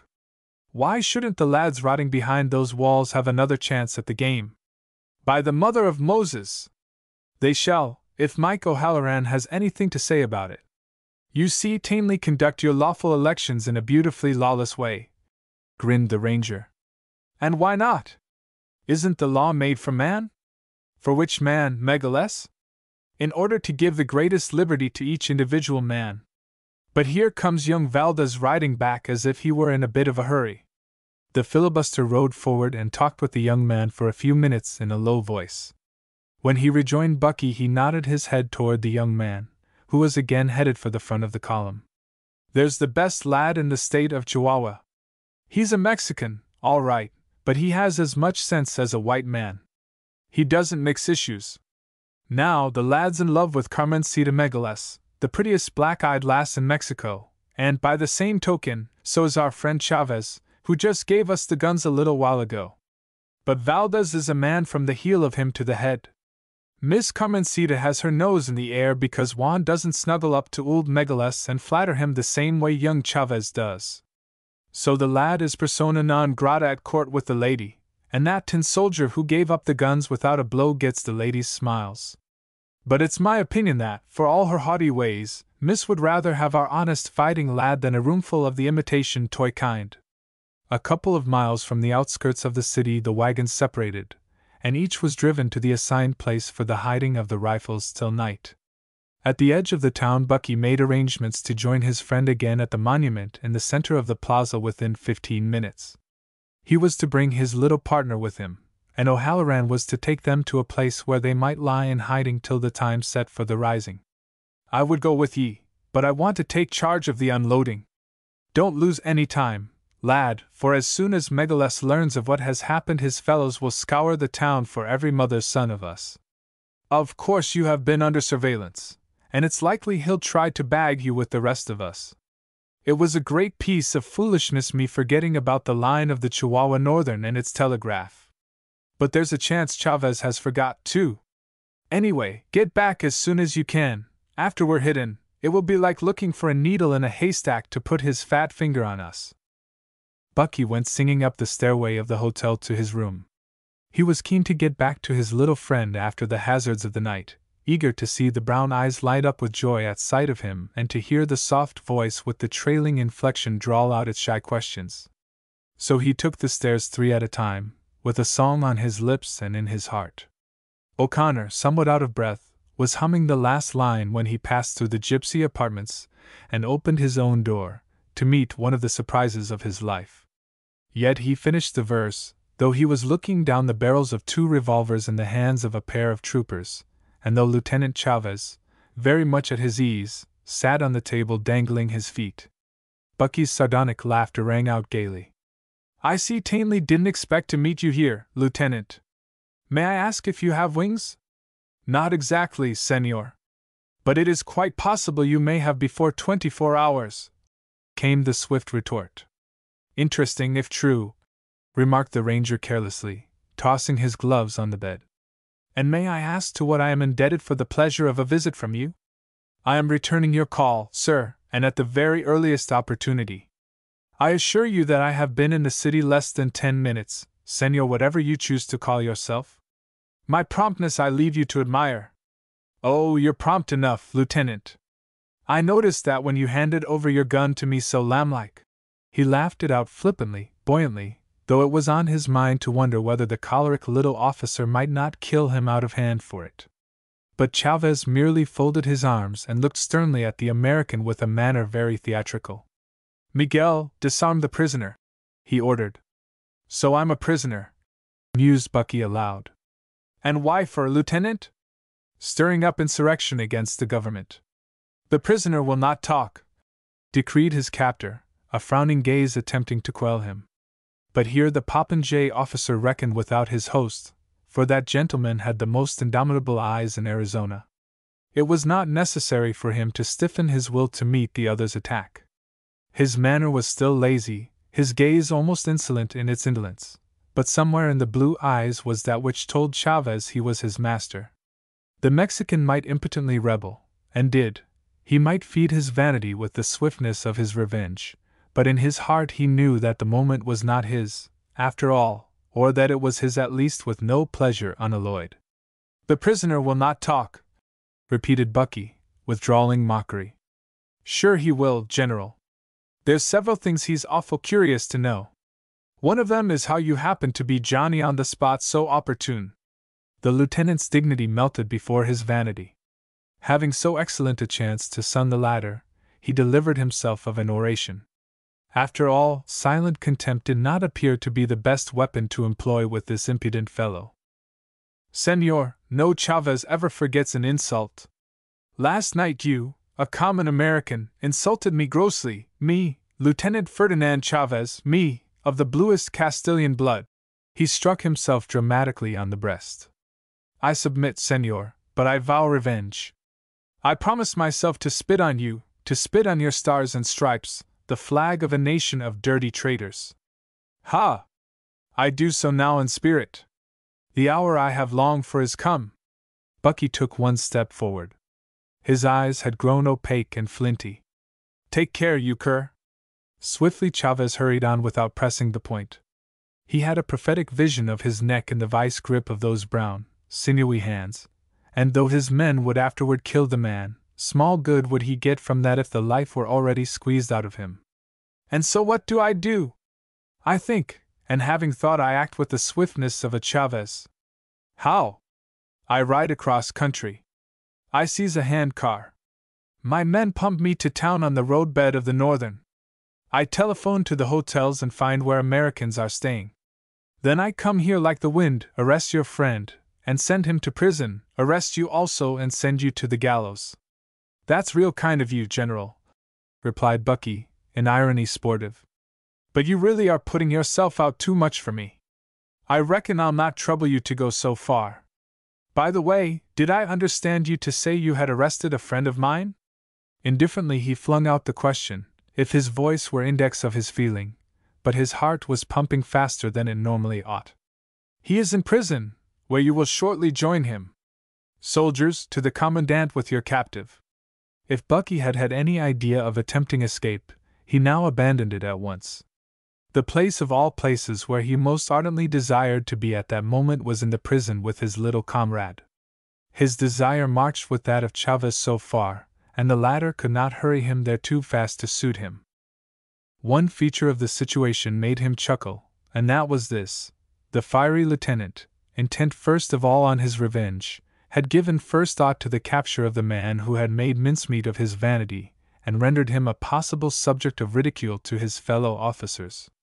So eager had he been to accomplish this that he had failed as yet to notify his superiors of what had happened, with the result that the captured guns had been safely smuggled in and hidden. Bucky thought he could trust O'Halloran to see that he did not stay long behind bars and bolts, unless indeed the game went against that sanguine and most cheerful plotter. In which event, well, that was a contingency that would certainly prove embarrassing to the Ranger. It might indeed turn out to be a good deal more than embarrassing in the end. The thing that he had done would bear a plain name if the Megaless faction won the day, and the punishment for it would be easy to guess.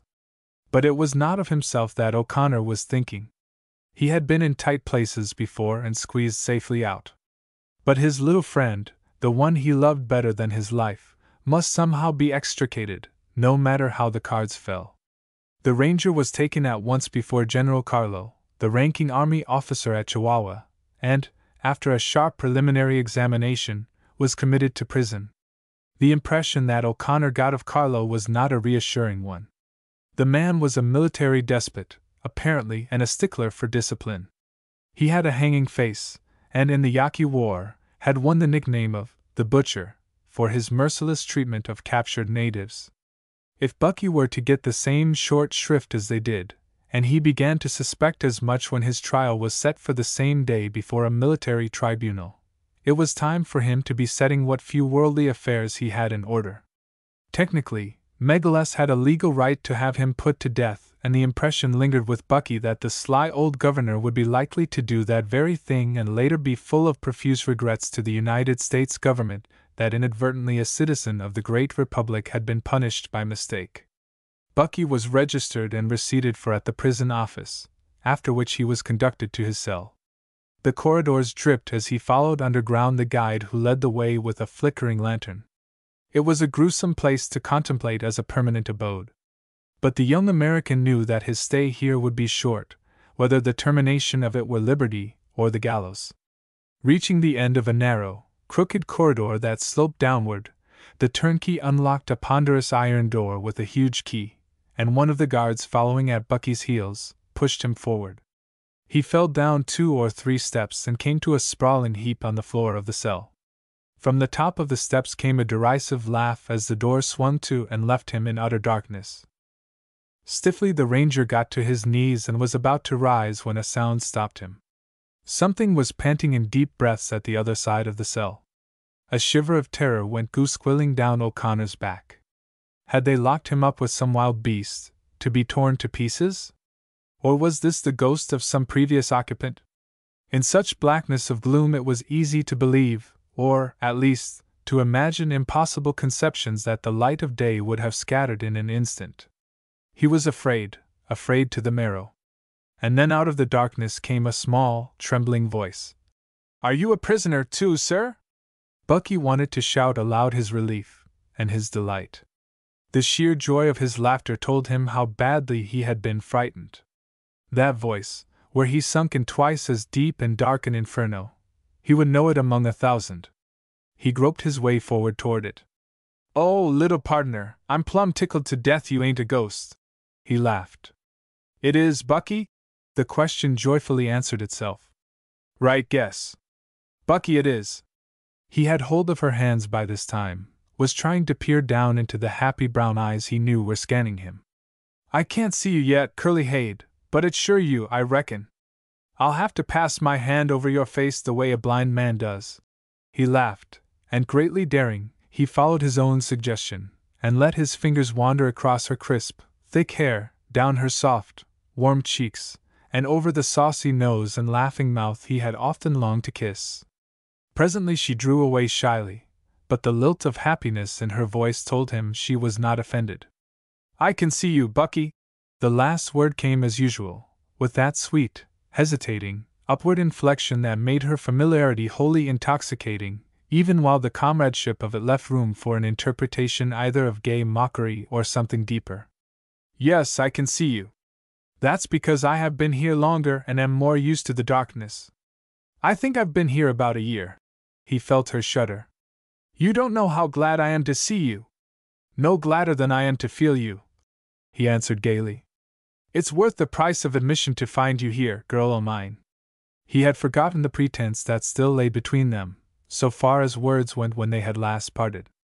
Nor did it yet occur to him that he had swept aside the convention of her being a boy. But she was vividly aware of it, and aware, too, of the demand his last words had made for a recognition of the relationship that existed in feeling between them. "I knew you knew I was a girl," she murmured. "You knew more than that," he challenged joyfully. But in woman's way, she ignored his frontal attack. He was going at too impetuous a speed for her reluctance. "How long have you known that I wasn't a boy? Not from the first, surely?" "I don't know why I didn't, but I didn't. I was sure locoed," he confessed. "It was when you came out dressed as a gypsy that I knew. That explained to me a heap of things I never had understood before about you. It explained, I suppose, why I never had licked the stuffing out of any other kid, and why you did not get very far in making a man out of me as you promised," she mocked. "Yes, and it explained how you happened to say you were 18. By mistake you let the truth slip out. Course I wouldn't believe it. I remember you didn't. I think you conveyed the impression to me diplomatically that you had doubts. I said it was a lie." He laughed.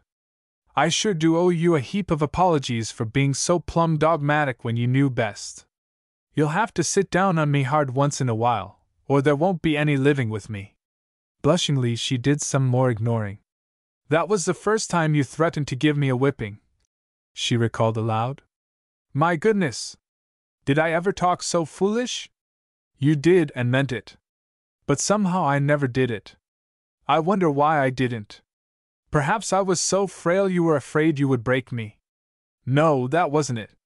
In the back of my head somewhere there was an instinct that said, 'Bucky, you chump, if you don't keep your hands off this kid you'll be right sorry all your life.' Not being given to many ideas, I paid a heap of respect to that one.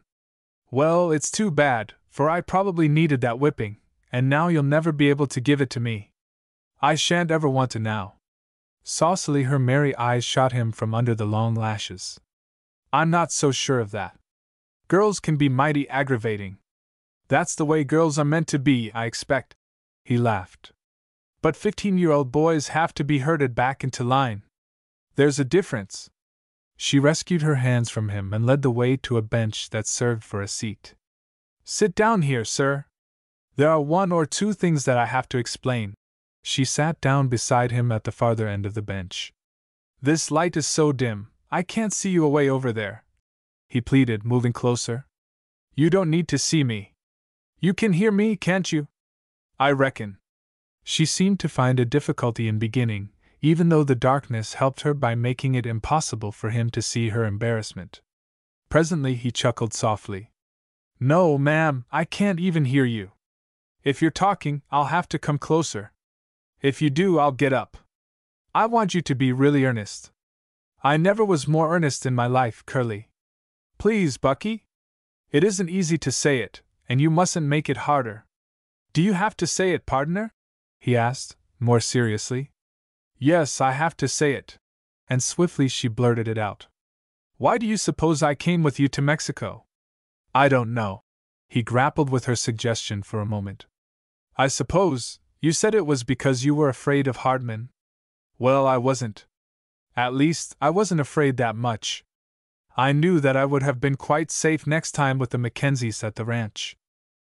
Then why was it? You can't think of any reason? She leaned forward and looked directly into his eyes as honest and as blue as an Arizona sky. But he stood unconvicted, nay, acquitted. The one reason she had dreaded he might offer to himself had evidently never entered his head. Whatever guesses he might have made on the subject, he was plainly guiltless of thinking she might have come with him because she was in love with him. No, I can't think of any other reason, if the one you gave isn't the right one. Quite sure? Quite sure, partner. Think. Why did you come to Chihuahua? To run down Wolf Leary's gang and to get Dave Henderson out of prison. Perhaps there is a reason why I should want him out of prison, a better reason than you could possibly have. I don't savvy it. How can there be? You don't know him, do you? He's been in prison almost ever since you were born. And on top of his last statement, Bucky's eyes began to open with a new light. Good heavens! It can't be possible. You're not Webb Mackenzie's little girl, are you? She did not answer him in words, but from her neck she slipped a chain and handed it to him. On the chain hung a locket. The ranger struck a match and examined the trinket. It's the very missing locket. See? Here's the other one. Compare them together. He touched the spring and it opened, but the match was burned out and he had to light another. Here's the mind map that has been lost all these years. How did you get this? Have you always had it? And how long have you known that you were Francis Mackenzie? His questions tumbled out one upon another in his excitement. She laughed, answering him categorically. I don't know for sure. Yes, at least a great many years. Less than a week. But I don't understand. And won't until you give me a chance to do some of the talking. She interrupted dryly. That's right. I reckon I am getting off left foot first. It's your powwow now, he conceded.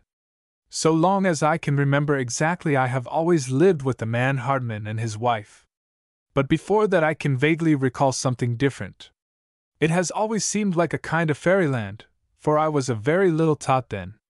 But one of the things I seem to remember was a sweet, kind-eyed mother and a big, laughing father. Then, too, there were horses and lots of cows. That is about all, except that the chain around my neck seemed to have some connection with my early life.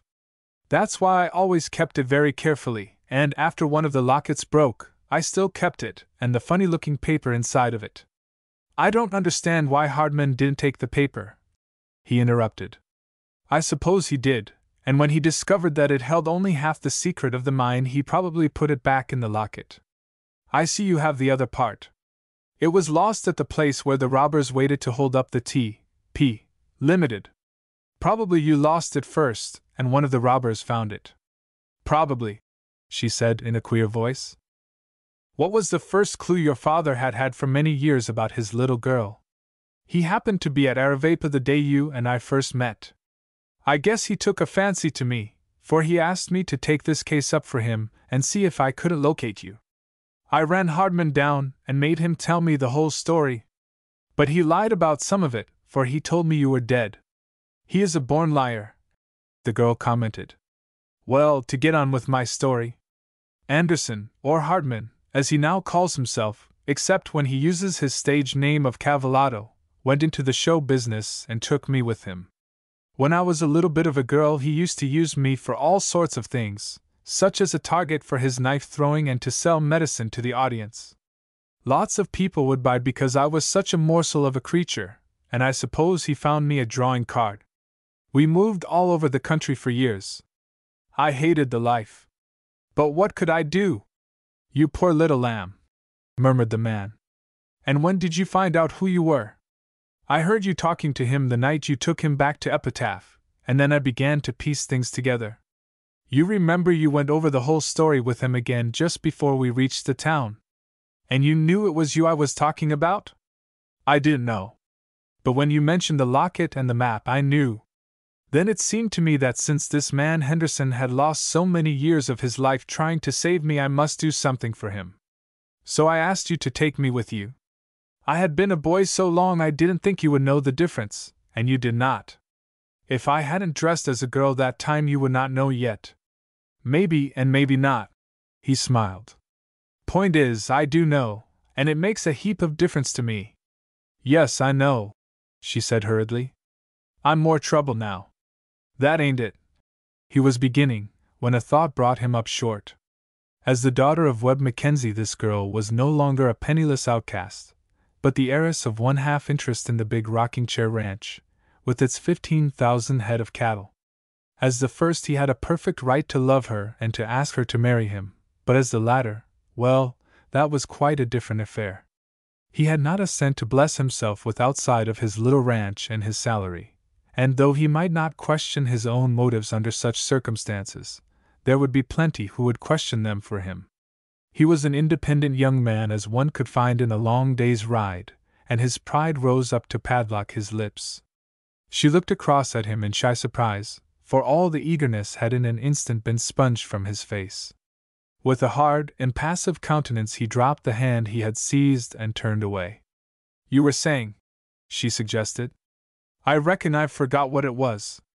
It doesn't matter anyhow. She was hurt, and deeply. It was all very well for her to try her little wiles to delay him, but in her heart she longed to hear the words he had been about to say.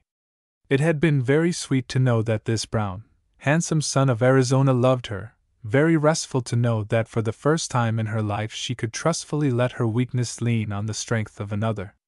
And more than either, though she sometimes smilingly pretended to deny it to herself, was the ultimate fact that she loved him. His voice was music to her, his presence joy. He brought with him sunshine, and peace, and happiness.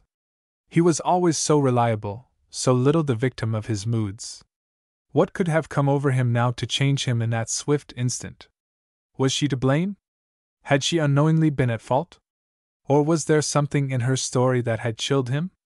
It was characteristic of her that it was herself she doubted and not him, that it never occurred to her that her hero had feet of clay like other men.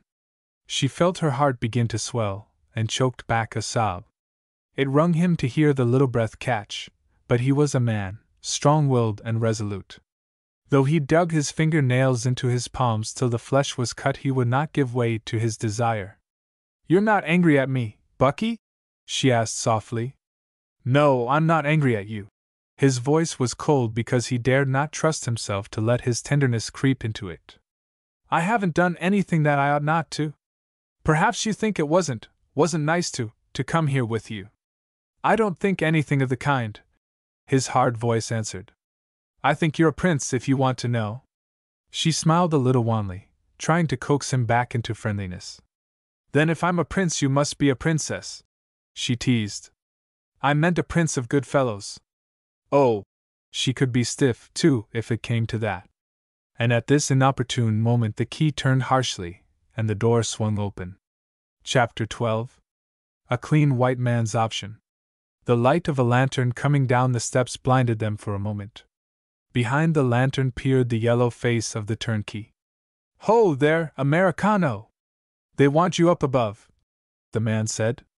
"The generals and the colonels and the captains want a little talk with you before they hang you, senor."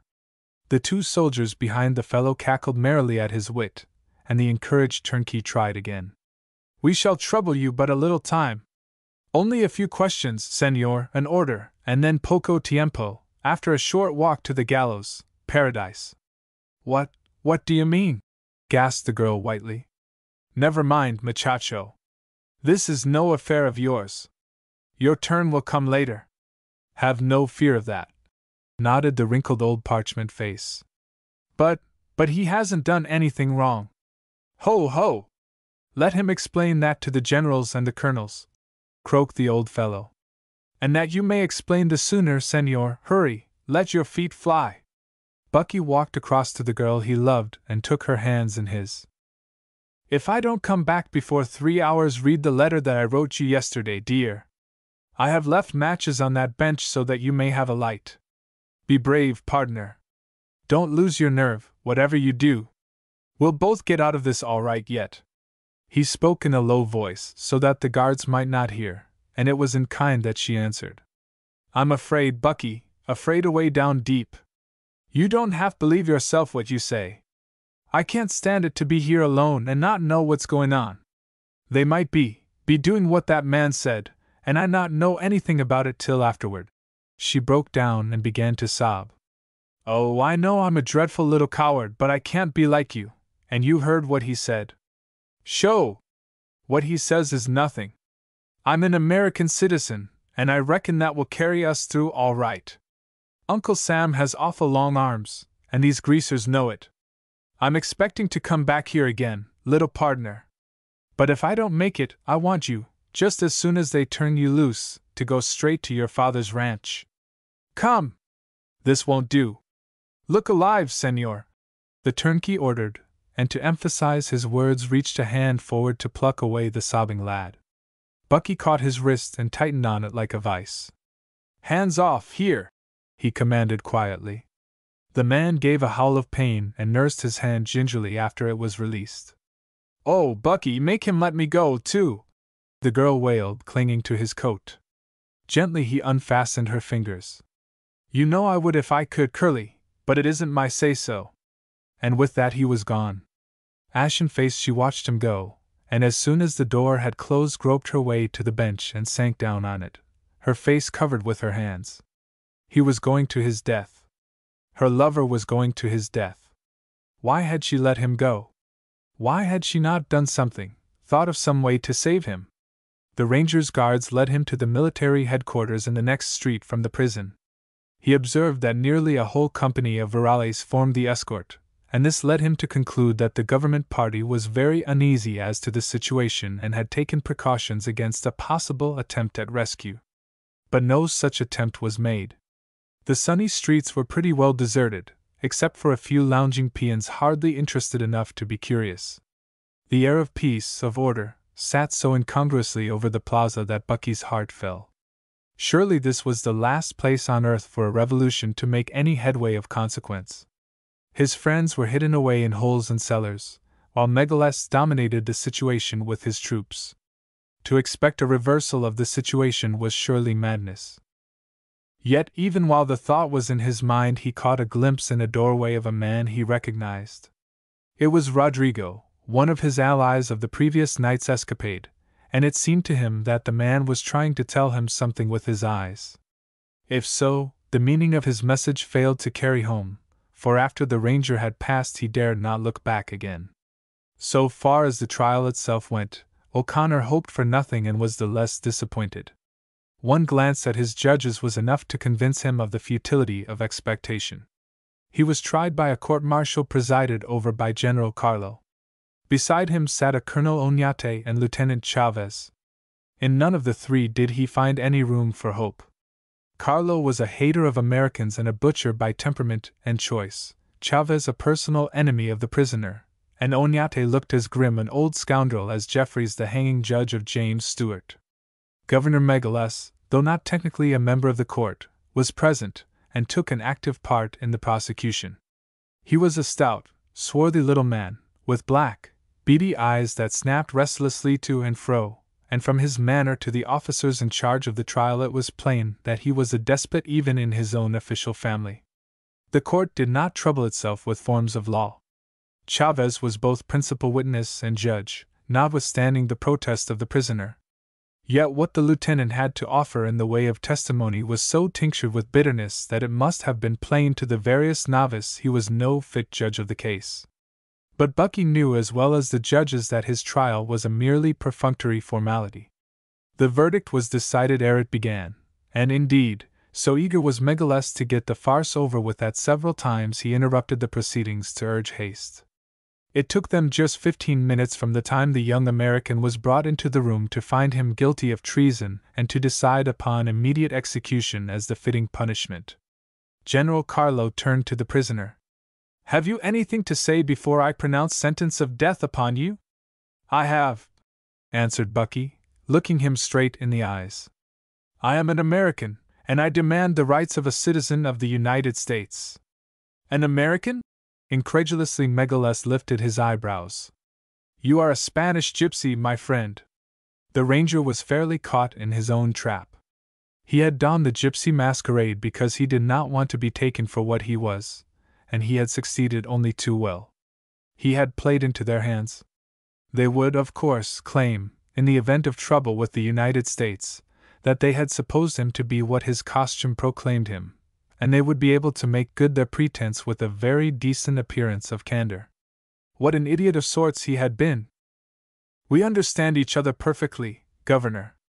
I know and you know that I am an American. As a citizen of the United States, I claim the protection of that flag. I demand that you will send immediately for the United States consul to this city. Megaless leaned forward with a thin, cruel smile on his face. Very well, Senor. Let it be as you say. Your friend, Senor O'Halloran, is the United States consul. I shall be very glad to send for him if you can tell me where to find him. Having business with him today, I have dispatched messengers who have been unable to find him at home. But since you know where he is, and are in need of him, perhaps you can assist me with information of value. Again Bucky was fairly caught. He had no reason to doubt that the governor spoke truth in saying that O'Halloran was the United States consul. There were in the city as permanent residents not more than 3 or 4 citizens of the United States. With the political instinct of the Irish, it would be very characteristic of O'Halloran to work his pull to secure for himself the appointment. That he had not happened to mention the fact to his friend could be accounted for by reason of the fact that the duties of the office at that place were few and unimportant. We are waiting, Senor. If you will tell us where we may send? Hinted Megaless. I do not know any more than you do, if he is not at home. The governor's eyes glittered. Take care, Senor. Better sharpen your memory. It's pretty hard to remember what one never knew, retorted the prisoner. The Mexican tyrant brought his clenched fist slowly down on the table in front of him. It is necessary to remember, sir. It is necessary to answer a few questions. If you answer them to our satisfaction, you may yet save your life. Indeed! Bucky swept his fat bulk scornfully from head to foot. If I were what you think me, do you suppose I would betray my friends? You have no option, sir. Answer my questions, or die like a dog. You mean that you would not think you had any option if you were in my place, but since I'm a clean white man, there's an option. By God! Sir, it doesn't take me a whole lot of time to make it either. I'll see you rot in hell before I'll play Judas. The words rang like a bell through the room, not loud, but clear and vibrant. There was a long instant's silence after the American finished speaking, and as his eyes swept from one to another of the enemy, Bucky met with a surprise. On Colonel Onyate's face was a haggard look of fear. Surely it was fear that lifted in relief at the young man's brave challenge. He had been dreading something, and the dread was lifted. Onyate! Onyate! The ranger's memory searched the past few days to locate the name. Had O'Halloran mentioned it? Was this man one of the officers expected to join the opposition when it declared itself against Megaless? He had a vague recollection of the name, and he could have heard it only through his friend. Was Juan Valdez a member of the party that took the rifles from Lieutenant Chavez and his escort? Bucky laughed out his contempt. Speak, sir, broke in Chavez. Answer the governor, you dog. If I speak, it will be to tell you what occur I think you. Chavez flushed angrily and laid a hand on his revolver. Who are you that play dice with death like a fool? My name, S.H., is Bucky O'Connor. At the words a certain fear, followed by a look of triumph, passed over the face of Chavez. It was as if he had had an unpleasant shock that had instantly proved groundless. Bucky did not at the time understand it. Why don't you shoot? It's about your size, you pinhead, to kill an unarmed man. Tell all you know and I promise you your life. It was Megaless who spoke. I'll tell you nothing, except that I'm Bucky O'Connor, of the Arizona Rangers. Chew on that a while, Governor, and see how it tastes.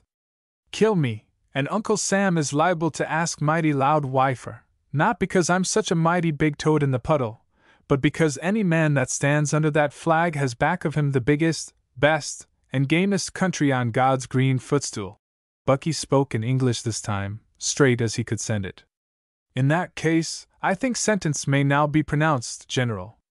I warn you that the United States will exact vengeance for my death. Indeed! Politely the governor smiled at him with a malice almost devilish. If so, it will be after you are dead, Senor Bucky O'Connor, of the Arizona Rangers. Colonel Oñate leaned forward and whispered something to General Carlo, who shook his head and frowned. Presently the black head of Chavez joined them, and the three were in excited discussion. Arms waved like signals, as is usual among the Latin races who talk with their hands and expressive shrugs of the shoulders. Outvoted by 2-1, Oñate appealed to the governor, who came up and listened, frowning, to both sides of the debate. In their excitement the voices raised, and to Bucky came snatches of phrases that told him his life hung in the balance. Carlo and Chavez were for having him executed out of hand, at latest by sunset. The latter was especially vindictive. Indeed, it seemed to the ranger that ever since he had mentioned his name this man had set himself more malevolently to compass his death. Oñate maintained, on the other hand, that their prisoner was worth more to them alive than dead. There was a chance that he might weaken before morning and tell secrets. At worst they would still have his life as a card to hold in case of need over the head of the rebels. If it should turn out that this was not needed, he could be executed in the morning as well as tonight. It may be conceived with what anxiety Bucky listened to the whispered conversation and waited for the decision of the governor. He was a game man, noted even in a country famous for its courageous citizens, but he felt strangely weak now as he waited with that leather-crusted face of his bereft of all expression. Give him till morning to weaken. If he still stays obstinate, hang him in the dawn, decided the governor, his beady eyes fixed on the prisoner. Not a flicker of the eyelid betrayed the Arizonian's emotion, but for an instant the world swam dizzily before him. Safe till morning. Before then 100 chances might change the current of the game in his favor. How brightly the sunshine flooded the room! What a glorious world it was, after all! Through the open window poured the rich, full-throated song of a meadow lark, and the burden of its blithe song was, "How good is this life the mere living!" Chapter 13. Bucky's First-Rate Reasons.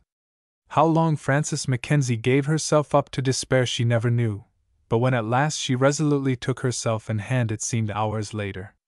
"Bucky told me to be brave, he told me not to lose my nerve," she repeated to herself over and over again, drawing comfort from the memory of his warm, vibrant voice.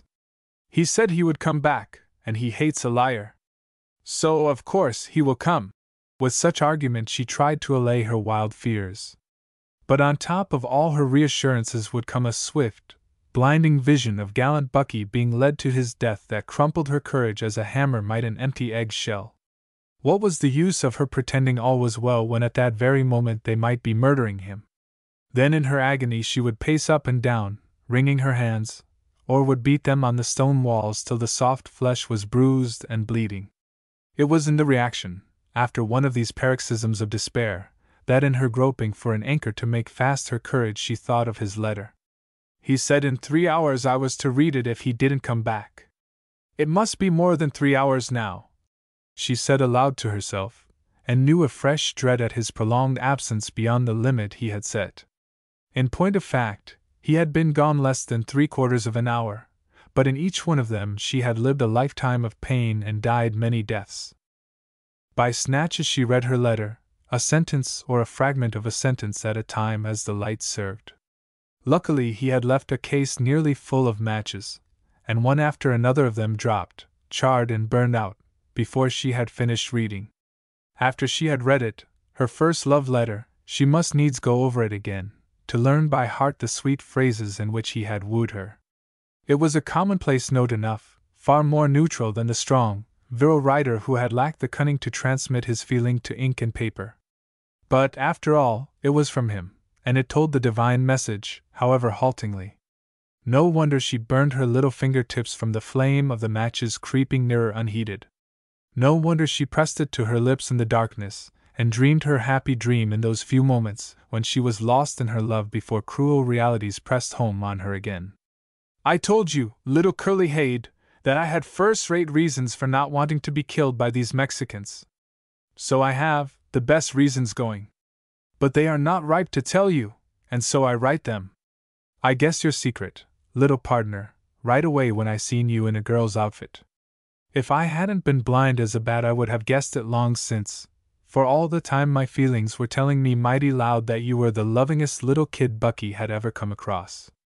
I'll not leave you to guess my secret the way you did me yours, dear Curly, but right prompt I'll set down a door, with one D, and say you hit the bullseye that time without expecting to.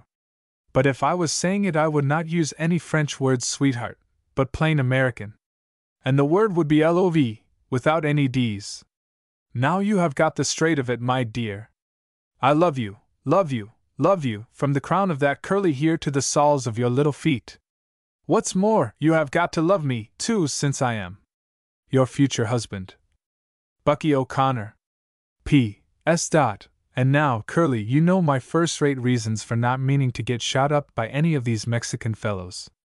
So the letter ran, and it went to her heart directly as rain to the thirsty roots of flowers. He loved her. Whatever happened, she would always have that comfort. They might kill him, but they could not take away that.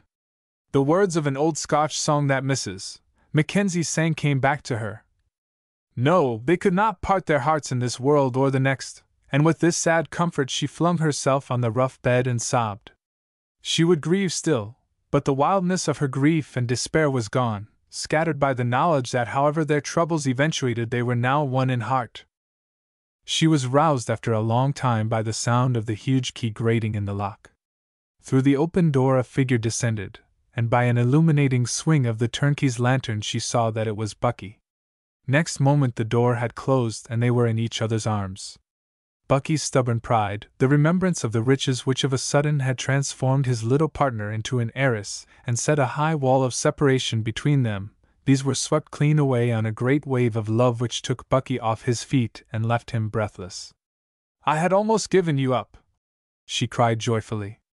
Again he passed his hand across her face. You've been crying, little partner. Were you crying on account of me? On account of myself, because I was afraid I had lost you. Oh, Bucky, isn't it too good to be true? The ranger smiled, remembering that he had about 14 hours to live, if the Megaless faction triumphed. Good! I should think it is. Bully! I've been famished to see Curly Head again. And to know that everything is going to come out all right and that we love each other. That's right, good hearing and most certainly true on my side of it. But how do you happen to know it so sure? He laughed gaily. Why, your letter, Bucky. It was the dearest letter. I love it. But you weren't to read it for 3 hours. He pretended to reprove, holding her at arm's length to laugh at her. Wasn't it 3 hours? It seemed ever so much longer. You little rogue, you didn't play fair. And to punish her he drew her soft, supple body to him in a close embrace, and for the first time kissed the sweet mouth that yielded itself to him.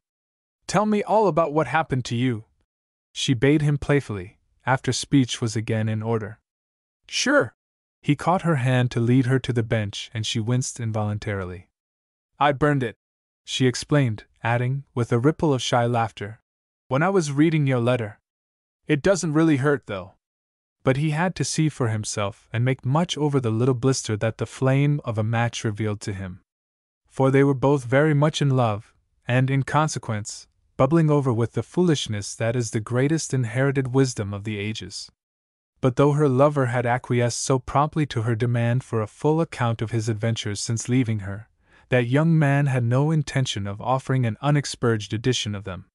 It was his hope that O'Halloran would storm the prison during the night and effect a rescue. If so, good; if not, there was no need of her knowing that for them the new day would usher in fresh sorrow. So he gave her an account of his trial and its details, told her how he had been convicted, and how Colonel Oñate had fought warily to get the sentence of execution postponed in order to give their friends a chance to rescue them. When Megaless remanded me to prison I wanted to let out an Arizona yell, Curly. It sure seemed too good to be true. But he may want the sentence carried out sometime, if he changes his mind. Maybe in a week or two he may take a notion that. She stopped, plainly sobered by the fear that the good news of his return might not be final. We won't cross that bridge till we come to it. You don't suppose our friends are going to sit down and fold their hands, do you? Not if I've got Mike O'Halloran and young Valdes sized up right. Fur is going to begin to fly pretty soon in this man's country. But it's up to us to help all we can, and I reckon we'll begin by taking a preliminary survey of this wickiup. Wickiup was distinctly good, since the word is used to apply to a frail Indian hut, and this cell was nothing less than a tomb built in the solid rock by blowing out a chamber with dynamite, and covering the front with a solid sheet of iron, into which a door fitted. It did not take a very long investigation to prove to Bucky that escape was impossible by any exit except the door, which meant the same thing as impossible at all under present conditions. Yet he did not yield to this opinion without going over every inch of the walls many times to make sure that no secret panel opened into a tunnel from the room. I reckon they want to keep us, Curly. Mr. Megaless has sure got us real safe this time. I'd be plumb discouraged about breaking jail out of this cage. It's tainly us to stay hitched a while. About dark tortillas and frijoles were brought down to them by the facetious turnkey, who was accompanied as usual by 2 guards. Why don't my little birdies sing? He asked, with a wink at the soldiers. One of them will not do any singing after daybreak tomorrow. Ho, ho, my larks! Tune up, tune up! What do you mean about one not singing after daybreak? Asked the girl, with eyes dilating. What? Hasn't he told you? Senor the Ranger is to be hanged at the dawn unless he finds his tongue for Governor Megaless. Ho, ho! Our birdie must speak even if he doesn't sing. And with that as a parting shot the man clanged the door to after him and locked it. You never told me, Bucky. You have been trying to deceive me. She groaned. He shrugged his shoulders. What was the use, girlie? I knew it would worry you, and do no good. Better let you sleep in peace, I thought. While you kept watch alone and waited through the long night. Oh, Bucky! She crept close to him and put her arms around his neck, holding him tight, as if in the hope that she could keep him against the untoward fate that was reaching for him. Oh, Bucky, if I could only die for you! Don't give up, little friend. I don't. Somehow I'll slip out, and then you'll have to live for me and not die for me. What is it that the governor wants you to say that you won't? Oh, he wants me to sell our friends. I told him to go climb a giant cactus. Of course you couldn't do that. She sighed regretfully. He laughed. Well, hardly, and call myself a white man. But, she blanched at the alternative. Oh, Bucky, we must do something. We must. It ain't so bad as it looks, honey. You want to remember that Mike O'Halloran is on deck. What's the matter with him knocking out a home run and bringing us both in? I put a heap of confidence in that red-haired Irishman, he answered cheerfully. You say that just to give me courage. You don't really think he can do anything, she said wanly. That's just what I think, Curly. Some men have a way of getting things done. When you look at O'Halloran you feel this, the same as you do when you look at Val Collins. Oh, he'll get us out all right. I've been in several tighter holes than this one. His mention of Collins suggested a diversion, and he took up a less distressing theme lightly. Wonder what Val is doing at this precise moment. I'll bet he's beginning to make things warm for Wolf Lear's bunch of miscreants. We'll have the robbers of the Limited behind the bars within 2 weeks now, or I miss my guess. He had succeeded in diverting her attention better than he had dared to hope. Her big eyes fixed on his much as if he had raised for her some forgotten specter. That's another thing I must tell you. I didn't think to before. But I want you to know all about me now. Don't think me bad, Bucky. I'm only a girl. I couldn't help myself, she pleaded. What is it you have done that is so awful? He smiled, and went to gather her into his arms. She stayed him with a gesture of her hand. No, not yet. Meb, after you know you won't want to. I was one of the robbers of the Limited. You, what? He exclaimed, for once struck dumb with sheer amazement. Yes, Bucky. I expect you'll hate me now. What is it you called me? A miscreant? Well, that's what I am. His arms slipped round her as she began to sob, and he gentled her till she could again speak. Tell me all about it, little Curly, he said. I didn't go into it because I wanted to. My master made me. I don't know much about the others, except that I heard the names they called each other. Would you know them again if you saw them? But of course you would. Yes. But that's it, Bucky. I hated them all, and I was in mortal fear all the time. Still, I can't betray them. They thought I went in freely with them, all but Hardman. It wouldn't be right for me to tell what I know. I've got to make you see that, dear. You'll not need to argue that with me, honey. I see it. You must keep quiet. Don't tell anybody else what you've told me. And will they put me in the penitentiary when the rest go there? Not while Bucky O'Connor is alive and kicking, he told her confidently. But the form in which he had expressed his feeling was unfortunate. It brought them back to the menace of their situation. Neither of them could tell how long he would be alive and kicking. She flung herself into his arms and wept till she could weep no more. Chapter 14. Leroy est mort, vive Leroy. When the news reached O'Halloran that Megaless had scored on the opposition by arresting Bucky O'Connor, the Irishman swore fluently at himself for his oversight in forgetting the northern Chihuahua. So far as the success of the insurgents went, the loss of the Ranger was a matter of no importance, since O'Halloran knew well that nothing in the way of useful information could be cajoled or threatened out of him. But personally it was a blow to the filibuster, because he knew that the governor would not hesitate to execute his friend if his fancy or his fears ran that way, and the big, red-headed Celt would not have let Bucky go to death for a dozen teapot revolutions if he could help it. And do you think you're fit to run even a donation party, you great blundering gumph? Mike asked himself, in disgust. You a conspirator! You a leader of a revolution! By the ghost of Brian Boru, you had better run along back to the kindergarten class.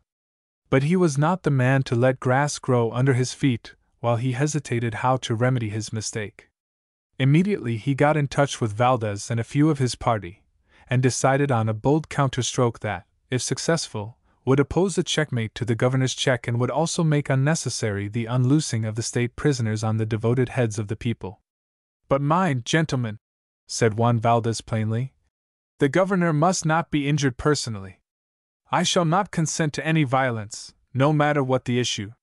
Furthermore, I should like to be given charge of the palace, in order to see that his wants are properly provided for. We cannot afford to have our movement discredited at the outset by unnecessary bloodshed or by any wanton outrages. O'Halloran smothered a smile. Quite right, senor. Success at all hazards, but if possible, success with peace. And faith, subject to the approval of the rest of those present, I do hereby appoint you keeper of the governor's person and his palace, as well as all that do dwell therein, including his man-servants, his maid-servants, and his daughter. We hold you personally responsible for their safekeeping. See that none of them cherish the enemy or give aid and comfort to them. The Irishman finished, with a broad smile that seemed to say, Begad, there's a clear field. Go in and win me by.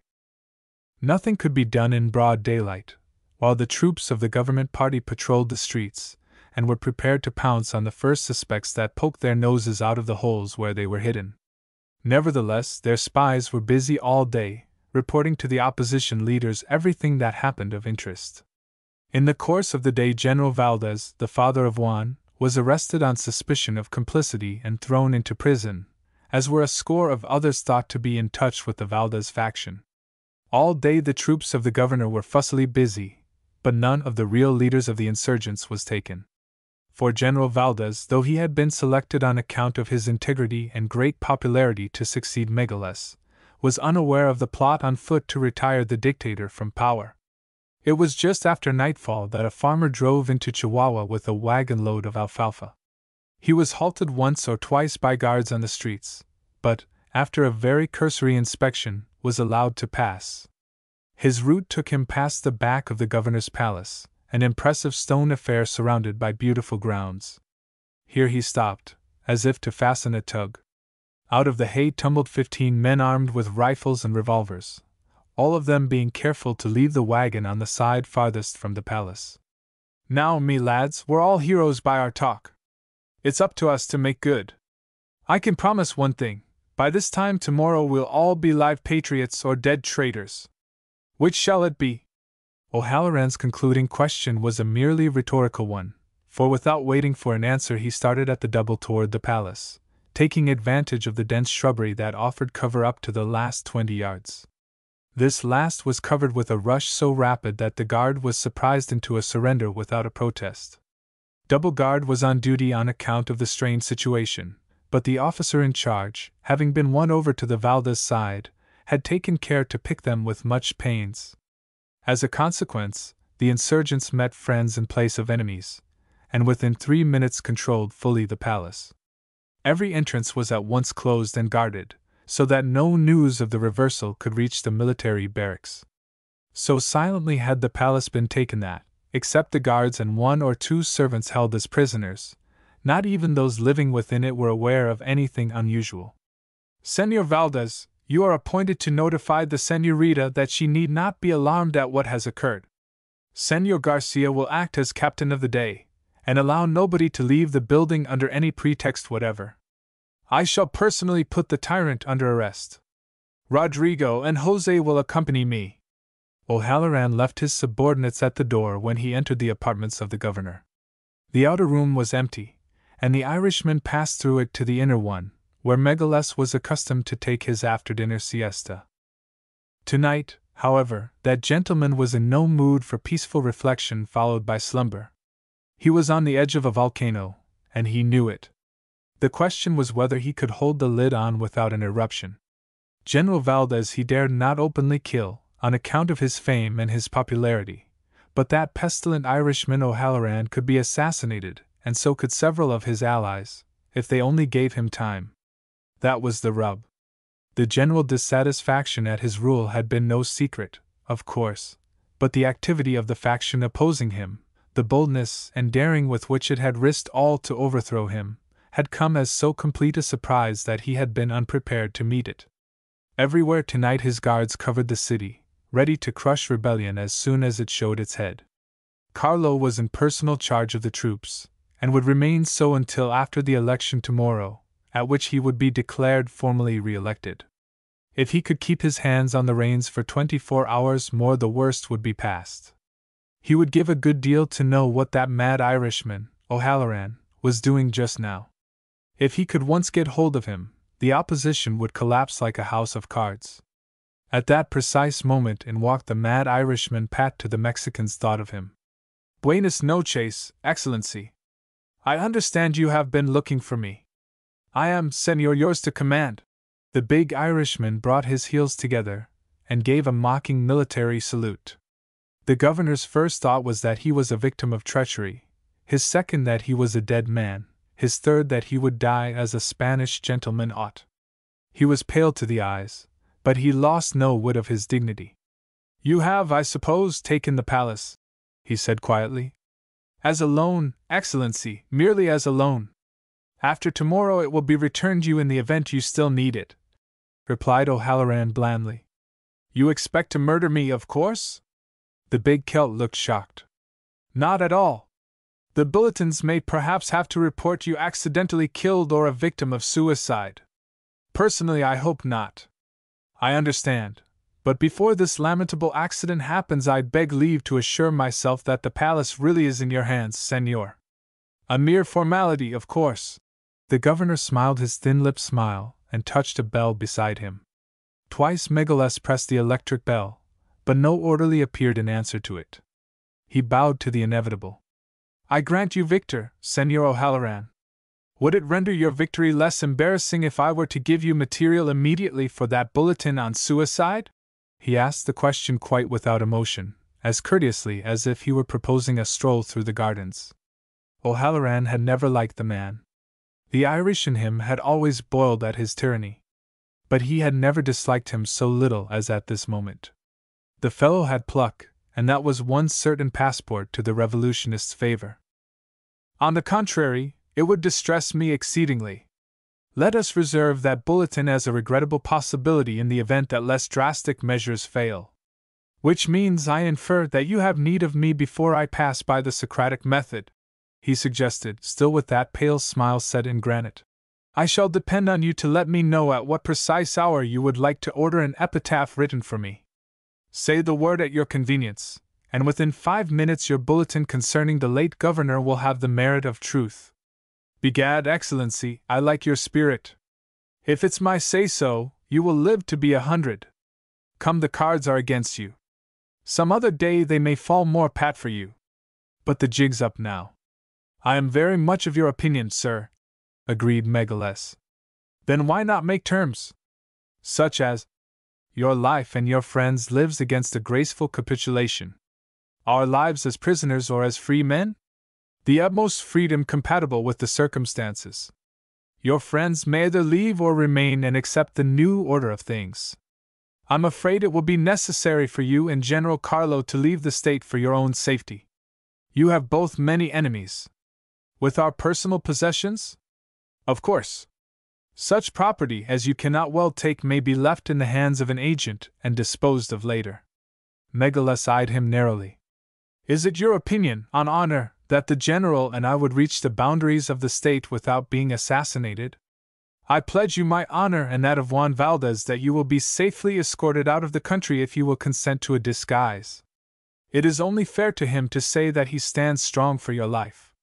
Then, sir, I accept your terms if you can make it plain to me that you are strong enough to take the city against General Carlo. From his pocket O'Halloran drew a typewritten list and handed it to the governor, who glanced it over with interest. These army officers are all with you. As soon as the word is given. You will pardon me if I ask for proof? Certainly. Choose the name of any one of them you like and send for him. You are at liberty to ask him whether he is pledged to us. The governor drew a pencil mark through a name. O'Halloran clapped his hands and Rodrigo came into the room. Rodrigo, the governor desires you to carry a message to Colonel Oñate. He is writing it now. You will give Colonel Oñate my compliments, and ask him to make as much haste as is convenient. Megaless signed and sealed the note he was writing and handed it to O'Halloran, who in turn passed it to Rodrigo. Colonel Oñate should be here in 15 minutes at the farthest. May I in the meantime offer you a glass of wine, Dictator O'Halloran? At the Irishman's smile, the Mexican governor hastened to add, misunderstanding him purposely. Perhaps I assume too much in taking the part of host here. May I ask whether you will be governor in person or by deputy, senor? You do me too much honor, Excellency. Neither in person nor by deputy, I fear. And, as for the glass of wine, with all my heart. Good liquor is always in order, whether for a funeral or a marriage. Or an abdication, you might add. I drink to a successful reign, senor dictator, le roi est mort. Vive le roi! The Irishman filled a second glass. And I drink to Governor Megaless, a brave man. May the cards fall better for him next time he plays. The governor bowed ironically. A brave man certainly, and you might add, who loses his stake without striking one honest blow for it. We play with stacked cards, Excellency. Who can forestall the treachery of trusted associates? Sir, your apology for me is very generous. No less so than the terms you offer, returned Megaless sardonically. O'Halloran laughed. Well, if you don't like my explanations, I shall have to let you make your own. And, by the way, may I venture on a delicate personal matter, Your Excellency? I can deny you nothing tonight, senor, answered Megaless, mocking at himself. Young Valdez is in love with your daughter. I am sure that she is fond of him, but she is very loyal to you and flouts the lad. I was thinking, sir, that. The Spaniard's eye flashed, but his answer came suavely as he interrupted. Don't you think you had better leave Senor Valdez and me to arrange our own family affairs? We could not think of troubling you to attend to them. He is a good lad and a brave. Megaless bowed. Your recommendation goes a long way with me, senor, and in truth, I have known him only a small matter of 20 years longer than you. Never a more loyal youngster in the land. You think so? A matter of definitions, one may suppose. Loyal to the authorized government of his country, or to the rebels who would illegally overthrow it. Egad, you have me there, Excellency. 'Tis a question of point of view, I'm thinking. But you'll never tell me the lad pretended one thing and did another. I'll never believe you like that milksop Chavez better. Must I choose either a fool or a knave? I doubt it will be no choice of yours. Juan Valdez is an ill man to deny what he sets his heart on. If the lady is willing, I shall give her to the knave and wash my hands of her. Since treason thrives, she may at last come back to the palace as its mistress. Quien sabe? Less likely things have happened. What news, Rodrigo? This last to the messenger, who at that moment appeared at the door. Colonel Oñate attends, senor. Show him in. Oñate was plainly puzzled at the summons to attend the governor, and mixed with his perplexity was a very evident anxiety. He glanced quickly at O'Halloran as he entered, as if asking for guidance, and then as questioningly at Megaless. Had the Irishman played Judas and betrayed them all? Or was the coup already played with success? Colonel Oñate, I have sent for you at the request of Governor Megaless to set his mind at rest on a disturbing point. His health is failing and he considers the advisability of retiring from the active cares of state. I have assured him that you, among others, would, under such circumstances, be in a friendly relation to the next administration. Am I correct in so assuring him? Megaless pierced him with his beady eyes. In other words, Colonel Oñate, are you one of the traitors involved in this rebellion? I prefer the word patriot, senor, returned Oñate, flushing. Indeed, I have no doubt you do. I am answered, he exclaimed scornfully. And what is the price of patriotism these days, Colonel? Sir, the Colonel laid his hand on his sword. I was merely curious to know what position you would hold under the new administration. O'Halloran choked a laugh, for by chance the governor had hit the nail on the head. Oñate was to be Secretary of State under Valdez, and this was the bait that had been dangled temptingly under his nose to induce a desertion of Megaless. If you mean to reflect upon my honor, I can assure you that my conscience is clear, answered Oñate blackly. Indeed, Colonel, I do not doubt it. I have always admired your conscience and its adaptability. The governor turned to O'Halloran. I am satisfied, Senior Dictator. If you will permit me. He walked to his desk, unlocked a drawer, and drew forth a parchment, which he tossed across to the Irishman. It is my commission as governor. Allow me to place it in your hands and put myself at the service of the new administration. If you will kindly write notes, I will send a messenger to General Carlo and another to Colonel Gabalanda requesting their attendance. I think affairs may be quickly arranged. You are irresistible, senor. I hasten to obey. Megaless sat down and wrote 2 notes, which he turned over to O'Halloran. The latter read them, saw them officially sealed, and dispatched them to their destinations. When Gabalanda was announced, General Carlo followed almost at his heels. The latter glanced in surprise at O'Halloran. Where did you catch him, Excellency? He asked. I did not catch him. He has caught me, and incidentally you, General, answered the sardonic Megaless. In short, General, laughed the big Irishman, the game is up. But the army, you haven't surrendered without a fight? That is precisely what I have done. Cast your eye over that paper, General, and then tell me of what use the army would be to us. Half the officers are with the enemy, among them the patriotic Colonel Oñate, whom you see present. A resistance would be futile, and would only result in useless bloodshed. I don't believe it, returned Carlo bluntly. Seeing is believing, General, returned O'Halloran, and he gave a little nod to Oñate. The colonel left the room, and 2 or 3 minutes later a bell began to toll. What does that mean? Asked Carlo. The call to arms, General. It means that the old regime is at an end in Chihuahua. Viva Valdez! Not without a struggle, cried the general, rushing out of the room. O'Halloran laughed. I'm afraid he will not be able to give the countersign to Garcia. In the meantime, Excellency, pending his return, I would suggest that you notify Colonel Gabalanda to turn over the prison to us without resistance. You hear your new dictator, Colonel, said Megaless. Pardon me, Your Excellency, but a written order. would relieve you of responsibility. So it would. I write once more. He was interrupted as he rode by a great shout from the plaza. Viva Valdez! Came clearly across the night air, and presently another that stole the color from the cheek of Megaless. Death to the tyrant! Death to Megaless! Repeated the governor, after the shouts reached them. I fear, Senor Dictator, that your pledge to see me across the frontier will not avail against that mad dog mob. He smiled, waving an airy hand toward the window. The Irishman set his bulldog jaw. I'll get you out safely, or, begad, I'll go down fighting with you. I think we are likely to have interesting times, my dear dictator. Be sure I shall watch your doings with interest so long as your friends allow me to watch anything in this present world. The governor turned to his desk and continued the letter with a firm hand. I think this should relieve you of responsibility, Colonel. By this time General Carlo had re-entered the room, with a crestfallen face. O'Halloran had been thinking rapidly. Governor, I think the safest place for you and General Carlo, for a day or two, will be in the prison. I intend to put my friend O'Connor in charge of its defense, with a trustworthy command. There is no need of word reaching the mob as to where you are hidden.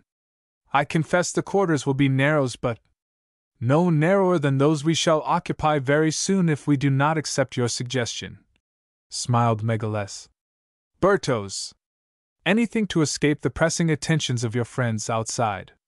I ask only one favor, the loan of a revolver, in order that we may disappoint the mad dogs if they overpower the guard of Senor O'Connor. Hastily O'Halloran rapped out orders, gathered together a little force of 5 men, and prepared to start. Both Carlo and Megaless he furnished with revolvers, that they might put an end to their lives in case the worst happened. But before they had started, Juan Valdez and Carmencita Megaless came running toward them. Where are you going? It is too late. The palace is surrounded, cried the young man. Look! He swept an excited arm toward the window. There are thousands and thousands of frenzied people calling for the lives of the governor and General Carlo. Carlo shook like a leaf, but Megaless only smiled at O'Halloran his wintry smile. That is the trouble in keeping a mad dog, senor. One never knows when it may get out of leash and bite perhaps even the hand that feeds it. Carmencita flung herself, sobbing, into the arms of her father and filled the palace with her screams. Megaless handed her over promptly to her lover. To my private office, he ordered briskly. Come, General, there is still a chance. O'Halloran failed to see it, but he joined the little group that hurried to the private office. Megaless dragged his desk from the corner where it sat and touched a spring that opened a panel in the wall. Carlo, blanched with fear at the threats and curses that filled the night, sprang toward the passageway that appeared. Megaless plucked him back. One moment, General. Ladies first. Carmencita, enter. Carlo followed her, after him the governor, and lastly Gabalanda, tearing himself from a whispered conversation with O'Halloran. The panel swung closed again, and Valdez and O'Halloran lifted back the desk just as Garcia came running in to say that the mob would not be denied. Immediately O'Halloran threw open a French window and stepped out to the little railed porch upon which it opened. He had the chance of his life to make a speech, and that is the one thing that no Irishman can resist. He flung out from his revolver 3 shots in rapid succession to draw the attention of the mob to him. In this he succeeded beyond his hopes. The word ran like wildfire that the mad Irishman, O'Halloran, was about to deliver a message to them, and from all sides of the building they poured to hear it. He spoke in Mexican, rapidly, his great bull voice reaching to the utmost confines of the crowd. Fellow lovers of liberty, the hour has struck that we have worked and prayed for. The glorious redemption of our state has been accomplished by your patriotic hands. An hour ago the tyrants, Megaless and Carlo, slipped out of the palace, mounted swift horses, and are galloping toward the frontier. A roar of rage, such as a tiger disappointed of its kill might give, rose into the night. Such a terrible cry no man made of flesh and blood could hear directed at him, and not tremble. But the pursuit is already on. Swift riders are in chase, with orders not to spare their horses so only they capture the fleeing despots. We expect confidently that before morning the tyrants will be in our hands. In the meantime, let us show ourselves worthy of the liberty we have won. Let us neither sack nor pillage, but show our great President in the city of Mexico that not ruffians but an outraged people have driven out the oppressors." The huge Celt was swimming into his periods beautifully, but it was very apparent to him that the mob must have a vent for its stored excitement. An inspiration seized him. "But one sacred duty calls to us from heaven, my fellow citizens. Already I see in your glorious faces that you behold the duty. Then forward, patriots! To the plaza, and let us tear down, let us destroy by fire, let us annihilate the statue of the dastard Megaless which defaces our fair city. Citizens, to your patriotic duty!" Another wild yell rang skyward, and at once the fringes of the crowd began to vanish plazaward, its center began to heave, its flanks to stir. 3 minutes later the grounds of the palace were again dark and empty. The Irishman's oratory had won the day. Chapter 15. In the Secret Chamber. The escaping party groped its way along the passage in the wall, down a rough, narrow flight of stone steps to a second tunnel, and along this underground way for several hundred yards. Since he was the only one familiar with the path they were traversing, the governor took the lead and guided the others.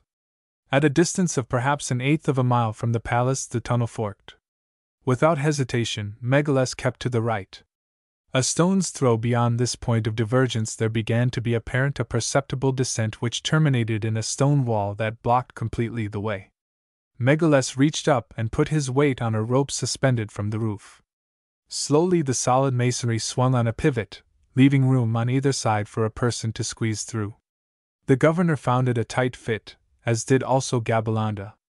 "I was more slender last time I passed through there. It has been several years since then," said the governor, giving his daughter a hand to assist her through. They found themselves in a small chamber fitted up as a living room in a simple way. There were 3 plain chairs, a bed, a table, and a dresser, as well as a cooking stove. "This must be close to the prison. We have been coming in that direction all the time. It is strange that it could be so near and I not know of it," said the warden, looking around curiously. Megaless smiled. "I am the only person alive that knew of the existence of this room or of the secret passage until half an hour ago. I had it built a few years since by Jacques when I was warden of the prison.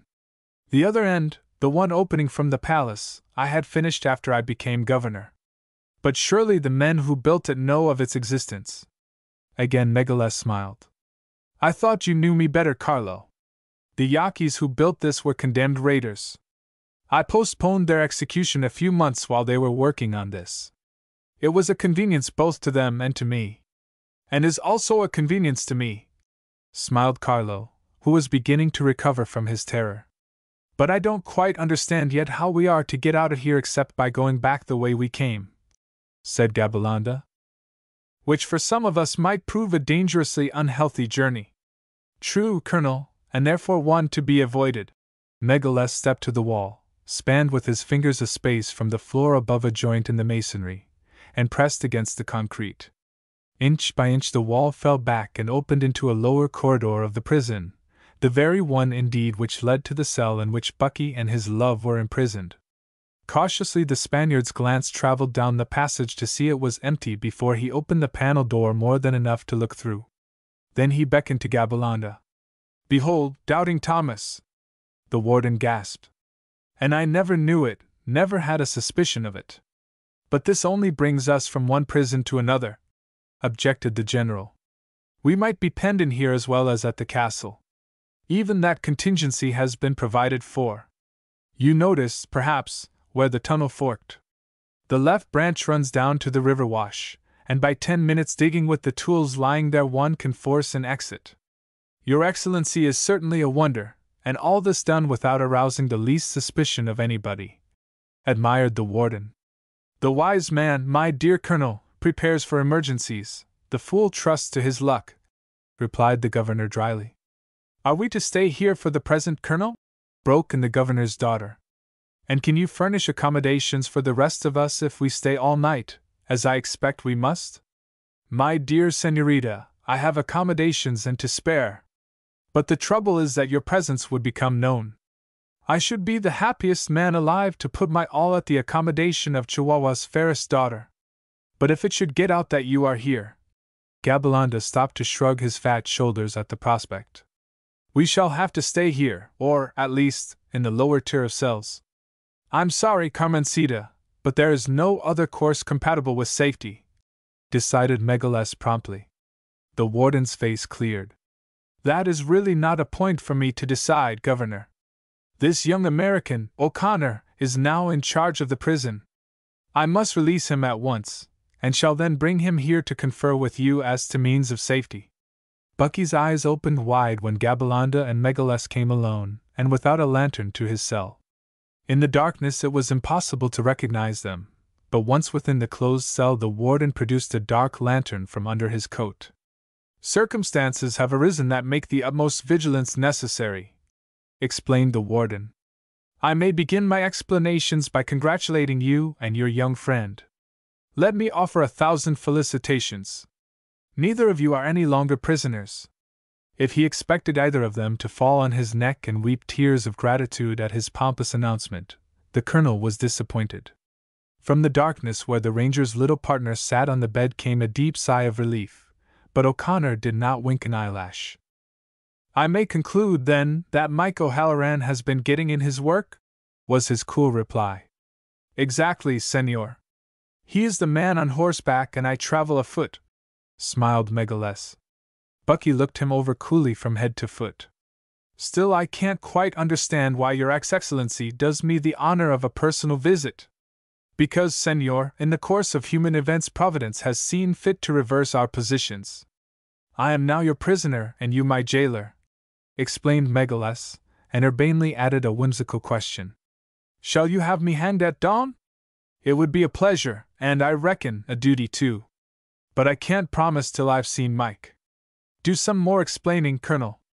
I want to know all about the roundup O'Halloran is boss of. Did he make a right good gather? The subtleties of American humor baffled the little Mexican, but he appreciated the main drift of the ranger's query, and narrated with much gesticulation the story of the coup that O'Halloran had pulled off in capturing the government leaders. It was an exceedingly neat piece of strategy, its victim admitted. I would give a good deal to have the privilege of hanging your red-headed friend, but since that is denied me, I must be grateful he does not take a fancy to hang me. In case he doesn't, Your Excellency, was Bucky's addendum. I understand he has decided to deport me, retorted Megaless lightly. It is perhaps better politics, on the whole, better even than a knife in the back. Unless rumor is a lying jade, you should be a good judge of that, Governor, said the American, eyeing him sternly. Megaless shrugged. One of the penalties of fame is that one gets credit for much he does not deserve. There was your immortal General Lincoln, a wit so famous in your country that every good story is fathered upon him, I understand. So with your humble servant. Let a man accomplish his vendetta upon the body of an enemy, and behold! The world cries, a victim of Megaless. Still, if you deserve your reputation as much as our immortal General Lincoln deserves his, the world may be pardoned for an occasional error. O'Connor turned to the warden. What does he mean by saying that he is my prisoner? Have you a message for me from O'Halloran, Colonel? It is his desire, senor, that, pending the present uncertain state of public opinion, you accept the command of the prison and hold safe all persons detained here, including His Excellency and General Carlo. He desired me to assure you that as soon as is possible he will arrive to confer with you in person. Good enough, and are you a prisoner too, Colonel? I did not so understand Senor O'Halloran. If you're not, you have to earn your grub and lodgings. I'll appoint you my deputy, Colonel. And first off, my orders are to lock up His Excellency and General Carlo in this cell till morning. The cell, Senor O'Connor, is damp and badly ventilated, protested Gabilondo. I know that a heap better than you do, Colonel, said Bucky dryly. But if it was good enough for me and my partner, here, I reckon it's good enough for them. Anyhow, we'll let them try it, won't we, Frank? If you think best, Bucky. You bet I do. And what about the governor's daughter? Asked Gabilondo. You don't say. Is she a guest of this tavern? The colonel explained how they had reached the prison and the circumstances that had led to their hurried flight, while the ranger whistled the air of a cowboy song, his mind busy with this new phase of the case. "She's one of these here Spanish blue-blooded señoritas used to guitar serenades under her window. Now, what would you do with her in a jail, Bucky?" he asked himself, in humorous dismay, but even as he reflected on it his roving eye fell on his friend. "The very thing. I'll take Curly Hayden to her and let them fall in love with each other. You're liable to be some busy, Bucky, and shy on leisure to entertain a lady, let alone two." And so he arranged it.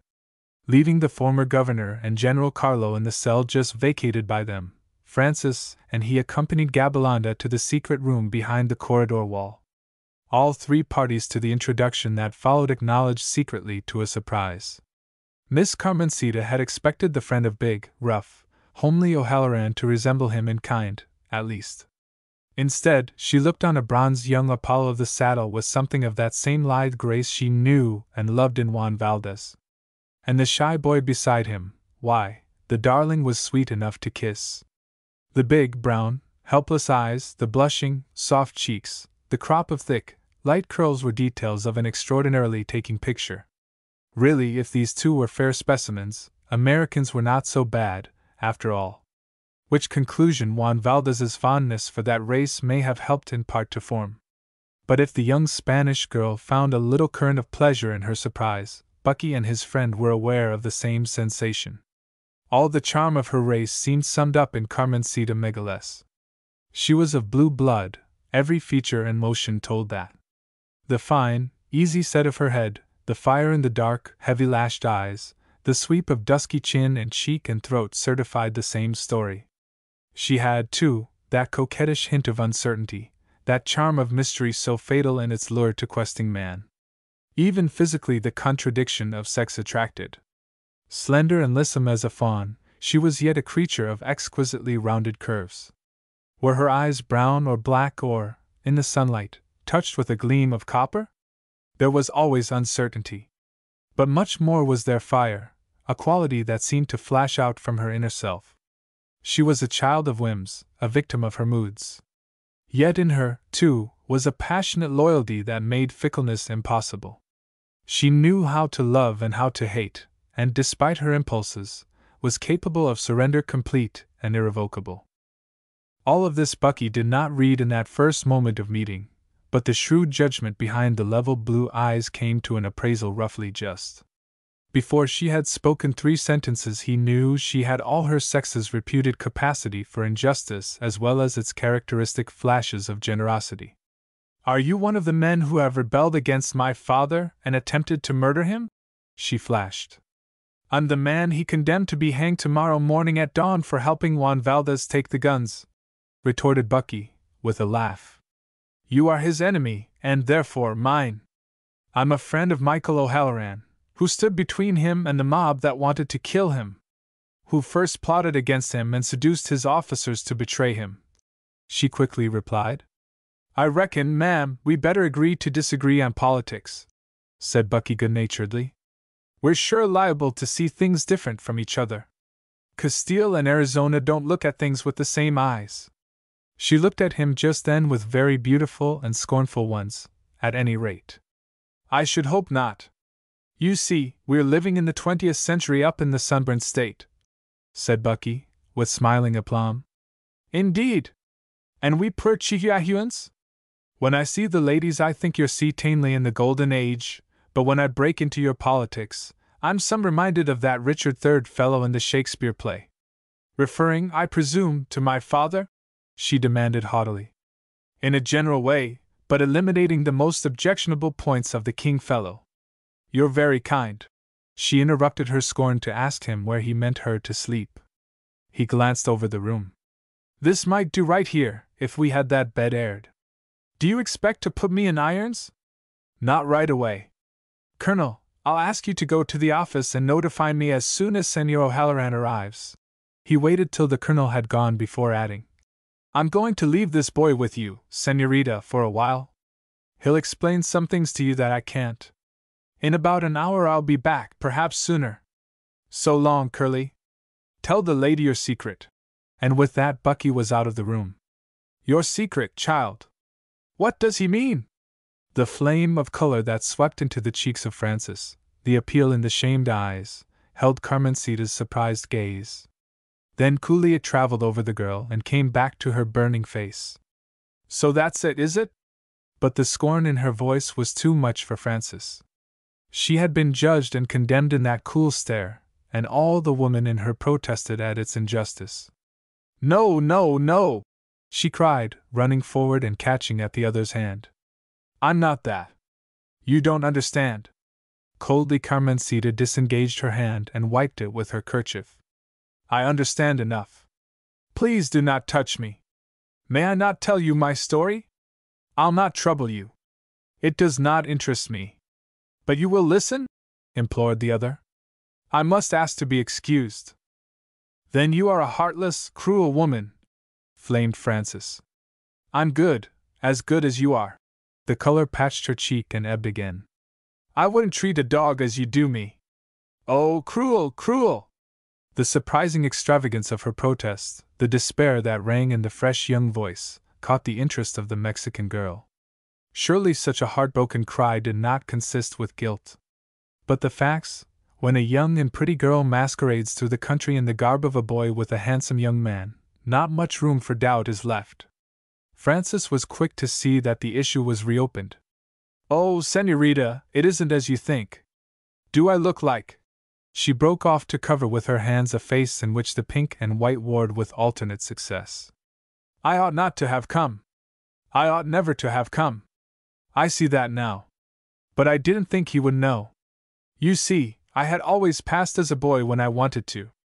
A remarkably pretty one, child, said Miss Carmencita, a smile dimpling her cheeks. But how do you mean that you had passed as a boy?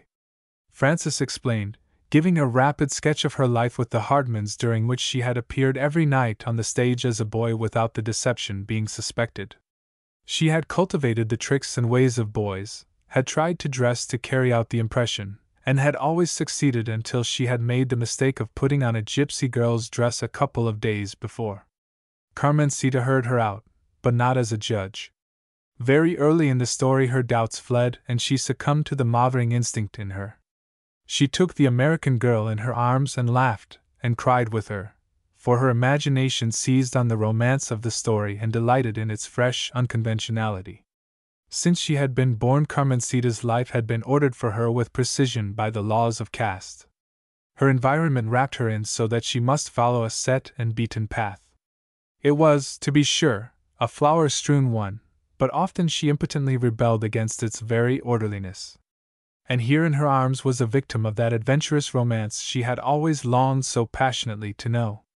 Was it wonder she found it in her heart to both love and envy the subject of it? And this young cavalier, the Señor Bucky, is it you call him? Surely you love him, my dear. Oh, señorita! The blushing face was buried on her new friend's shoulder. You don't know how good he is. Then tell me, smiled the other. And call me Carmencita. He is so brave, and patient, and good. I know there was never a man like him. Miss Carmencita thought of one and demurred silently. I'm sure this paragon of lovers is at least part of what you say. Does he love you? But I am sure he couldn't help it. Sometimes I think he does, but once. Frances broke off to ask, in a pink flame. How does a lover act? Miss Carmencita's laughter rippled up. Gracious me, have you never had one before? Never. Well, he should make verses to you and pretty speeches. He should sing serenades about undying love under your window. Bonbons should bombard you, roses make your rooms a bower. He should be ardent as Romeo, devoted as a knight of old. These be the signs of a true love. She laughed. Frances' face fell. If these were the tokens of true love, her ranger was none. For not one of the symptoms could fairly be said to fit him. Perhaps, after all, she had given him what he did not want. Must he do all that? Must he make verses? She asked blankly, not being able to associate Bucky with poetasting.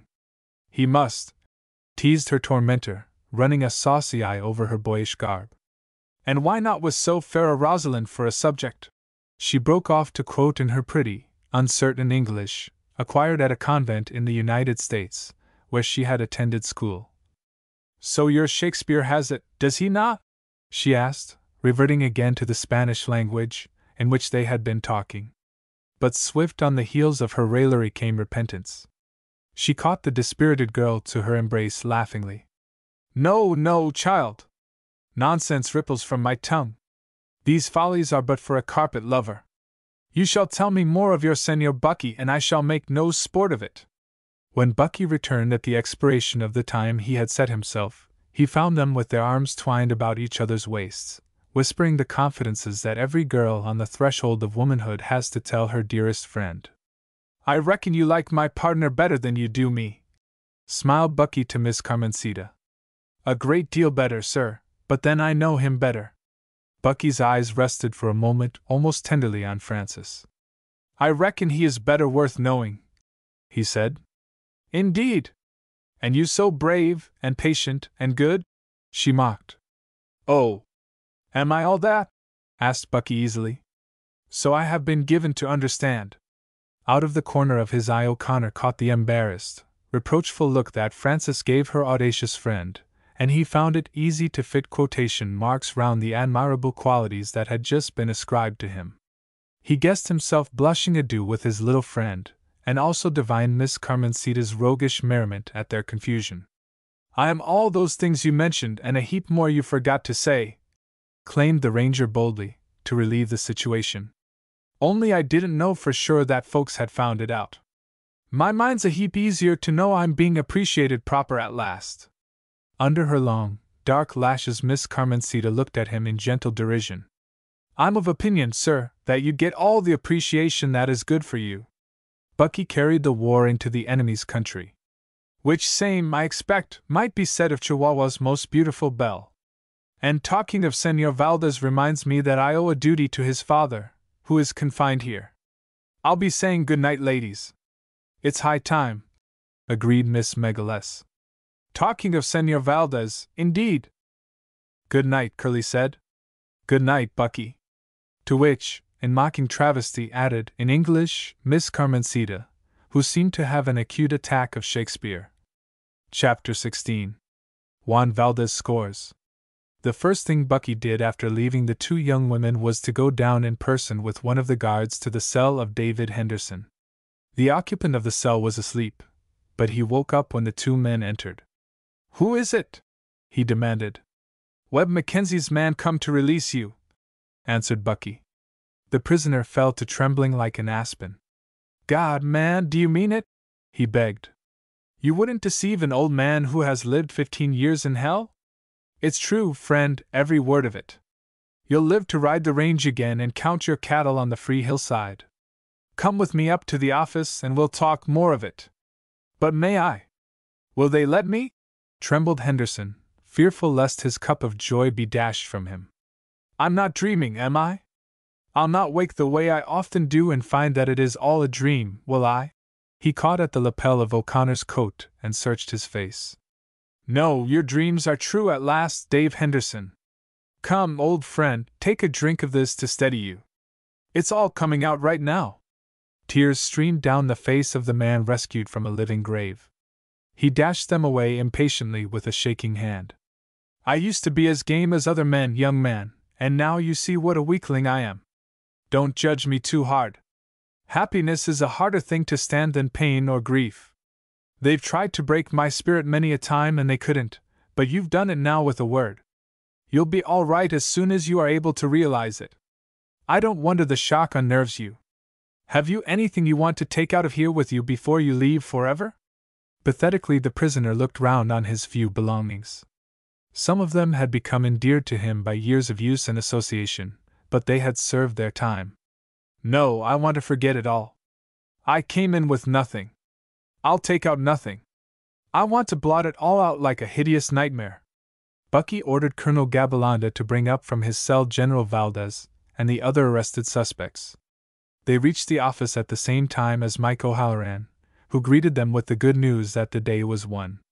The Megaless faction had melted into mist, and all over the city a happy people was shouting for Valdez. "I congratulate you, General," We have just telegraphed the news over the state that Megaless has resigned and fled. There can be no doubt that you will be elected governor tomorrow and that the People's Party will win the day with an unprecedented vote. Glory be, Chihuahua is at last free from the heel of tyranny. Viva Valdez! Viva Chihuahua Libre! Bucky at once introduced to General Valdez the American prisoner who had suffered so long and unjustly. He recited the story of the abduction of the child, of Henderson's pursuit, of the killing of the trooper, and of the circumstantial evidence that implicated the Texan and upon which he was convicted. He then drew from his pocket a signed and attested copy of the confession of the knife-thrower, and handed it to the general. Valdez looked it over, asked an incisive question or two of Bucky, heard from Henderson his story, and after a few moments' discussion of the matter with O'Halloran, promised a free pardon as his first official act after being elected to the governorship, in case he should be chosen. The vote next day amply justified the hopes of O'Halloran and his friends. The whole ticket, sent out by telegraph and messengers throughout the state, was triumphantly elected by large majorities. Only in one or two out-of-the-way places, where the news of the fall of Megaless did not arrive in time to affect the voting, did the old government party make any showing worthy of consideration. It was after Valdez's election had been made certain by the returns that O'Halloran and Juan Valdez posted to the prison and visited father and daughter. They separated in the lower corridor, one to visit the defeated governor, the other Miss Carmencita. The problem before Juan Valdez was to induce that young woman to remain in Chihuahua instead of accompanying her father in his flight. He was a good fighter, and he meant to win, if it were a possibility. She had tacitly admitted that she loved him, but he knew that she felt that loyalty demanded she stay by her father in his flight. When O'Halloran was admitted to the cell where the governor and the general were staying, he laughed aloud. "Faith, gentlemen, is this the best accommodation Governor Valdez can furnish his guests? We must petition him to improve the sanitation of his hotel. We are being told, one may suppose, that General Valdez is the newly elected governor." "Right, Your Excellency, elected by a large majority to succeed the late Governor Megaless." "Late?" The former governor lifted his eyebrows. "Am I also being told that necessity demands the posting of the suicide bulletin, after all?" "Not at all. Sure, I gave you me word, Excellency. And that is one of the reasons why I am here. We have arranged to run a special down the line tonight, in order to avoid the risk of the news leaking out that you are still here. Can you make your arrangements to take that train, or will it hurry your packing too much?" Megaless laughed. "I have nothing to take with me except my daughter. The rest of my possessions may be forwarded later." "Oh, your daughter! Well, that's pat, too. What about the lad, Valdez? Are you his representative, senor?" "Oh, he can talk for himself." O'Halloran grinned. "He's doing it right now, by the same token. Shall we interrupt a tete-a-tete and go pay our compliments to Miss Carmencita? You will want to find out whether she goes with you or stays here." "Assuredly. Anything to escape this cave." Miss Carmencita was at that moment reiterating her everlasting determination to go wherever her father went. "If you think, sir, that your faithlessness to him is a recommendation of your promised faithfulness to me, I can only wish you more light on the feelings of a daughter," she was informing Valdez, when her father slipped through the paneled door and stood before her. "Brava, senorita!" he applauded, with subtle irony, clapping his hands. "Brava, brava!" That young woman swam blushingly toward him and let her face disappear in an embrace. "You see, one can't have everything, Senor Valdez," continued Megaless lightly. "For me, I cannot have both Chihuahua and my life. You, it seems, cannot have both your successful revolution and my daughter. Your Excellency, she loves me. Of that I am assured. It rests with you to say whether her life will be spoiled or not. You know what I can offer her in addition to a heart full of devotion. It is enough. Shall she be sacrificed to her loyalty to you?" the young man demanded, with all the ardor of his warm-blooded race. "It is no sacrifice to love and obey my father," came a low murmur from the former governor's shoulder. "Since the world began, it has been the law of life that the young should leave their parents for a home of their own," Juan protested. "So the scripture says?" agreed Megaless sardonically. It further counsels to love one's enemies, but I think omits mention of the enemies of one's father. Sir, I am not your enemy. Political exigencies have thrown us into different camps, but we are not so small as to let such incidentals come between us as a vital objection in such a matter. You argue like a lawyer, smiled the governor. You forget that I am neither judge nor jury. Tyrant I may have been to a fickle people that needed a firm hand to rule them, but tyrant I am not to my only daughter. Then you consent, Your Excellency? Cried Valdez joyously. I neither consent nor refuse. You must go to a more final authority than mine for an answer, young man. But you are willing she should follow where her heart leads? But certainly. Then she is mine, cried Valdez. I am not, replied the girl indignantly over her shoulder. Megaless turned her till her unconsenting eyes met his. Do you want to marry this young man, Carmencita? I never told him anything of the sort, she flamed. I didn't quite ask what you had told him. The question is whether you love him. But no, I love you, she blushed. I hope so, smiled her father. But do you love him? An honest answer, if you please. Could I love a rebel? No Yankee answers, muchacha. Do you love Juan Valdez? It was Valdez that broke triumphantly the moment's silence that followed. She does. She does. I claimed the consent of silence. But victory spoke too prematurely in his voice. Cried the proud Spanish girl passionately. I hate him! Megaless understood the quality of her hate, and beckoned to his future son-in-law. I have some arrangements to make for our journey tonight.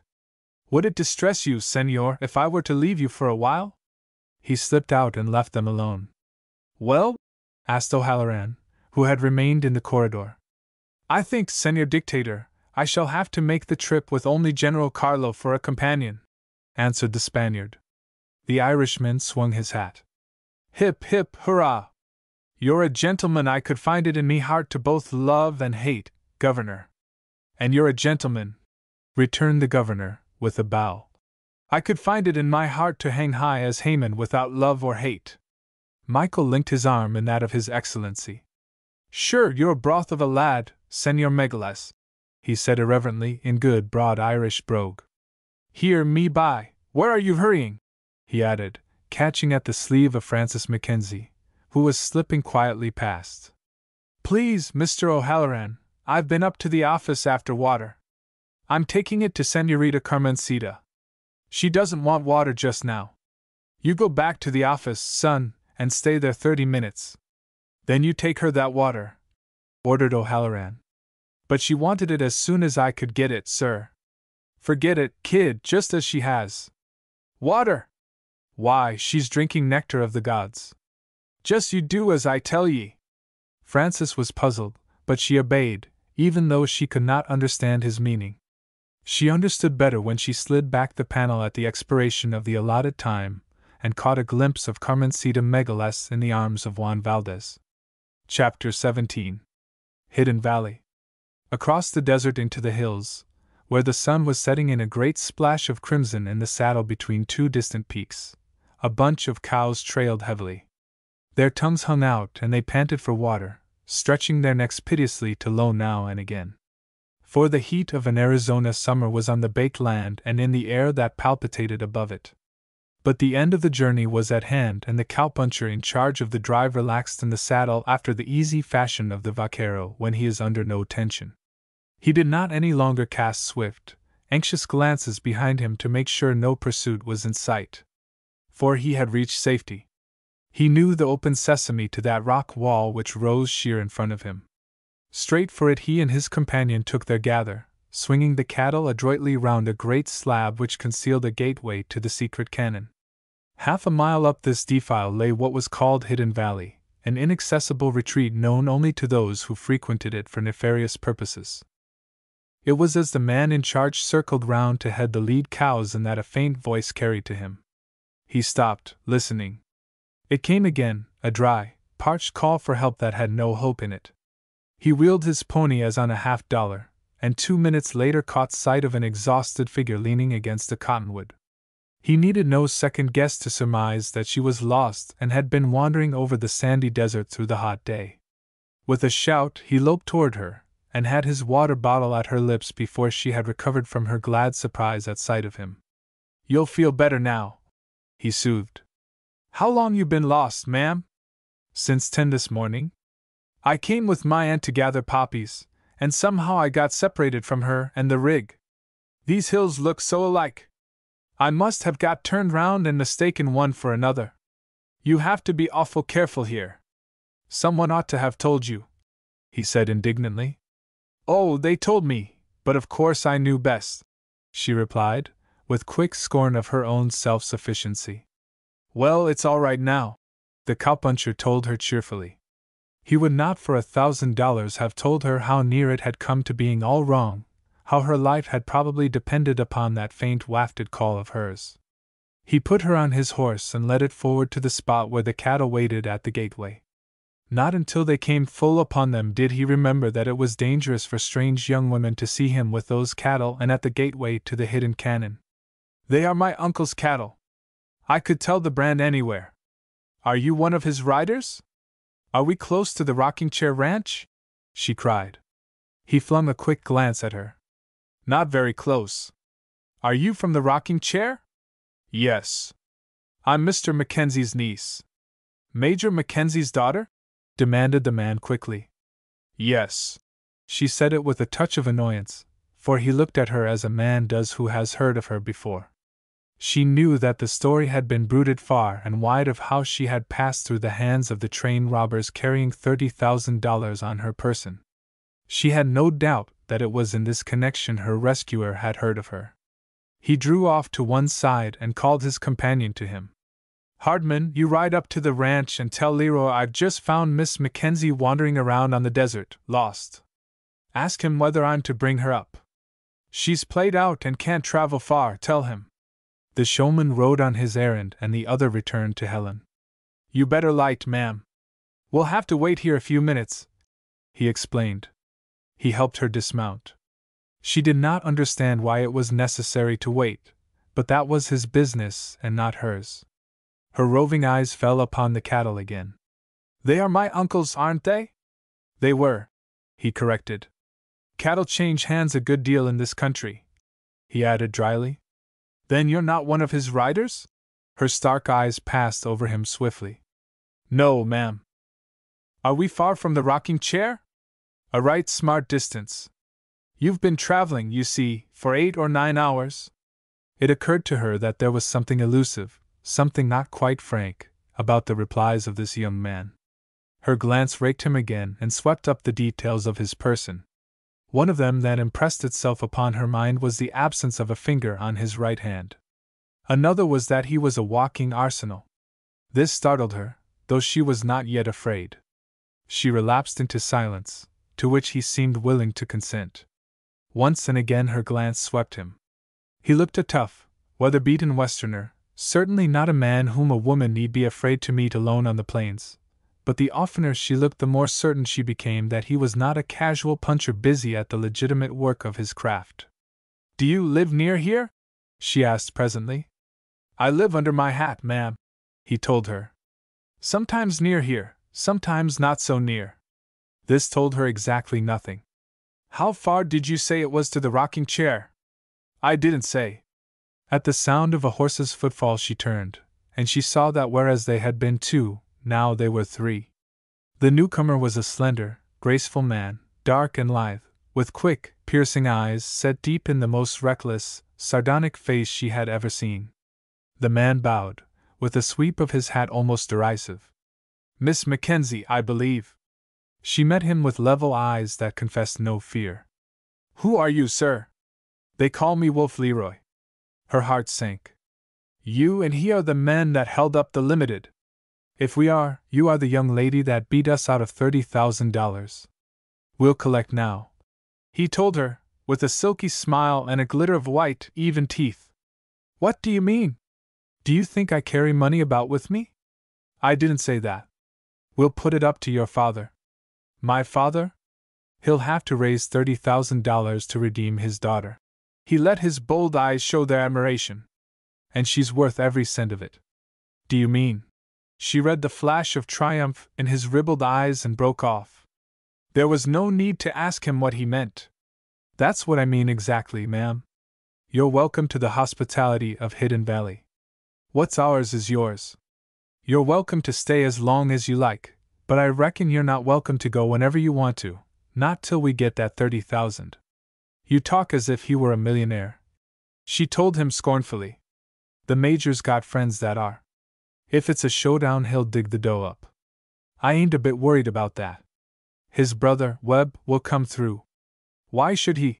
She stood as straight and unbending as a young pine, courage regnant in the very poise of the fine head. You daren't harm a hair of my head, and he knows it. For your life you daren't. His eyes glittered. Wolf Leroy was never a safe man to fling a challenge at. Don't you be too sure of that, my dear. There ain't one thing on this green earth I daren't do if I set my mind to it. And your friends know it. The other man broke in, easy and unmoved. Hold your horses, Cap. We got no call to be threatening this young lady. We keep her for a ransom because that's business. But she's as safe here as she would be at the rocking chair. She's got York Neal's word for that. The wolf snarled. The word of a miscreant. That'll comfort her a heap. And York Neal's word don't always go up here. The cowpuncher's steady eyes met him. It'll go this time. The girl gave her champion a quiet little nod and a low thank you. It was not much, but enough. For on the frontier, white men do not war on women. Her instinct gave just the right manner of treating his help. It assumed that since he was what he was, he could do no less. Moreover, it had the unexpected effect of spurring the wolf's vanity, or something better than his vanity. She could see the battle in his face, and the passing of its evil, sinister expression. Beg your pardon, Miss Mackenzie. York's right. I'll add my word to his about your safety. I'm a wolf, they'll tell you. But when I give my word, I keep it. They turned and followed through the gateway the cattle which Hardman and another rider were driving up the canon. Presently the walls fell back, the gulch opened to a saucer-shaped valley in which nestled a little ranch. Leroy indicated it with a wave of his hand. Welcome to Hidden Valley, Miss Mackenzie, he said cynically. Afraid I'm likely to wear my welcome out if you keep me here until my father raises $30,000, she said lightly. Don't you worry any about that. We need the refining influences of ladies' society here. I can see York's a heap improved already. Just to teach us manners you're worth your board and keep. Then heartily, with a sweeping gesture toward the weary cattle. Besides, your uncle has sent up a contribution to help keep you while you visit with us. York laughed. He sent it, but he didn't know he was sending it. Leroy surrendered his room to Miss Mackenzie and put at her service the old Mexican woman who cooked for him. She was a silent, taciturn creature, as wrinkled as leather parchment and about as handsome, but Alice found safety in the very knowledge of the presence of another woman in the valley. She was among robbers and cutthroats, but old Juanita lent at least a touch of domesticity to a situation that would otherwise have been impossible. The girl was very uneasy in her mind. A cold dread filled her heart, a fear that was a good deal less than panic terror, however. For she trusted the man Neal even as she distrusted his captain. Miscreant he had let himself be called, and doubtless was, but she knew no harm could befall her from his companions while he was alive to prevent it. A reassurance of this came to her that evening in the fragment of a conversation she overheard. They were passing her window which she had raised on account of the heat when the low voices of two men came to her. I tell you I'm not going, Leroy. Send Hardman, one said. Are you running this outfit, or am I, Neal? You are. But I gave her my word. That's all there's to it. Alice was aware that they had stopped and were facing each other tensely. Go slow, York. I gave her my word, too. Do you think I'm allowing to break it while you're away? No, I don't. Look here, Phil. I'm not looking for trouble. You're majordomo of this outfit, what you say goes, except about this girl. I'm a white man if I'm a scoundrel. And I'm not. I tell you I'm not saying that. The other answered doggedly. You're hinting it awful loud. I stand for it this time, York, but never again. You butt in once more and you better reach for your hardware simultaneous. Stick a pin in that. They had moved on again, and she did not hear Neil's answer. Nevertheless, she was comforted to know she had one friend among these desperate outlaws, and that comfort gave her at least an hour or two of broken, nappy sleep. In the morning when she had dressed she found her room door unlocked, and she stepped outside into the sunshine. York Neal was sitting on the porch at work on a broken spur strap. Looking up, he nodded a casual good morning. But she knew why he was there, and gratitude welled up in her heart. Not a young woman who gave way to every impulse, she yielded to one now, and shook hands with him. Their eyes met for a moment, and he knew she was thanking him. An eye derisive witnessed the handshake. An alliance against the teeth of the wolf, I'll bet. Good morning, Miss Mackenzie, drawled Leroy. Good morning, she answered quietly, her hands behind her. Sleep well? Would you expect me to? Why not, with York here doing the Virgin Night act outside your door? Her puzzled eyes discovered that Neil's face was one blush of embarrassment. He slept here on the PCH, explained Leroy, amused. It's a great fad, this outdoor sleeping. The doctors recommend it strong for sick people. You wouldn't think to look at him York was sick. He looks plumb husky. But looks are right deceptive. It's a fact, Miss Mackenzie, that he was so sick last night I wasn't dead sure he'd live till morning. The eyes of the men met like rapiers. Neil said nothing, and Leroy dropped him from his mind as if he were a trifle and devoted his attention to Alice. Breakfast is ready, Miss Mackenzie. This way, please. The outlaw led her to the dining room, where the young woman met a fresh surprise. The table was white with immaculate linen and shone with silver. She sat down to breakfast food with cream, followed by quail on toast, bacon and eggs, and really good coffee. Moreover, she discovered that this terror of the border knew how to handle his knife and fork, was not deficient in the little niceties of table decorum. He talked, and talked well, ignoring, like a perfect host, the relation that existed between them. They sat opposite each other and ate alone, waited upon by the Mexican woman. Alice wondered if he kept solitary state when she was not there or ate with the other men. It was evening before Hardman returned from the mission upon which he had been sent in place of the obstinate Neil. He reported at once to Leroy, who came smilingly to the place where she was sitting on the porch to tell her his news. Webb Mackenzie's going to raise that 30,000, all right. He's promised to raise it inside of 3 days, he told her triumphantly. And shall I have to stay here 3 whole days? He looked with half-shut, smoldering eyes at her slender exquisiteness, compact of a strange charm that was both well-bred and gypsyish. There was a scarce-veiled passion in his gaze that troubled her. More than once that day she had caught it. 3 days ain't so long. I could stand 3 months of you and wish for more, he told her. Lightly she turned the subject, but not without a chill of fear. 3 days was a long time. Much might happen if this wolf slipped the leash of his civilization. It was next day that an incident occurred which was to affect the course of events more than she could guess at the time. A bunch of Wild Hill steers had been driven down by Hardman, Riley, and Neil in the afternoon and were enclosed in the corral with the cows from the Rocking Chair Ranch. Just before sunset Leroy, who had been away all day, returned and sauntered over from the stable to join Alice.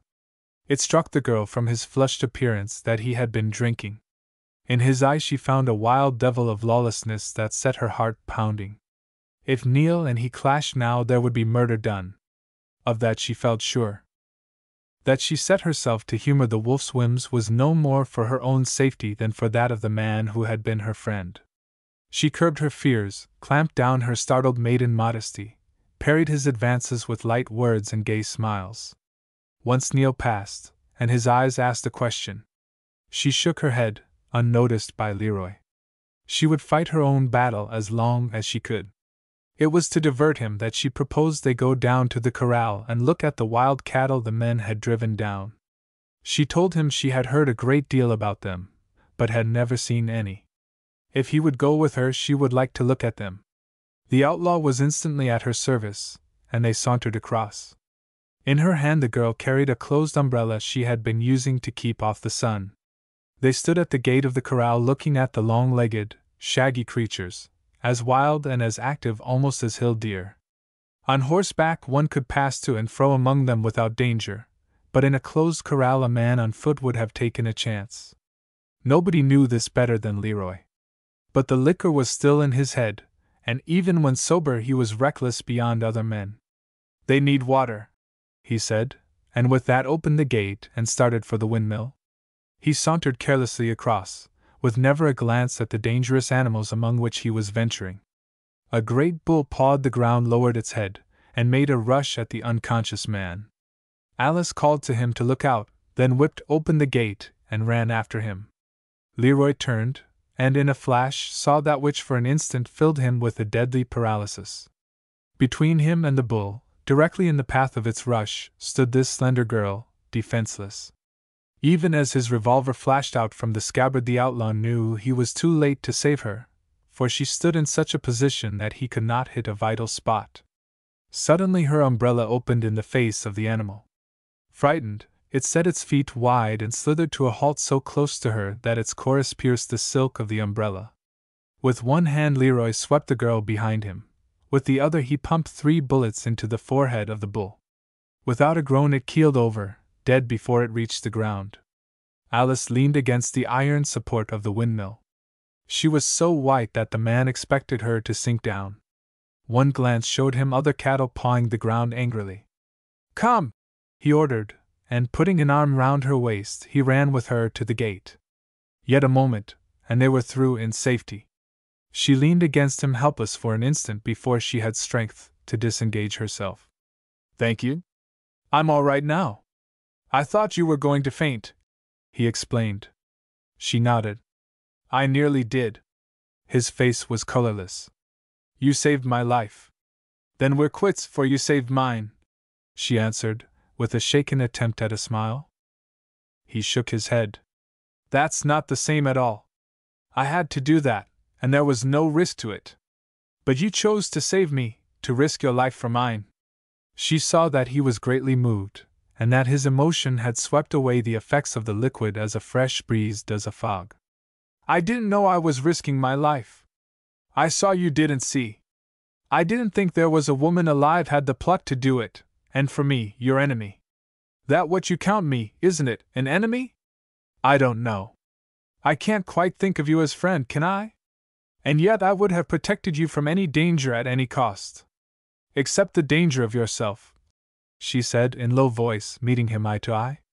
He accepted her correction with a groan, and wheeled away, leaning his arms on the corral fence, and looking away to that saddle between the peak which still glowed with sunset light.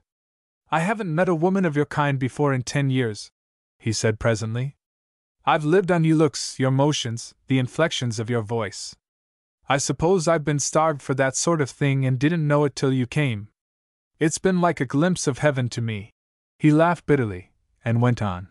"Of course, I had to take to drinking and let you see the devil I am. When I'm sober you would be as safe with me as with York. But the excitement of meeting you, I have to ride my emotions to death so as to drain them to the uttermost. Drink stimulates the imagination, and I drank. I'm sorry." Her voice said more than the words. He looked at her curiously. "You're only a girl. What do you know about men of my sort? You have been wrappered and sheltered all your life.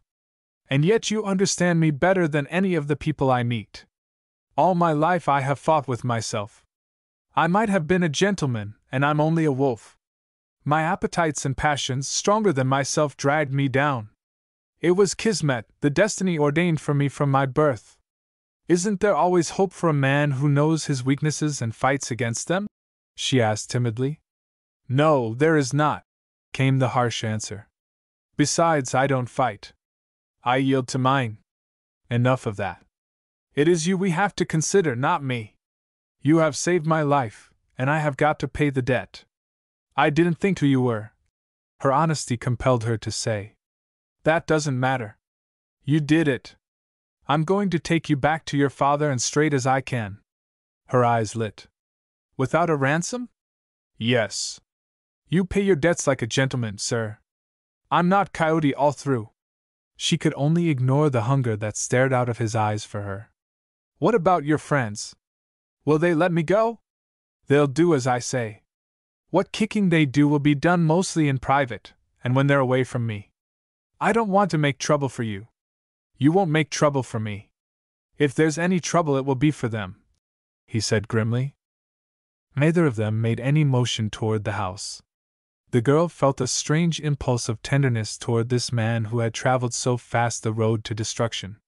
She had seen before that deep hunger of the eyes, for she was of the type of woman that holds a strong attraction for men. It told her that he had looked in the face of his happiness too late by the many years of a misspent life that had decreed inexorably the character he could no longer change. I am sorry, she said again. I didn't see that in you at first. I misjudged you. One can't label men just good or bad, as the novelists used to. You have taught me that, you and Mr. Neal. His low, sardonic laughter rippled out. I'm bad enough. Don't make any mistake about that, Miss Mackenzie. York's different. He's just a good man gone wrong. But I'm plain miscreant. Oh no, she protested. As bad as they make them, but not wolf clear through, he said again. Something's happened to me today. It won't change me. I've gone too far for that. But some morning when you read in the papers that Wolf Leroy died with his boots on and everybody in sight registers his opinion of the deceased, you'll remember one thing. He wasn't a wolf to you, not at the last. I'll not forget, she said, and the quick tears were in her eyes. York Neal came toward them from the house. It was plain from his manner he had a joke up his sleeve. You're wanted, Phil, he announced. Wanted where? You got a visitor in there, Neal said, with a grin and a jerk of his thumb toward the house. Came blundering into the draw sorter accidental like, but some curious. So I asked him if he wouldn't light and stay a while. He thought it over, and figured he would. Who is it? Asked Leroy. You go and see. I ain't giving away what your Christmas presents are. I aim to let Santa surprise you a few. Miss Mackenzie followed the outlaw chief into the house, and over his shoulder glimpsed two men. One of them was the Irishman, Cork Riley, and he sat with a Winchester across his knees. The other had his back toward them, but he turned as they entered, and nodded casually to the outlaw.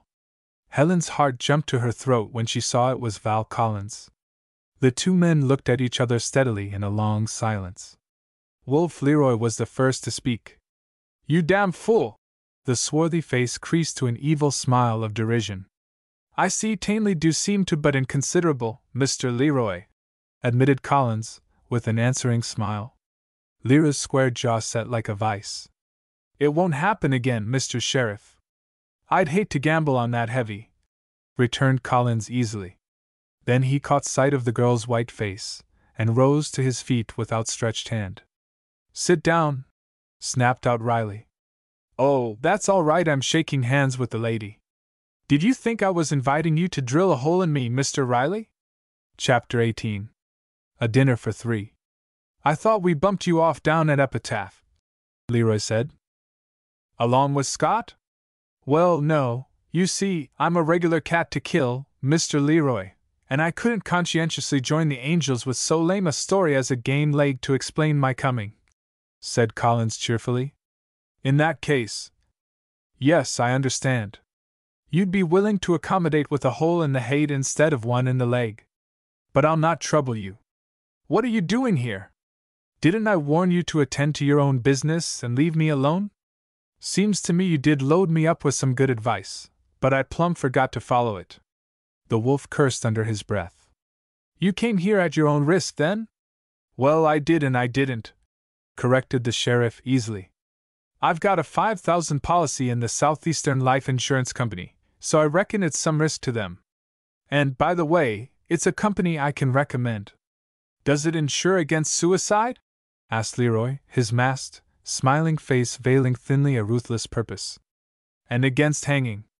Let me strongly urge you to take out a policy at once, came the prompt retort. You think it necessary? Quite. When you and York Neal and Hardman made an end of Scott, you threw ropes round your own necks. Any loco tenderfoot would know that.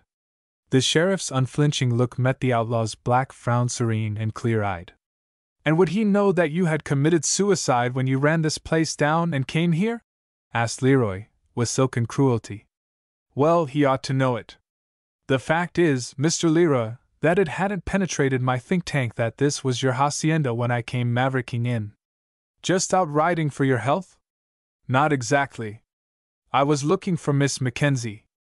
I cut her trail about 6 miles from the rocking chair and followed it where she wandered around. The trail led directly away from the ranch toward the mountains. That didn't make me any easy in my mind. So I just jogged along and elected myself an investigating committee. I arrived some late, but here I am, right side up, and so hearty welcome that my friend Cork won't hear of my leaving at all. He don't do a thing but entertain me, never lets his attention wander. Oh, I'm the welcome guest, all right. No doubt about that. Wolf Leroy turned to Alice. I think you had better go to your room, he said gently. Oh, no, let me stay, she implored. You would never. The words died on her white lips, but the horror in her eyes finished the question. He met her gaze fully, and answered her doggedly. You're not in this, Miss Mackenzie. It's between him and me. I shan't allow even you to interfere. But oh, it is horrible. For 2 minutes. He shook his head. You must. Please. What use? Let me see you alone. Her troubled gaze shifted to the strong, brown, sun-baked face of the man who had put himself in this deadly peril to save her. His keen, blue-gray eyes, very searching and steady, met hers with a courage she thought splendid, and her heart cried out passionately against the sacrifice. You shall not do it. Oh, please let me talk it over with you. No. Have you forgotten already? And you said you would always remember. She almost whispered it. She had stung his consent at last. Very well, he said, and opened the door to let her pass into the inner room. But she noticed that his eyes were hard as jade. Don't you see that he came here to save me? She cried, when they were alone. Don't you see it was for me? He didn't come to spy out your place of hiding. I see that he has found it. If I let him go, he will bring back a posse to take us. You could ride across the line into Mexico. I could, but I won't. But why? Because, Miss Mackenzie, the money we took from the express car of the Limited is hidden here, and I don't know where it is, because the sun won't ever rise on a day when Val Collins will drive me out of Arizona. I don't know what you mean about the money, but you must let him go. You spoke of a service I had done you. This is my pay. To turn him loose to hunt us down? He'll not trouble you if you let him go. A sardonic smile touched his face. A lot you know of him. He thinks it his duty to rid the earth of vermin like us. He'd never let up till he got us or we got him. Well, we've got him now, good and plenty. He took his chances, didn't he? It isn't as if he didn't know what he was up against. He'll tell you himself it's a square deal. He's game, and he won't squeal because we win and he has to pay forfeit. The girl wrung her hands despairingly. It's his life or mine, and not only mine but my men's, continued the outlaw. Would you turn a wolf loose from your sheep pen to lead the pack to the kill? But if he were to promise, we're not talking about the ordinary man, he'd promise anything and lie tomorrow. But Sheriff Collins won't do it. If you think you can twist a promise out of him not to take advantage of what he has found out, you're guessing wrong. When you think he's a quitter, just look at that cork hand of his, and remember how come he to get it. He'll take his medicine proper, but he'll never crawl. There must be some way, she cried desperately. Since you make a point of it, I'll give him his chance. You'll let him go? The joy in her voice was tremulously plain. He laughed, leaning carelessly against the mantelshelf. But his narrowed eyes watched her vigilantly. I didn't say I would let him go. What I said was that I'd give him a chance. How? They say he's a dead shot. I'm a few with a gun myself. We'll ride down to the plains together, and find a good lonely spot suitable for a graveyard. Then one of us will ride away, and the other will stay, or perhaps both of us will stay. She shuddered. No, I won't have it. Afraid something might happen to me, ma'am? He asked with a queer laugh. I won't have it. Afraid, perhaps, he might be the one left for the coyotes and the buzzards? She was white to the lips, but at his next word the blood came flaming back to her cheeks. Why don't you tell the truth?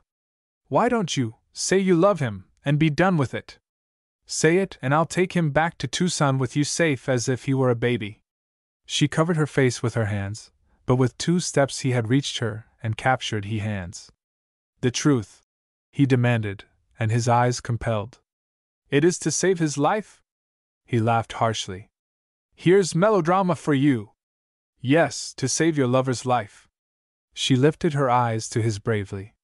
What you say is true. I love him. Leroy bowed ironically. I congratulate Mr. Collins, who is now quite safe, so far as I am concerned. Meanwhile, lest he be jealous of your absence, shall we return now? Some word of sympathy for the reckless scamp trembled on her lips, but her instinct told her would hold it insult added to injury, and she left her pity unvoiced. If you please. But as he heeled away, she laid a timid hand on his arm. He turned and looked grimly down at the working face, at the sweet, soft, pitiful eyes brimming with tears. She was pure woman now, all the caste pride dissolved in yearning pity. Oh, you lamb, you precious lamb! He groaned, and clicked his teeth shut on the poignant pain of his loss. I think you're splendid, she told him. Oh, I know what you've done, that you are not good. I know you've wasted your life and lived with your hand against every man's. But I can't help all that. I look for the good in you, and I find it. Even in your sins you are not petty. You know how to rise to an opportunity. This man of contradictions, forever the creature of his impulses, gave the lie to her last words by signally failing to rise to this one. He snatched her to him, and looked down hungry-eyed at her sweet beauty, as fresh and fragrant as the wild rose in the copse. Please, she cried, straining from him with shy, frightened eyes. For answer he kissed her fiercely on the cheeks, and eyes and mouth. The rest are his, but these are mine. He laughed mirthlessly. Then, flinging her from him, he led the way into the next room. Flushed and disheveled, she followed. He had outraged her maiden instincts, and trampled down her traditions of caste, but she had no time to think of this now. If you're through explaining the mechanism of that Winchester to Sheriff Collins, we'll reluctantly dispense with your presence, Mr. Riley. We have arranged a temporary treaty of peace, the chief outlaw said. Riley, a huge lout of a fellow with a lowering countenance, ventured to expostulate. You want to be careful of him. He's quicker than chain lightning. His chief exploded with low-voiced fury. When I ask your advice, give it, you fat-brained son of a brand blotter. Until then, padlock that mouth of yours. Vamos. Riley vanished, his face a picture of impotent malice, and Leroy continued. We're going to the rocking chair in the morning, Mr. Collins. At least, you and Miss Mackenzie are going there. I'm going part way. We've arranged a little deal all by our loans, subject to your approval. You get away without that hole in your head. Miss Mackenzie goes with you, and I get in return the papers you took off Scott and Webster. You mean I am to give up the hunt? Asked Collins. Not at all. I'll be glad to death to see you blundering in again when Miss Mackenzie isn't here to beg you off. The point is that in exchange for your freedom and Miss Mackenzie's, I get those papers you left in a safety deposit vault in Epitaph. It'll save me the trouble of sticking up the First National and winging a few indiscreet citizens of that burg. Savvy? That's all you ask? Demanded the surprised sheriff. All I ask is to get those papers in my hand and a 4-hour start before you begin the hunt. Is it a deal? It's a deal, but I give it to you straight that I'll be after you as soon as the 4 hours are up, returned Collins promptly. I don't know what magic Miss Mackenzie used. Still, I must compliment her on getting us out mighty easy. But though the sheriff looked smilingly at Alice, that young woman, usually mistress of herself in all emergencies, did not lift her eyes to meet his. Indeed, he thought her strangely embarrassed. She was as flushed and tongue-tied as a country girl in unaccustomed company. She seemed another woman than the self-possessed young beauty he had met a month before on the Limited, but he found her shy abashment charming. "I guess you thought you had come to the end of the passage, Mr. Collins," suggested the outlaw, with listless curiosity. "I didn't know whether to order the flowers or not, but way down in my heart I was backing my luck," Collins told him. "Of course it's understood that you are on parole until we separate," said Leroy curtly. "Of course. Then we'll have supper at once, for we'll have to be on the road early." He clapped his hands together, and the Mexican woman appeared. Her master flung out a command or two in her own language. "Poco tiempo," she answered, and disappeared. In a surprisingly short time the meal was ready, set out on a table white with Irish linen and winking with cut glass and silver. "Mr. Leroy does not believe at all in doing when in Rome as the Romans do," Alice explained to Collins, in answer to his start of amazement. "He's a regular Aladdin. I shouldn't be a bit surprised to see electric lights come on next.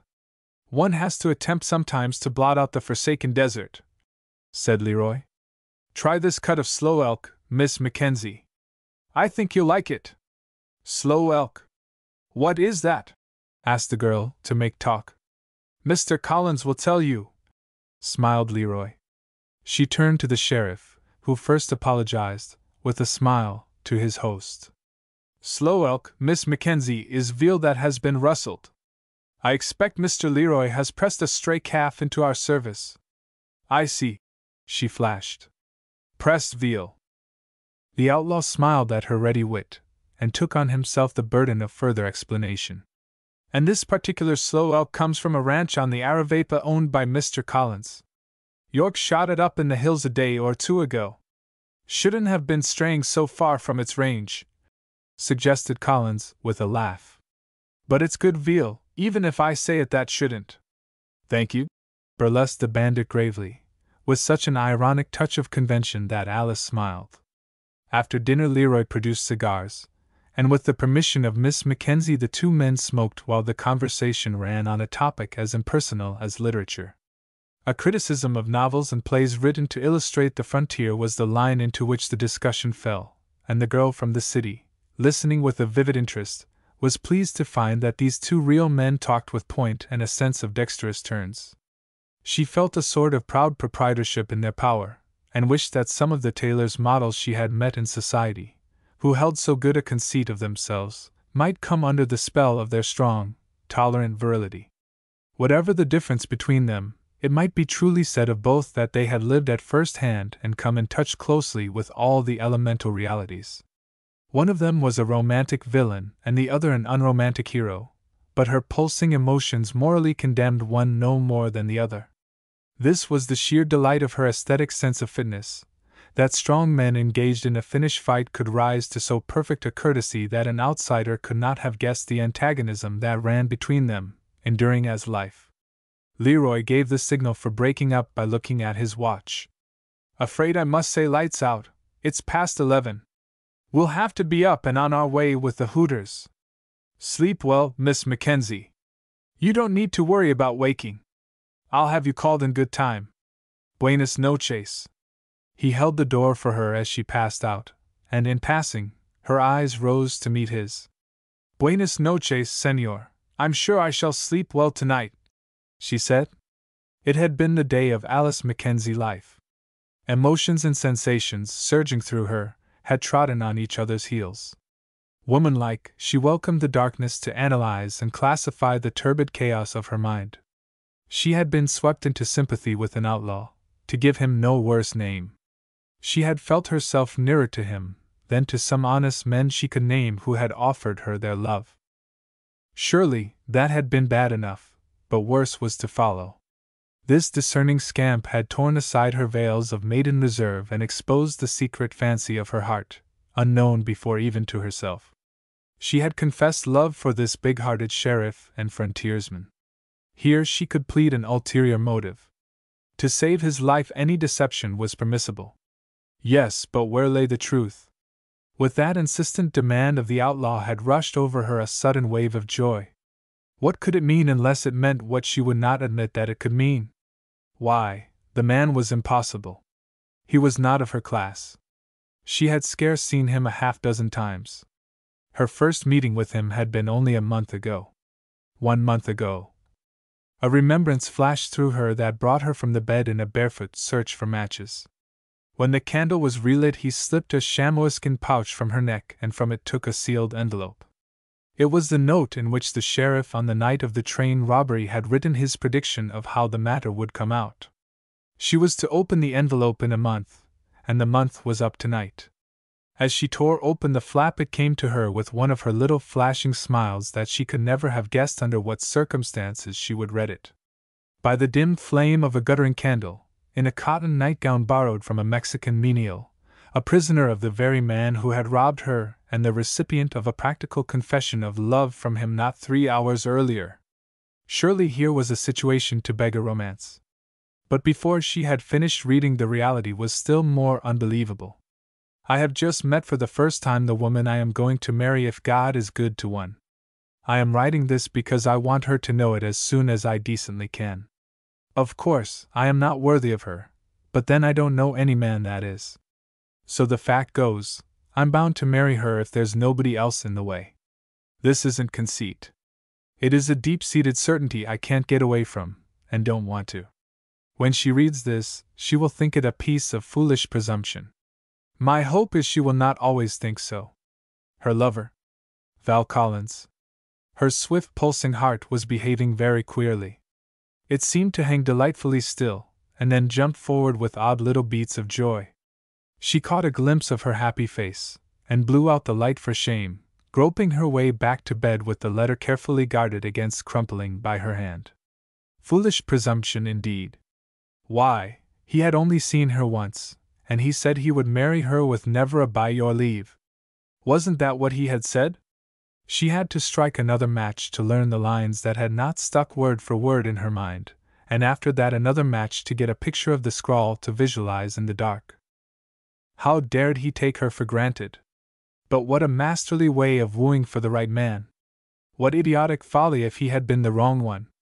Was he, then, the right one? She questioned herself closely, but came to no more definite answer than this, that her heart went glad with a sweet joy to know he wanted to marry her. She resolved to put him from her mind, and in this resolve she fell at last into smiling sleep. Chapter 19. A Villon of the Desert. When Alice Mackenzie looked back in after years upon the incidents connected with that ride to the rocking chair, it was always with a kind of glorified pride in her villain hero. He had his moments, had this 20th century Villon, when he represented not unworthily the divinity in man, and this day held more than one of them. Since he was what he was, it also held as many of his black moods. The start was delayed, owing to a cause Leroy had not foreseen. When York went, sleepy-eyed, to the corral to saddle the ponies, he found the bars into the pasture let clown, and the whole remunda kicking up its heels in a paddock large as a good-sized city. The result was that it took 2 hours to run up the bunch of ponies and another half-hour to cut out, rope, and saddle the 3 that were wanted. Throughout the process Riley sat on the fence and scowled.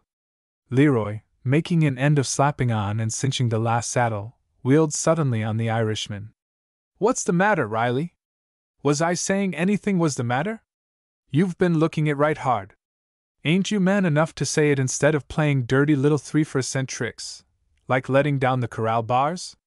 Riley flung a look at Neil that plainly demanded support, and then descended with truculent defiance from the fence. "Who says I let down the bars? You bet I am man enough to say what I think, and if ye think I ain't got the nerve..." His master encouraged him with ironic derision. "That's right, Riley. Who's afraid? Cough it up and show York your game. By thunder, I am game. I've got a kick coming, sore." "Yes?" Leroy rolled and lit a cigarette, his black eyes fixed intently on the malcontent. "Well, register it on the jump. I've got to be off. That's the point." The curly-headed Neil had lounged up to his comrade's support. "Why have you got to be off? We don't savvy your game, Cap.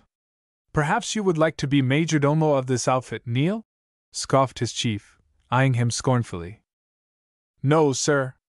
I ain't I mean for no such thing. But we don't like the way things are shaping.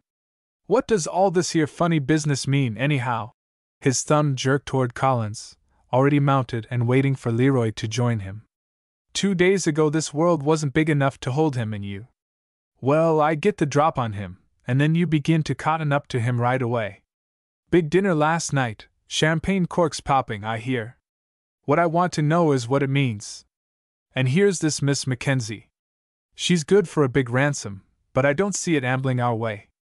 It looks darned funny. That's the ticket, York, derided Leroy. Come again. Turn your wolf loose. Oh, I ain't afraid to say what I think. I see you're not. You should try stump speaking, my friend. There's a field fox you there. I'm asking you a question, Mr. Leroy. That's whatever, chipped in Riley. Put a name to it.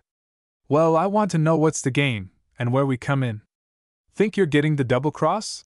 Asked Leroy pleasantly, his vigilant eyes covering them like a weapon. Now you're shouting. That's what I'd like right well to know. There he sits, with another thumb jerk at Collins. And I'm a chink if he ain't carryin' them same 2 guns I took off'n him, one on the train and one here the other day. I ain't sayin' it ain't all right, Cap. But what I do say is, how about it? Leroy did some thinking out loud. Of course I might tell you boys to go to the devil. That's my right, because you chose me to run this outfit without any advice from the rest of you. But you're such infants, I reckon I had better explain. You're always worrying those fat brains of yours with suspicions. After we stuck up the limited, you couldn't trust me to take care of the swag. Riley here had to cook up a fool scheme for us all to hide it blindfold together. I told you straight what would happen, and it did. When Scott crossed the divide, we were in a Jim dandy of a hole. We had to have that paper of his to find the boodle. Then Hardman gets caught, and coughs up his little recipe for helping to find hidden treasure. Who gets them both? Mr. Sheriff Collins, of course. Then he comes visiting us. Not being a fool, he leaves the documents behind in a safety deposit vault. Unless I can fix up a deal with him, Mr. Riley's wise play bunkos us and himself out of $30,000. Why don't you let him send for the papers first? Because he won't do it. Threaten nothing. Collins ain't that kind of a hairpin. He'd tell us to shoot and be damned. So you've got it fixed with him? Demanded Neil. You've a head like a sheep, York, admired Leroy. You don't need any brick wall hints to hit you. As your think tank has guessed, I have come to an understanding with Collins. But the juror, I allowed the old major would come down with a right smart ransom. Wrong guess, York. I allow he would come down with a right smart posse and wipe us off the face of the earth. Collins tells me the major has sent for a couple of Apache trailers from the reservation. That means it's up to us to hike for Sonora. The only point is whether we take that buried money with us or leave it here. If I make a deal with Collins, we get it. If I don't, it's somebody else's gold mine. Anything more the Committee of Investigation would like to know? Concluded Leroy, as his cold eyes raked them scornfully and came to rest on Riley. Not for mine, said Neil, with an apologetic laugh. I'm satisfied. I just wanted to know. And I guess court corroborates. Riley growled something under his breath, and turned to hulk away. One moment. You'll listen to me now. You have taken the liberty to assume I was going to sell you out. I'll not stand that from any man alive. Tomorrow night I'll get back from Tucson. We'll dig up the loot and divide it. And right then we quit company. You go your way and I go mine. And with that as a parting shot, Leroy turned on his heel and went direct to his horse. Alice Mackenzie might have searched the West with a fine-tooth comb and not found elsewhere 2 such riders for an escort as fenced her that day. Physically they were a pair of superb animals, each perfect after his fashion. If the fair-haired giant, with his lean, broad shoulders and rippling flow of muscles, bulked more strikingly in a display of sheer strength, the sinewy, tigerish grace of the dark Apollo left nothing to be desired to the eye. Both of them had been brought up in the saddle, and each was fit to the minute for any emergency likely to appear. But on this pleasant morning no test of their power seemed likely to arise, and she could study them at her ease without hindrance. She had never seen Leroy look more the vagabond enthroned. For dress he wore the common equipment of cattleland, jingling spurs, fringed chaps, leather cuffs, gray shirt, with kerchief knotted loosely at the neck, and revolver ready to his hand. But he carried them with an air, an inimitable grace, that marked him for a prince among his fellows. Something of the kind she hinted to him in jesting paradoxical fashion, making an attempt to win from his sardonic gloom one of his quick, flashing smiles. He countered by telling her what he had heard York say to Riley of her. "She's a princess, Cork," York had said. "Makes my epitaph juror look like a chromo beside her. Somehow, when she looks at a fellow, he feels like a whitewashed nigger." All of them laughed at that, but both Leroy and the sheriff tried to banter her by insisting that they knew exactly what York meant. "You can be very splendid when you want to give a man that whitewashed feeling. He isn't right sure whether he's on the map or not," reproached the train robber. She laughed in the slow, indolent way she had, taking the straw hat from her dark head to catch better the faint breath of wind that was soughing across the plains. "I didn't know I was so terrible. I don't think you ever had any awe of anybody, Mr. Leroy." Her soft cheek flushed in unexpected memory of that moment, when he had brushed aside all her maiden reserves and ravished mad kisses from her. "And Mr. Collins is big enough to take care of himself," she added hastily, to banish the unwelcome recollection. Collins, with his eyes on the light-shot waves that crowned her vivid face, wondered whether he was or not. If she had been a woman to desire in the queenly, half-insolent indifference of manner with which she had first met him, how much more of charm lay in this piquant gaiety, in the warm sweetness of her softer and more pliant mood. It seemed to him she had the gift of comradeship to perfection. They unsaddled and ate lunch in the shade of the live oaks at El Dorado Springs, which used to be a much-frequented watering hole in the days when Camp Grant thrived and Neil Skinners freighted supplies in to feed Uncle Sam's pets. 2 hours later they stopped again at the edge of the Santa Cruz Wash, 2 miles from the Rocking Chair Ranch. It was while they were resaddling that Collins caught sight of a cloud of dust a mile or two away. He unslung his field glasses, and looked long at the approaching dust swirl. Presently he handed the binoculars to Leroy. "5 of them, and that round-bellied Papago pony in front belongs to Sheriff Forbes, or I'm away wrong." Leroy lowered the glasses, after a long, unflurried inspection. "Looks that way to me. Expect I'd better be burning the wind." In a few sentences he and Collins arranged a meeting for next day up in the hills.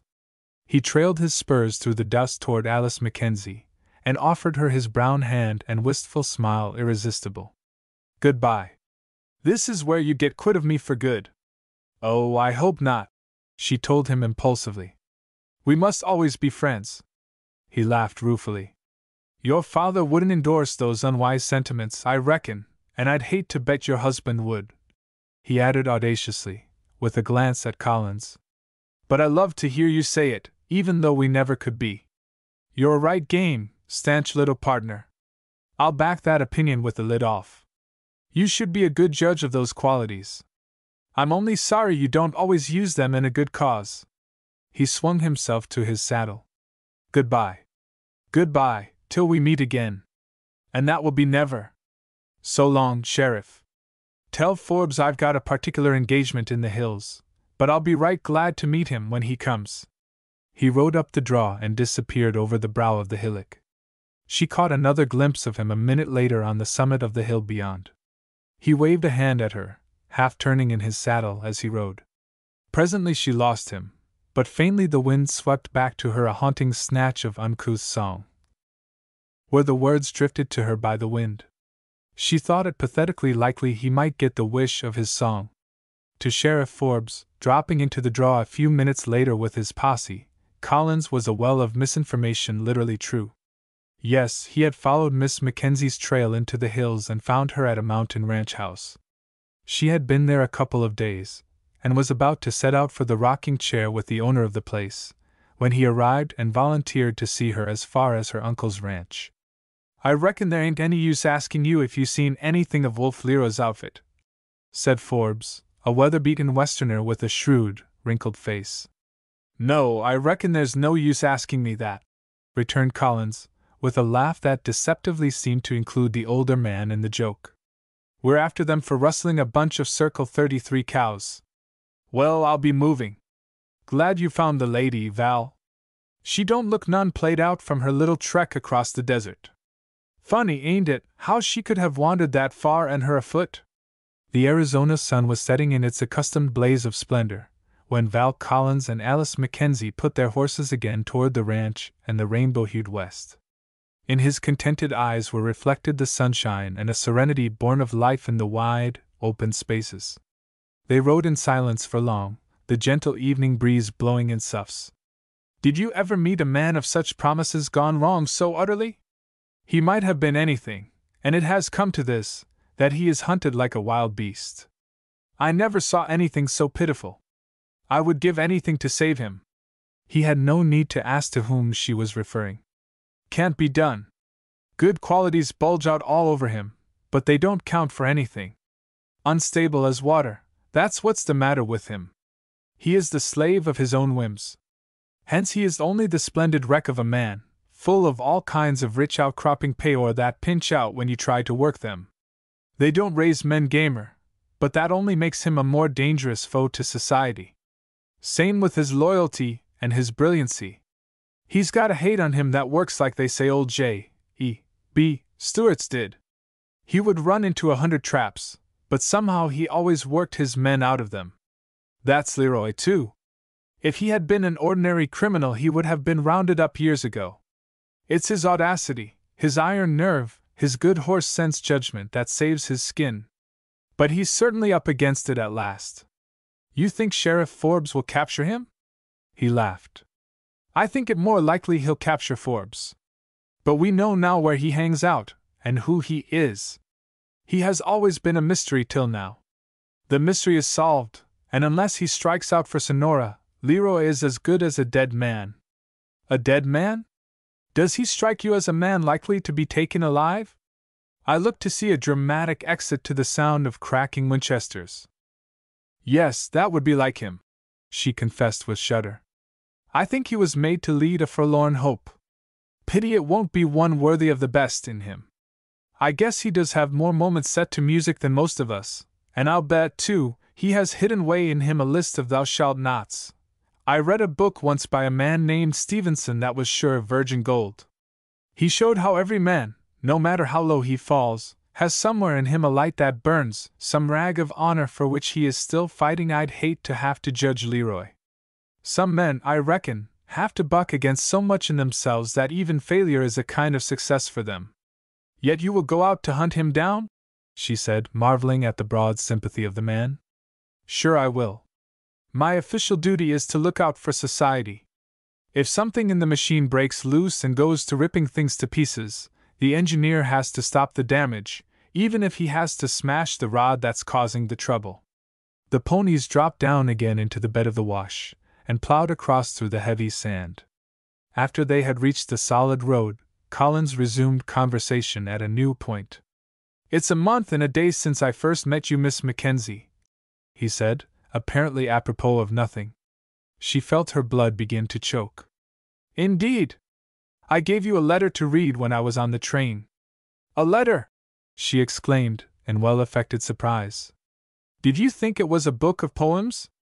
No, ma'am, it was a letter. You were to read it in a month. Time was up last night. I reckon you read it. Could I read a letter I left at Tucson, when it was 100 miles away? She smiled with sweet patronage. Not if you left it at Tucson, he assented, with an answering smile. Maybe I did lose it. She frowned, trying to remember. Then I'll have to tell you what was in it. Any time will do.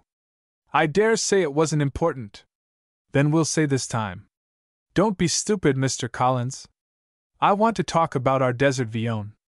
I said in that letter.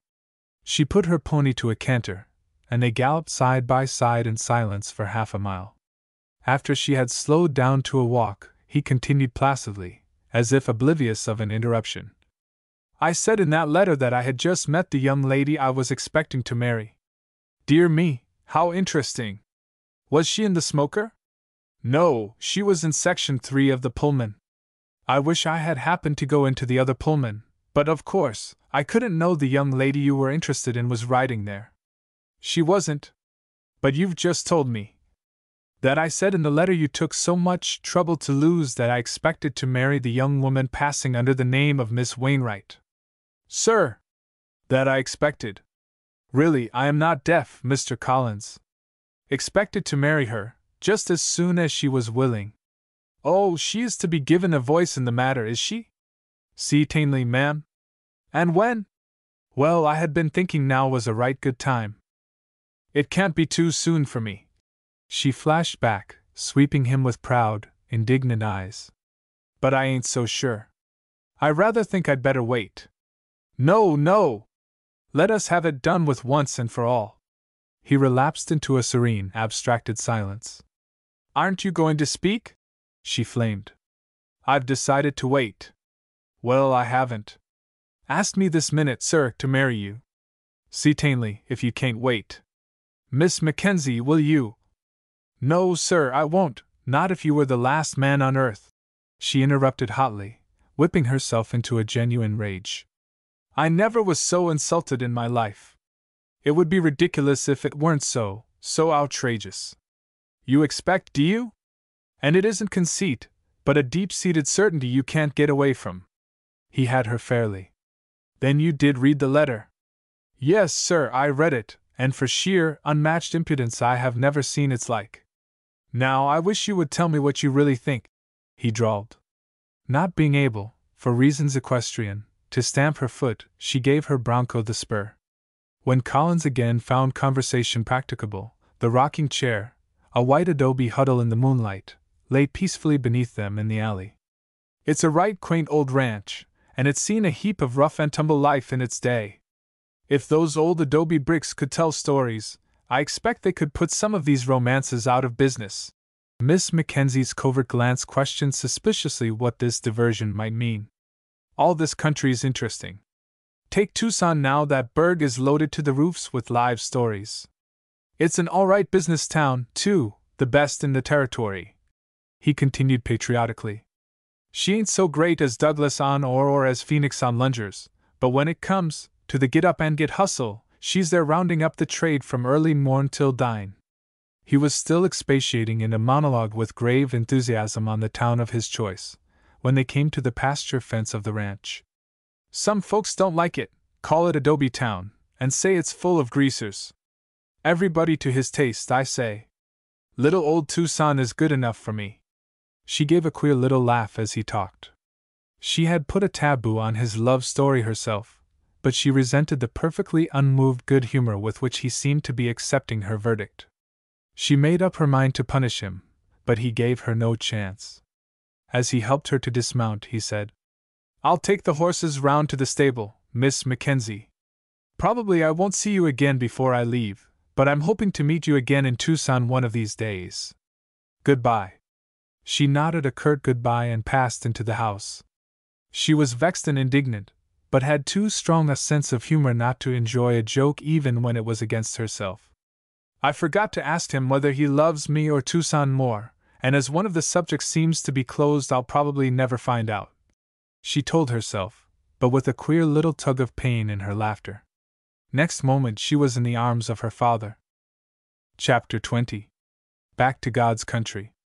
To minimize the risk, Megaless and Carlo left the prison by the secret passage, following the fork to the river bank and digging at the piled-up sand till they had forced an exit. O'Halloran met them here with horses, and the three men followed the river wash beyond the limits of the town and cut across by a trail to a siding on the Central Mexican Pacific tracks. The Irishman was careful to take no chances, and kept his party in the mesquite till the headlight of an approaching train was visible.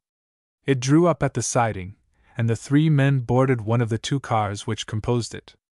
The coach next the engine was occupied by a dozen trusted soldiers, who had formerly belonged to the bodyguard of Megaless. The last car was a private one, and in it the three found Henderson, Bucky O'Connor, and his little friend, the latter still garbed as a boy. Frances was exceedingly eager to don again the clothes proper to her sex, and she had promised herself that, once habited as she desired, nothing could induce her ever to masquerade again. Until she met and fell in love with the Ranger, she had thought nothing of it, since it had been merely a matter of professional business to which she had been forced. Indeed, she had sometimes enjoyed the humor of the deception. It had lent a spice-o enjoyment to a life not crowded with it. But after she met Bucky, there had grown up in her a new sensitiveness. She wanted to be womanly, to forget her turbid past and the shifts to which she had sometimes been put. She had been a child, she was now a woman. She wanted to be one of whom he need be in no way ashamed. When their train began to pull out of the depot at Chihuahua, she drew a deep sigh of relief. It's good to get away from here back to the States. I'm tired of plots and counterplots. For the rest of my life I want to be just a woman, she said to Bucky. The young man smiled. I reckon I must quit trying to make you a gentleman. Fact is, I don't want you to be one anymore. She slanted a look at him to see what that might mean and another up the car to make sure that Henderson was out of hearing. It was rather hopeless, wasn't it? She smiled. We'll do pretty well if we succeed in making me a lady in course of time. I've a lot to learn, you know. Well, you got lots of time to learn it, he replied cheerfully. And I've got a notion tucked away in the back of my head that you haven't got such a heap to study up. Mrs. Mackenzie will put you next to the etiquette wrinkles where you are shy. A shadow fell on the piquant, eager face beside him. Do you think she will love me? I don't think. I know. She can't help it. Because she is my mother? Oh, I hope that is true. No, not only because she is your mother. She decided to ask for no more reasons. Henderson, pleased at the wide stretch of plain as only one who had missed the open air for many years could be, was on the observation platform in the rear of the car. One glance at his empty seat showed her. There was no safety for her shyness in the presence of that proverbial three which makes a crowd, and she began to feel her heart again in panic as once before. She took at once the opening she had given. I do need a mother so much, after growing up like Topsy all these years. And mine is the dearest woman in the world. I fell in love with her before, and I did not know who she was when I was at He Ranch. I'll agree to the second dearest in the world, but I reckon you shoot too high when you say the plumb dearest. She is. We'll quarrel if you don't agree, trying desperately to divert him from the topic she knew he meant to pursue. For in the past 2 days he had been so busy helping O'Halloran that he had not even had a glimpse of her. As a consequence of which each felt half dubious of the other's love, and Frances felt wholly shy about expressing her own, or even listening to his. Well, we're due for a quarrel, I reckon. But we'll postpone it till we got more time to give it. He drew a watch from his pocket and glanced at it. In less than 15 minutes Mike and our 2 friends who are making their getaway will come in that door Henderson just went out of. That means we won't get a chance to be alone together, for about 2 days. I've got something to say to you, curly-hayed, that won't keep that long without running my temperature clear up. So I'm allowing to say it right now immediate. No, you don't need to turn them brown appealers on me. It won't do a mite of good. It's Bucky to the bat, and he's bound to make a hit or strike out. I think I hear Mr. Henderson coming, murmured Frances, for lack of something more effective to say. Not him. He's hogtied to the scenery long enough to do my business. Now, it won't take me long if I get off right foot first. You read my letter, you said? Which letter? She was examining attentively the fringe of the sash she wore. Why, honey, that love letter I wrote you. If there was more than one, it must have been wrote in my sleep, for I see tamely disremember it. He could just hear her confused answer. Oh, yes, I read that. I told you that before. What did you think? Tell me again. I thought you misspelled feelings. You don't say. Now, ain't that too bad? But girl o' mine, I expect you were able to make it out, even if I did get the letters to milling around wrong. I meant them feelings all right. Outside of the spelling, did you have any objections to them? How can I remember what you wrote in that letter several days ago? I'll bet you know it by heart, honey, and if you don't, you'll find it in your inside vest pocket, tucked away right close to your heart. It isn't, she denied with a blush. Show! Pinned to your shirt then, little partner. I ain't particular which. Point is, if you need to refresh that Eileen memory of yours, the document is right handy. But you don't need to. It just says one little sentence over and over again.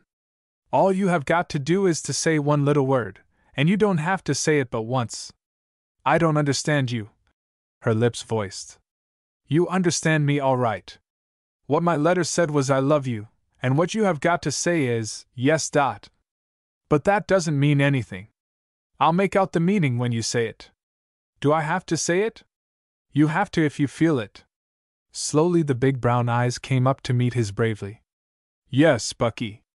He caught her hands and looked down into her pure, sweet soul. I'm in luck, he breathed deeply. In golden luck to have you look at me twice. Are you sure? Sure. I loved you that first day I met you. I've loved you every day since, she confessed simply. Full on the lips he kissed her. Then we'll be married as soon as we reach the rocking chair. But you once said you didn't want to be my husband, she taunted sweetly. Don't you remember? In the days when we were gypsies. I've changed my mind. I want to, and I'm in a hurry. She shook her head. No, dear. We shall have to wait. It wouldn't be fair to my mother to lose me just as soon as she finds me. It is her right to get acquainted with me just as if I belonged to her alone. You understand what I mean, Bucky. She must not feel as if she never had found me, as if she never had been first with me. We can love each other more simply if she doesn't know about you. We'll have it for a secret for a month or two. She put her little hand on his arm appealingly to win his consent. His eyes rested on it curiously, then he took it in his big brown one and turned it palm up. Its delicacy and perfect finish moved him, for it seemed to him that in the contrast between the two hands he saw in miniature the difference of sex. His showed strength and competency and the roughness that comes of the struggle of life. But hers was strangely tender and confiding, compact of the qualities that go to make up the strength of the weak. Surely he deserved the worst if he was not good to her, a shield and buckler against the storms that must beat against them in the great adventure they were soon to begin together. Reverently he raised the little hand and kissed its palm. Sure, sweetheart, I had forgotten about your mother's claim. We can wait, I reckon, he added with a smile. You must always set me straight when I lose the trail of what's right, curly-hayed. You are to be a guiding star to me. And you to me. Oh, Bucky, isn't it good? He kissed her again hurriedly, for the train was jarring to a halt. Before he could answer in words, O'Halloran burst into the coach, at the head of his little company. All serene, Bucky. This is the last scene, and the show went without a hitch in the performance anywhere. Bucky smiled at Francis as he answered his enthusiastic friend. That's right. Not a hitch anywhere. And say, Bucky, who do you think is in the other coach dressed as one of the guards? Colonel Roosevelt, the ranger guessed promptly. Our friend Chavez. He's escaping because he thinks we'll have him assassinated in revenge. The big Irishman returned gleefully. You should have seen his color, when he caught sight of me. I asked him if he'd been reduced to the ranks, and he begged me not to tell you he was here. Go in and devil him. Bucky glanced at his lover. No, I'm so plumb contented I haven't the heart. At the rocking chair ranch there was bustle and excitement. Mexicans scrubbed and scoured under the direction of Alice and Mrs. Mackenzie, and vaqueros rode hither and thither on bootless errands devised by their nervous master. For late that morning a telephone call from Aravaipa had brought Webb to the receiver to listen to a telegram. The message was from Bucky, then on the train on his way home. The best of news. Reach the rocking chair tonight. That was the message which had disturbed the serenity of big Webb Mackenzie and had given to the motherly heart of his wife an unusual flutter. The best of news it could not be, for the ranger had already written them of the confession of Anderson, which included the statement of the death of their little daughter. But at least he might bring the next best news, information that David Henderson was free at last and his long martyrdom ended. So all day hurried preparations were being made to receive the honored guests with a fitting welcome. The rocking chair was a big ranch, and its hospitality was famous all over the Southwest. It was quite unnecessary to make special efforts to entertain, but Webb and his wife took that means of relieving the strain on them till night. Higher crept the hot sun of baked Arizona. It passed the zenith and began to descend toward the purple hills in the west, went behind them with a great rainbow splash of brilliancy peculiar to that country, dusk came, and died away in the midst of a love concert of quails. Velvet night, with its myriad stars, entranced the land and made magic of its hills and valleys. For the 50th time Webb dragged out his watch and consulted it. I wish that young man had let us know which way he was coming, so I could go and meet them. If they come by the river, they should be in the Box Canyon by this time. But if I was to ride out, like as not they would come by the mesa. He sputtered. What time is it, Webb? Asked his wife, scarcely less excited. He had to look again, so absent-minded had been his last glance at the watch. 9:15. Why didn't I telephone to Rogers and ask him to find out which way they were coming? Sometimes I'm mighty thick-headed. As Mackenzie had guessed, the party was winding its way through the Box Canyon at that time of speaking. Bucky and Francis led the way, followed by Henderson and the vaquero whom Mackenzie had telephoned to guide them from Aravaipa. I reckon this night was made for us, Curly Hayde. Even good old Arizona never turned out such a one before. I expect it was ordered for us ever since it was decided we belonged to each other. That may have been thousands of years ago. Bucky laughed, to relieve the tension, and looked up at the Milky Way above. We're like those stars, honey. All our lives we have been drifting around, but all the time it had been decided by the God of things as they are that our orbits were going to run together and gravitate into the same one when the right time came. It has come now. Yes, Bucky, she answered softly. We belong, dear. Hello, here's the end of the cannon. The ranch lies right behind that spur. Does it? Presently she added. I'm all a-tremble, Bucky. To think I'm going to meet my father and my mother for the first time really, for I don't count that other time when we didn't know. Suppose they shouldn't like me. Impossible. Suppose something reasonable, her lover replied. But they might not. You think, you silly boy, that because you do, everybody must. But I'm so glad I'm clothed and in my right mind again. I couldn't have borne to meet my mother with that boy's suit on. Do you think I look nice in this? I had to take what I could find ready-made, you know. Unless his eyes were blinded by the glamour of love, he saw the sweetest vision of loveliness he had known. Such a surpassing miracle of soft, dainty curves, such surplusage of beauty in bare throat, speaking eye, sweet mouth, and dimpled cheeks. But Bucky was a lover, and perhaps no fair judge, for in that touch of vagueness, of fairyland, lent by the moonlight, he found the world almost too beautiful to believe. Did she look nice? How beggarly words were to express feelings, after all. The vaquero with them rode forward and pointed to the valley below, where the ranch house huddled in a pellucid sea of moonlight. That's the rocking chair, sir. Presently there came a shout from the ranch, and a man galloped toward them. He passed Bucky with a wave of his hand and made directly for Henderson. Dave! Dave, old partner! He cried, leaping from his horse and catching the other's hand. After all these years you've risen from the dead and come back to me. His voice was broken with emotion. Come! Let's canter forward to the ranch, said Bucky to Francis and the vaquero, thinking it best to leave the two old comrades together for a while. Mrs. Mackenzie and Alice met them at the gate. Did you bring him? Did you bring Dave? The older lady asked eagerly. Yes, we brought him, answered Bucky, helping Francis to dismount. He led the girl to her mother. Mrs. Mackenzie, can you stand good news? She caught at the gate. What news? Who is this lady?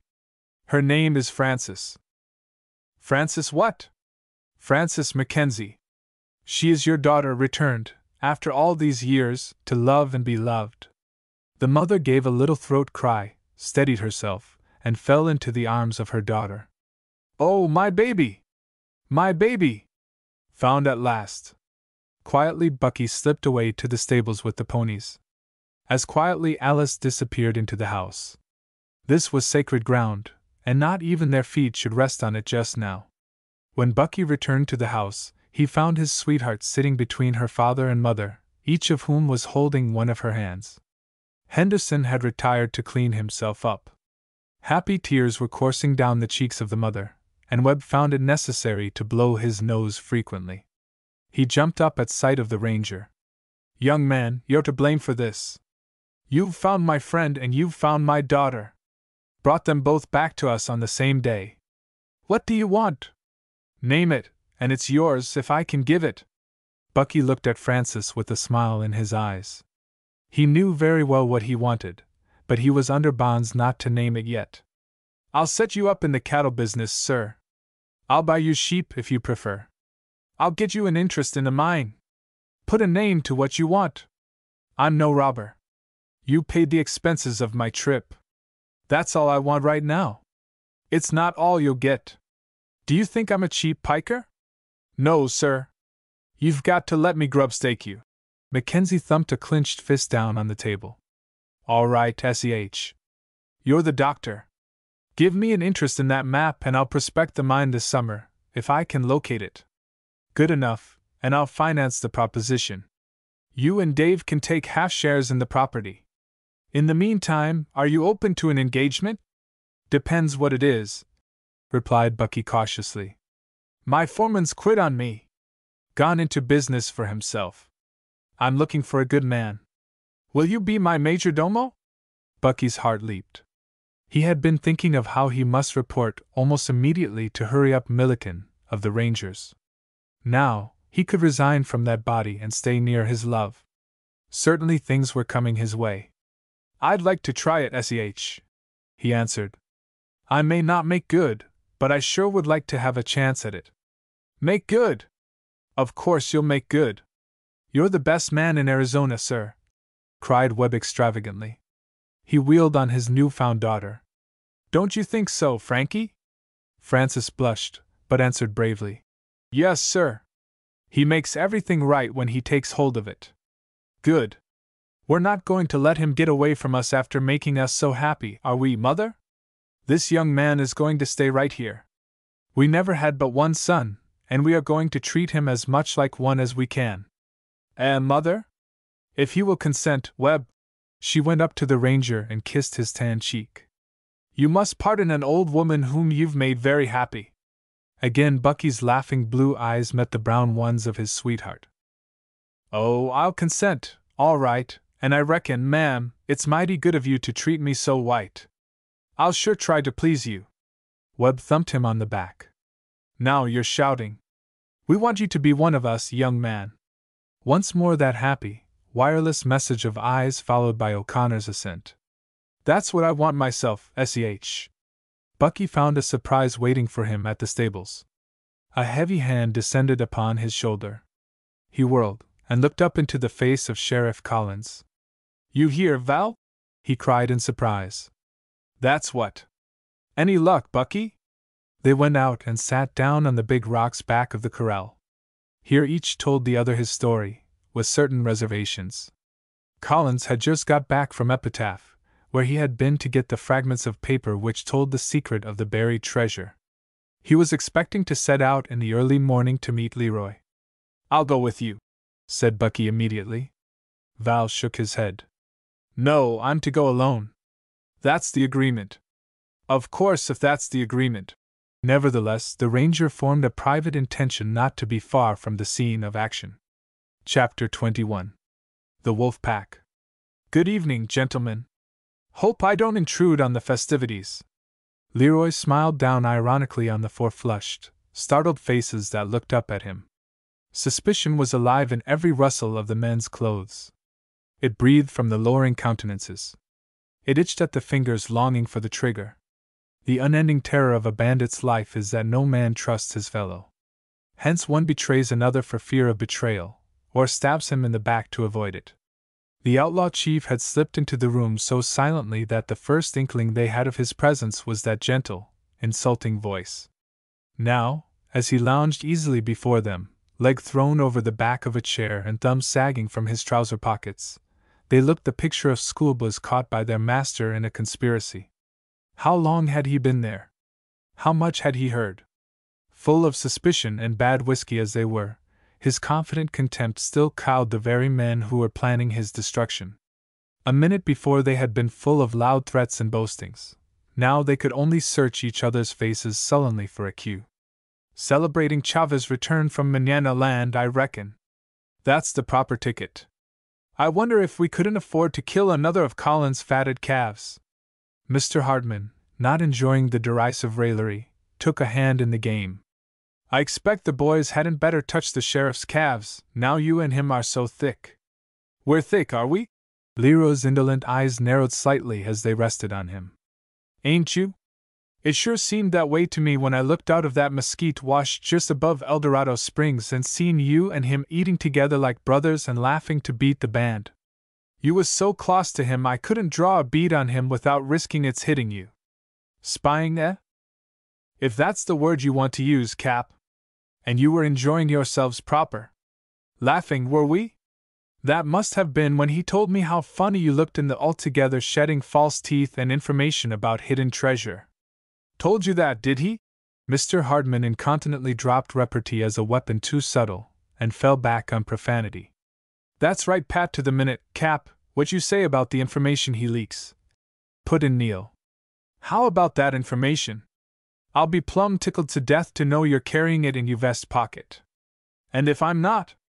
Then ye are a bigger fool than I had expected, sir, to come back here at all, said the Irishman truculently. I begin to think so myself, Mr. Riley. Why keep faith with a set of swine like you? Are you giving it to us that you haven't got those papers? Leroy nodded, watching them with steady, alert eyes.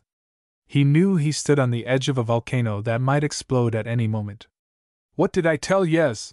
Riley turned savagely to the other disaffected members of the gang. Didn't I tell yez he was selling us out? Somehow Leroy's revolver seemed to jump to his hand without emotion on his part. It lay loosely in his limp fingers, unaimed and undirected. Say that again, please. Beneath the velvet of Leroy's voice ran a note more deadly than any threat could have been. It rang a bell for a silence in which the clock of death seemed to tick. But as the seconds fled, Riley's courage oozed away. He dared not accept the invitation to reach for his weapon and try conclusions with this debonair young daredevil. He mumbled a retraction, and flung, with a curse, out of the room. Leroy slipped the revolver back in his holster, and quoted, with a laugh, "To every coward's safety, and afterward his evil hour." "What's that?" demanded Neil. "I ain't no coward, even if Jay is. I don't knuckle under to any man.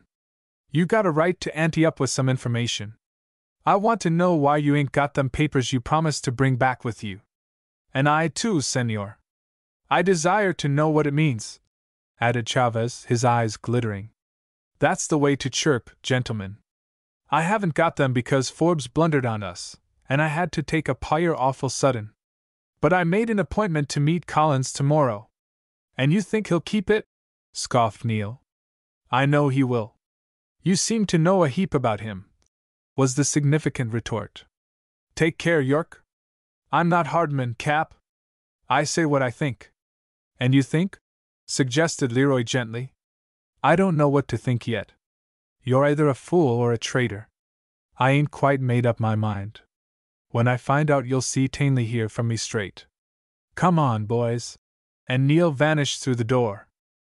An hour later there came a knock at Leroy's door. Neil answered his permission to enter, followed by the other trio of flushed beauties. To the outlaw chief it was at once apparent with what Dutch courage they had been fortifying themselves to some resolve. It was characteristic of him, though he knew on how precarious a thread his life was hanging, that disgust at the foul breaths with which they were polluting the atmosphere was his first dominant emotion. "I wish, Lieutenant Chavez, next time you emigrate you'd bring another brand of poison out to the boys. I can't go this stuff. Just remember that, will you?" The outlaw chief's hard eye ran over the rebels and read them like a primer. They had come to depose him certainly, to kill him perhaps. Though this last he doubted. It wouldn't be like Neil to plan his murder, and it wouldn't be like the others to give him warning and meet him in the open. Warily he stood behind the table, watching their awkward embarrassment with easy assurance. Carefully he placed face downward on the table the Villon he had been reading, but he did it without lifting his eyes from them. "You have business with me, I presume?" "That's what we have," cried Riley valiantly, from the rear. Then suppose we come to it and get the room aired as soon as possible, Leroy said tartly. You're such a slap-up dude you'd ought to be a hotel clerk, Cap. You're sure wasted out here. So we boys got together and held a little election. Consequence is fact is we. Neil stuck, but Riley came to his rescue. We elected your captain of this outfit. To fill the vacancy created by my resignation.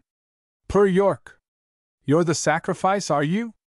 On the whole, I think you fellows have made a wise choice. York's game, and he won't squeal on you, which is more than I could say of Riley, or the play actor, or the gentleman from Chihuahua.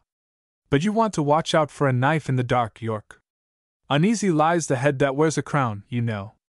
We didn't come here to listen to a speech, Cap, but to notify you we was dissatisfied, and wouldn't have you run the outfit any longer, explained Neil. In that event, having heard the report of the committee, if there's no further new business, I declare this meeting adjourned sine die.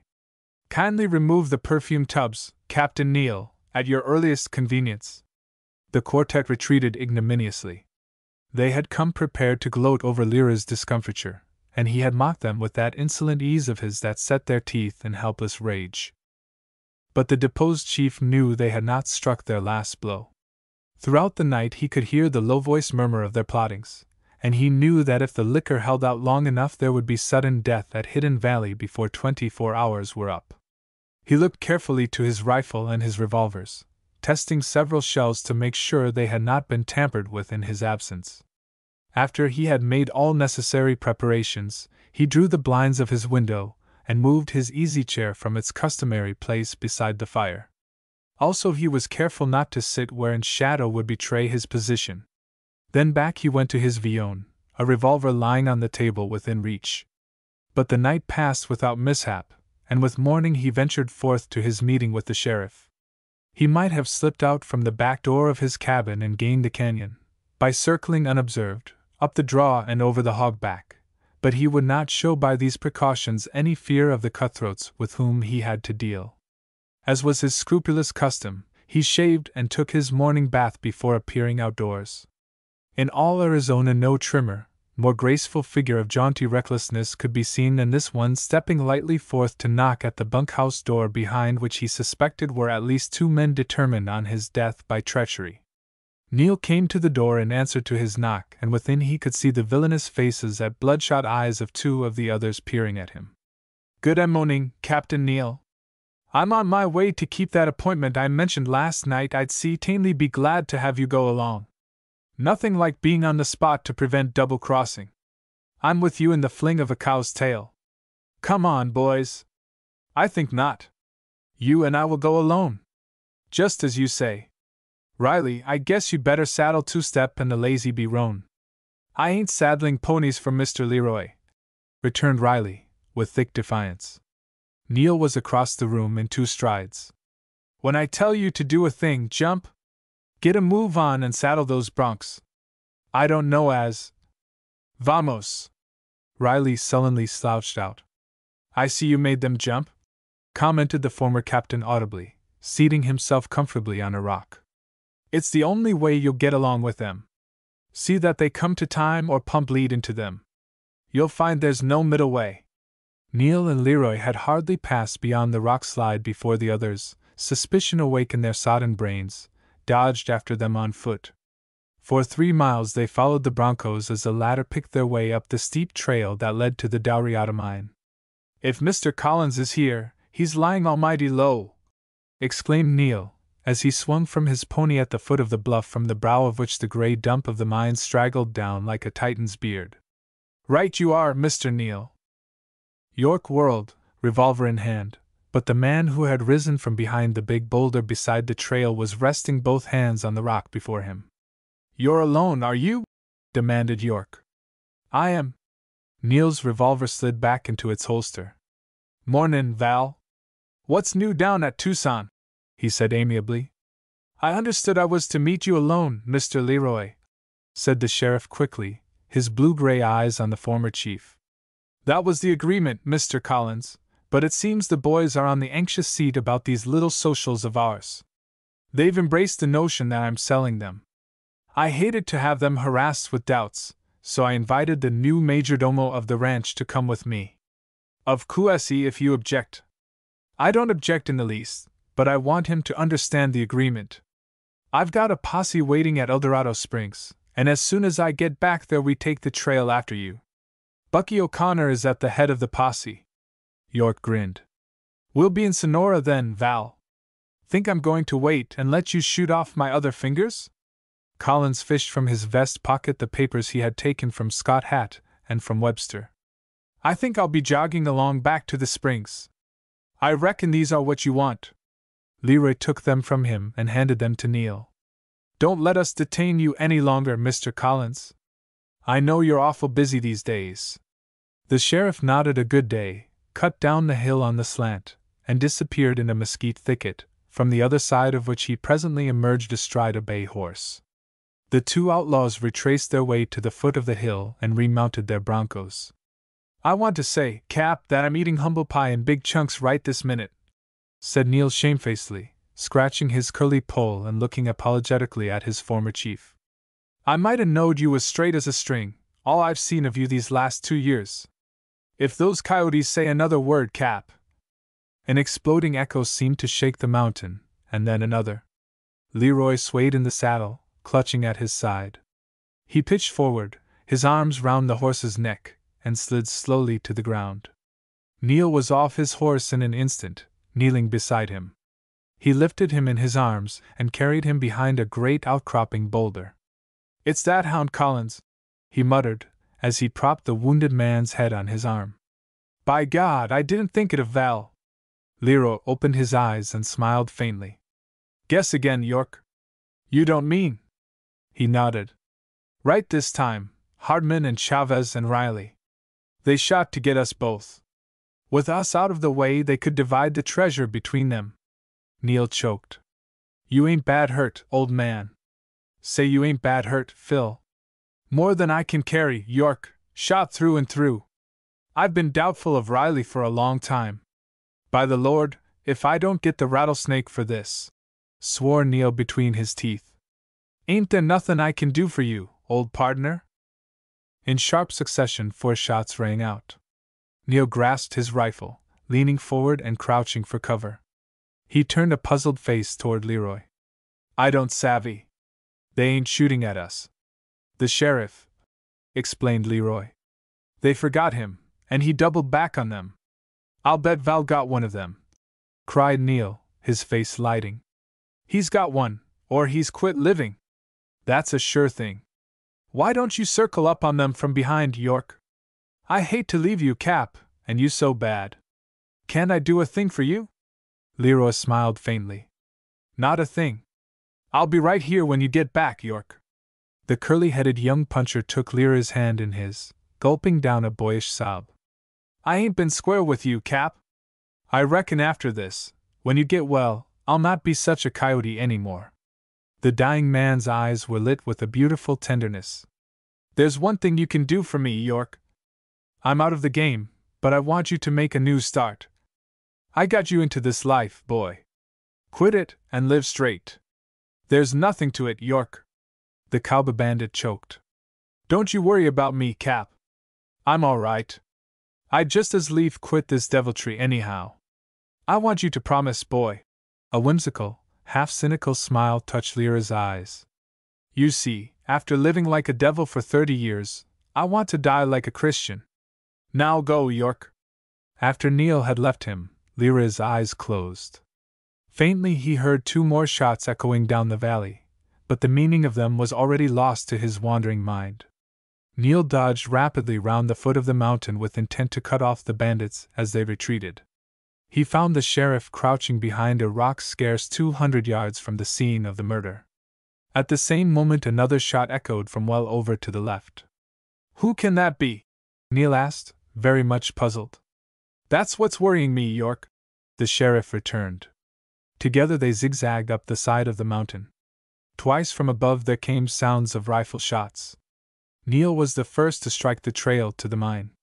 None too soon, for as he stepped upon it, breathing heavily from his climb, Riley swung round a curve and whipped his weapon to his shoulder. The man fired before York could interfere and stood watching tensely the result of his shot. He was silhouetted against the skyline, a beautiful mark, but Neil did not cover him. Instead, he spoke quietly to the other. "Was it you that killed Phil Riley?" The man whirled and saw Neil for the first time. His answer was instant. Flinging up his rifle, he pumped a shot at York. Neil's retort came in a flash. Riley clutched at his heart and toppled backward from the precipice upon which he stood.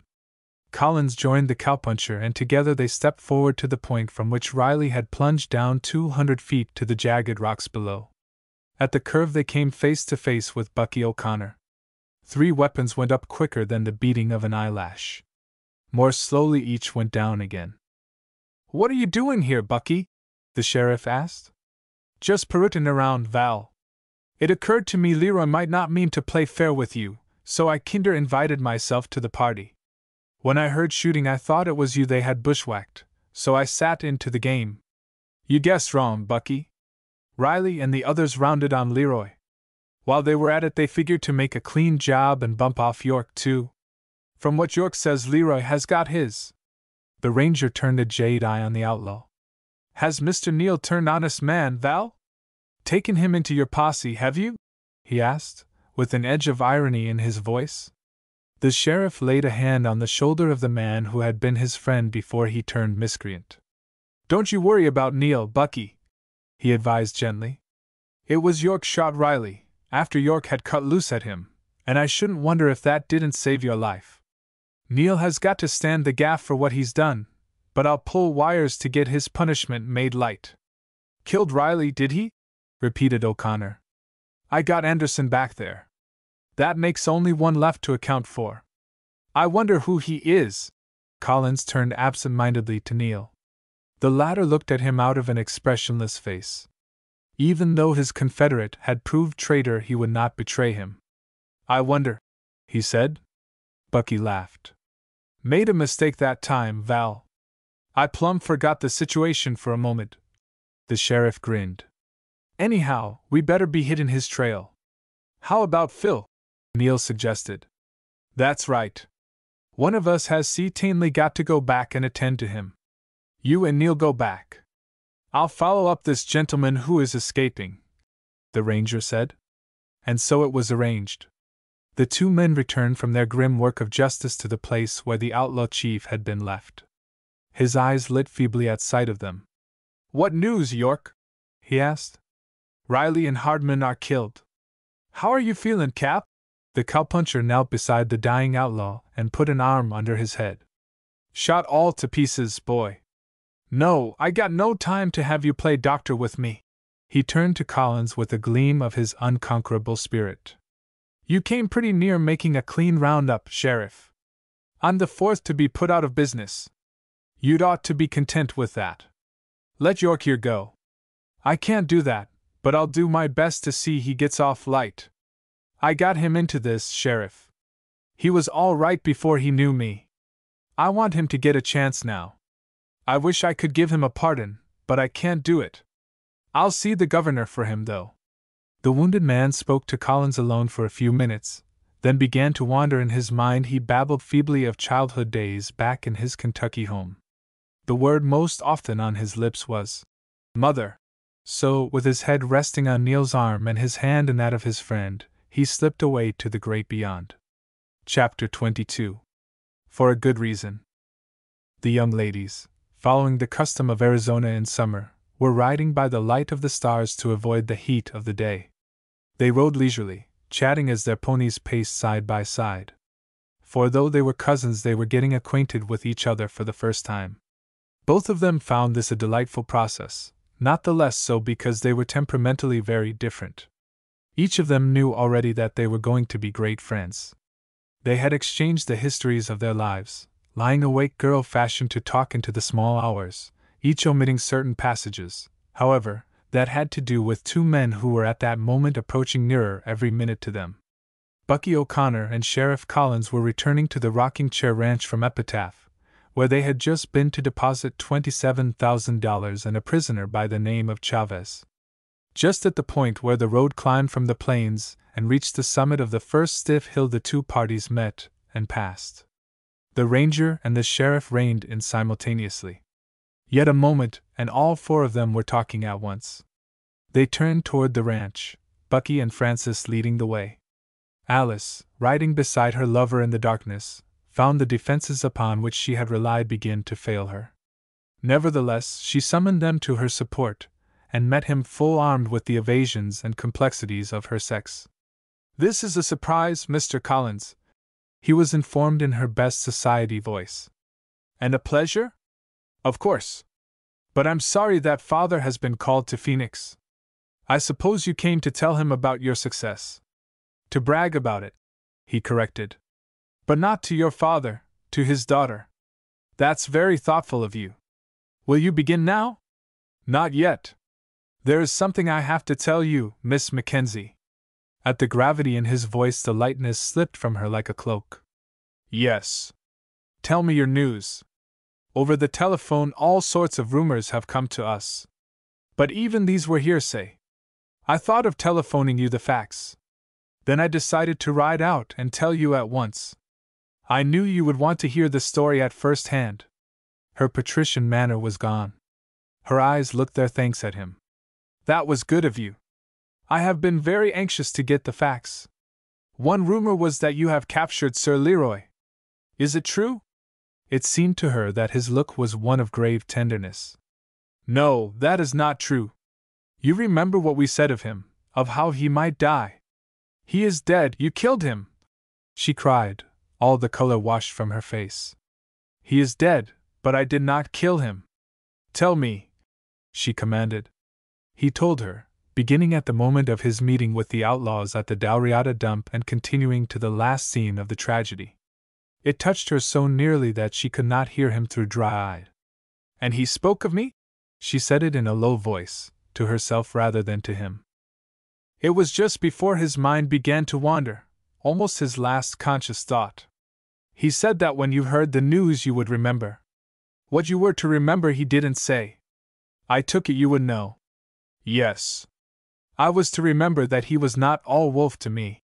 She told it with a little break of tears in her voice. "Then he told me to tell you that it was the best way out for him. He had come to the end of the road, and it would not have been possible for him to go back." Presently Collins added gently, "If you don't mind my saying so, I think he was right. He was content to go, quite game and steady in his easy way. If he had lived, there could have been no going back for him. It was his nature to go the limit. The tragedy is in his life, not in his death." "Yes, I know that, but it hurts one to think it had to be, that all his splendid gifts and capabilities should end like this, and that we are forced to see it as best. He might have done so much. And instead he became a miscreant. I reckon there was a lack in him somewhere." "Yes, there was a great lack in him somewhere." They were silent for a time. She broke it to ask about York Neal. "You wouldn't send him to prison after doing what he did, would you?" "Meaning what?" "You say yourself he helped you against the other outlaws. Then he showed you where to start in finding the buried money. He isn't a bad man. You know how he stood by me when I was a prisoner," she pleaded. He nodded. "That goes a long way with me, Miss Mackenzie. The governor is a right good friend of mine. I meant to ask him for a pardon. I reckon Neal means to live straight from now on. He promised Leroy he would. He's only a wild cowpuncher gone wrong, and now he's hayed right he'll pull up and walk the narrow trail. But can you save him from the penitentiary?" Collins smiled. "He saved me the trouble. Coming through the Canon del Oro in the night, he ducked. I reckon he's in Mexico now. I'm glad. Well, I ain't sorry myself, though I helped Bucky hunt real thorough for him. Father will be pleased to know you got the treasure back," Alice said presently, after they had ridden a bit in silence. "And your father's daughter, Miss Alice, is she pleased?" "What pleases Father pleases me." Her voice, cool as the plash of ice water, might have daunted a less resolute man. But this one had long since determined the manner of his wooing, and was not to be driven from it. "I'm glad of that. Your father's right friendly to me," he announced, with composure. "Indeed?" Show! I ain't going to run away and hide because you look like you don't know I'm in Arizona. What kind of a lover would I be if I broke for cover every time you flashed those dark eyes at me? Mr. Collins! My friends call me Val, he suggested, smiling. I was going to ask, Mr. Collins, if you think you can bully me. It might be a first-rate thing for you if I did, Miss Mackenzie. All your life you haven't done anything but trample on sissy boys. Now, I expect I'm not a sissy boy, but a fair imitation of a man, and I shouldn't wonder but you'd find me some too restless for a doormat.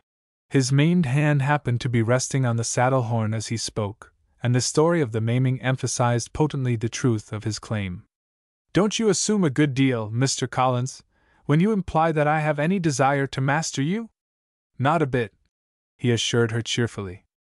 Every woman wants to boss the man she's going to marry, but if she finds she can't, she's glad of it, because then she knows she's got a man.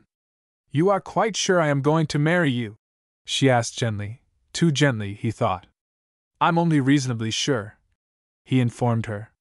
You see, I can't tell for certain whether your pride or your good sense is the stronger.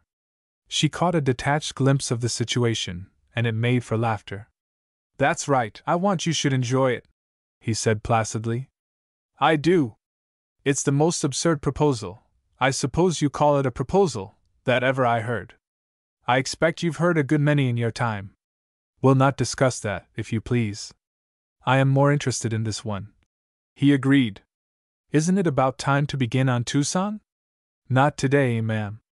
There are going to be a lot of tomorrows for you and me, and Tucson will have to wait till then. Didn't I give you an answer last week? You did, but I didn't take it. Now I'm ready for your sure enough answer. She flashed a look at him that mocked his confidence. I've heard about the vanity of girls, but never in my experience have I met any so colossal as this masculine vanity now on exhibit. Do you really think, Mr. Collins, that all you have to do to win a woman is to look impressive and tell her that you have decided to marry her? Do I look as if I thought that? He asked her. It is perfectly ridiculous, your absurd attitude of taking everything for granted.